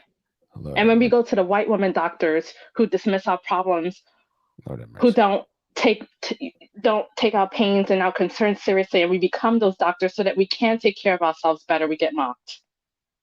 You guys are these people are pathetic. I'm sorry. What is wrong with you people? Absolutely. They're not most of these men that come on, most of these males that come to the panel, I don't even classify them as humans. They're subhuman entities. I don't even look at them when I have these conversations with them. I don't feel like I'm talking to humans. I don't give them that privilege. They're not humans. They're scum. They're scum of the earth, unfortunately. We just happen to share the same skin tone with them, unfortunately, to our detriment, obviously, to the entire world's detriment, if I'm being completely honest. And so don't just know that you're not the only one who thinks that. For the ones that decide to change, for the ones who decide to actually be worth anything, for the ones who actually do have humanity, I tip my hat to you. If that were the case, I'd be tipping my hat only a few times. Only a few times. Lin, I appreciate that. Was there anything else you wanted to say really quickly? I'll leave it at that. Thank you so much. Have a great night. So good to see you again, Lin. I appreciate that. And it's frustrating, Lin. It is. I'm going to take you down and I'll continue. I'll wait for you to join the YouTube so you hear what I have to say. We had a lot of super chatters tonight, a lot of donations tonight. Holly James, thank you for around, I believe, $30 that you donated tonight.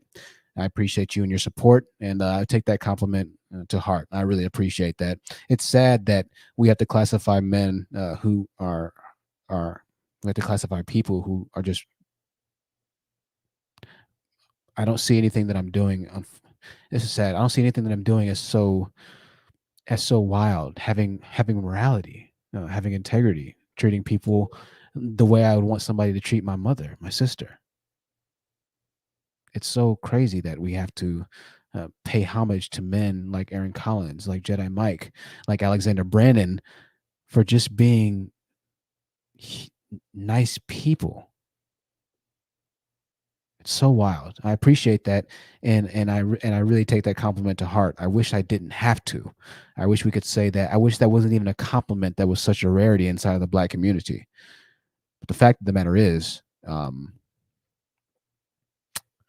man,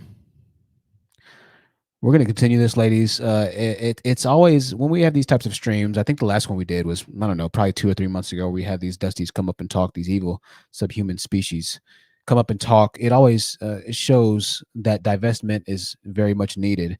It pushes the needle of women who chose or who maybe weren't thinking about divestment, but they heard about it. It pushes that needle continuously to the possibility, to the enlightenment, to the maybe acceptance after a certain amount of time that, you know what, maybe those divestment people were right. Maybe those divestment ladies were right. Maybe those I hate to say divestment people, you know what I'm trying to say. Also, don't take offense to it. Forgive me. It's been 4 hours, so forgive me. Maybe they had something. Maybe they were on the right track. Maybe I need to take another listen to it. You see, Black men play right into their own. They play right into their own conquerorship. We'll just make up words now at this point. They play into their own problems. They play into the shackling of themselves, and they don't even understand it. You try and teach a Black man that he's not a slave, and he chooses to say, no, I am a slave. Don't you see I'm a slave? Don't you see that I still have shackles on? and you're trying to show him your hands and say, look, I don't have my shackles. He said, but I have my shackles, so you need to go ahead and put your shackles on too. And if you don't do that, then I can't accept you into my community. Thank you. Demise, the right word here. Demise, definitely. As we've always seen, as we continue to explain, as they show better than I ever could, white supremacy is all good and well, ladies and gentlemen. It just happened that the masks with the pointed tops and the holes cut in the eyes were switched over from one skin color to the other. And they've been riding ever since through the midnight train. Listen, I want to appreciate you for joining us tonight on the True Seekers Live podcast. Once again, for everybody that donated and spent the entire night with us, I appreciate that. There's the PayPal link if you want to donate. We've already gotten a lot of donations tonight. You don't have to, but I'll plug the links if you'd like to, so we can bring a better quality show over to you. We're going to be back in a couple more days. 2 more days, we'll be back. We'll have one more stream. Well, I guess no. Well, yeah. Well, okay. So technically today's a new day. So we'll have, what am I saying? Y'all know what I mean. We'll be back in a couple of days, right? It's technically a new day right now. Unless you're in California. It's 11:37 in California. So if you're listening in California, it's yesterday in comparison to my time zone. We'll be back in a few more days, y'all. It's been an honor. It really has. Like I said, ladies and gentlemen, all the time, try not to indulge too much into the evilness that a lot of black men support. And if you need to, create another YouTube account and start with a brand new YouTube feed of recommended videos. I started a new channel recently. This is like my 9th channel. And I've been watching a lot about huskies, husky dogs. They, for whatever reason, have been recommending me pets and pet channels to watch. And they're very peaceful and relaxing. I go to sleep peacefully and tranquilly after watching huskies scream at their owners. It's a very, very awesome experience. Sorrel says, get some rest, THT. Absolutely, I will. THT Z's. I am a bit tired. Well, 4 hours. I'm feeling good, though. I'm feeling good. We still have 338 people watching us. Wherever you are around the country, I want you to be safe and enjoy the closing of this week. It is Thursday right now. We have 2 more days if you work a 9 to 5, and your weekend's coming up. I want you to plan something that's unique and different. Like I always say, enjoy life. Enjoy this opportunity that we have to be in the best country in the world right now, as black men continue to suffer in the best country in the world. Enjoy your life, ladies and gentlemen. Enjoy your evening. Enjoy your night. And don't let anybody or anything tell you that you shouldn't. I'll see you soon. YouTube.com. I'm sorry. True Seekers. I'm sorry. TheHonestTruthYT@gmail.com. I'm not going to drop the Discord link right now. You can find it on the other live streams towards the end of the other live streams in the live chat. You can click the Discord link. I will see you in a little bit, ladies and gentlemen. Take care. Be safe. Watch out for the nakers because they're out here. I love you all.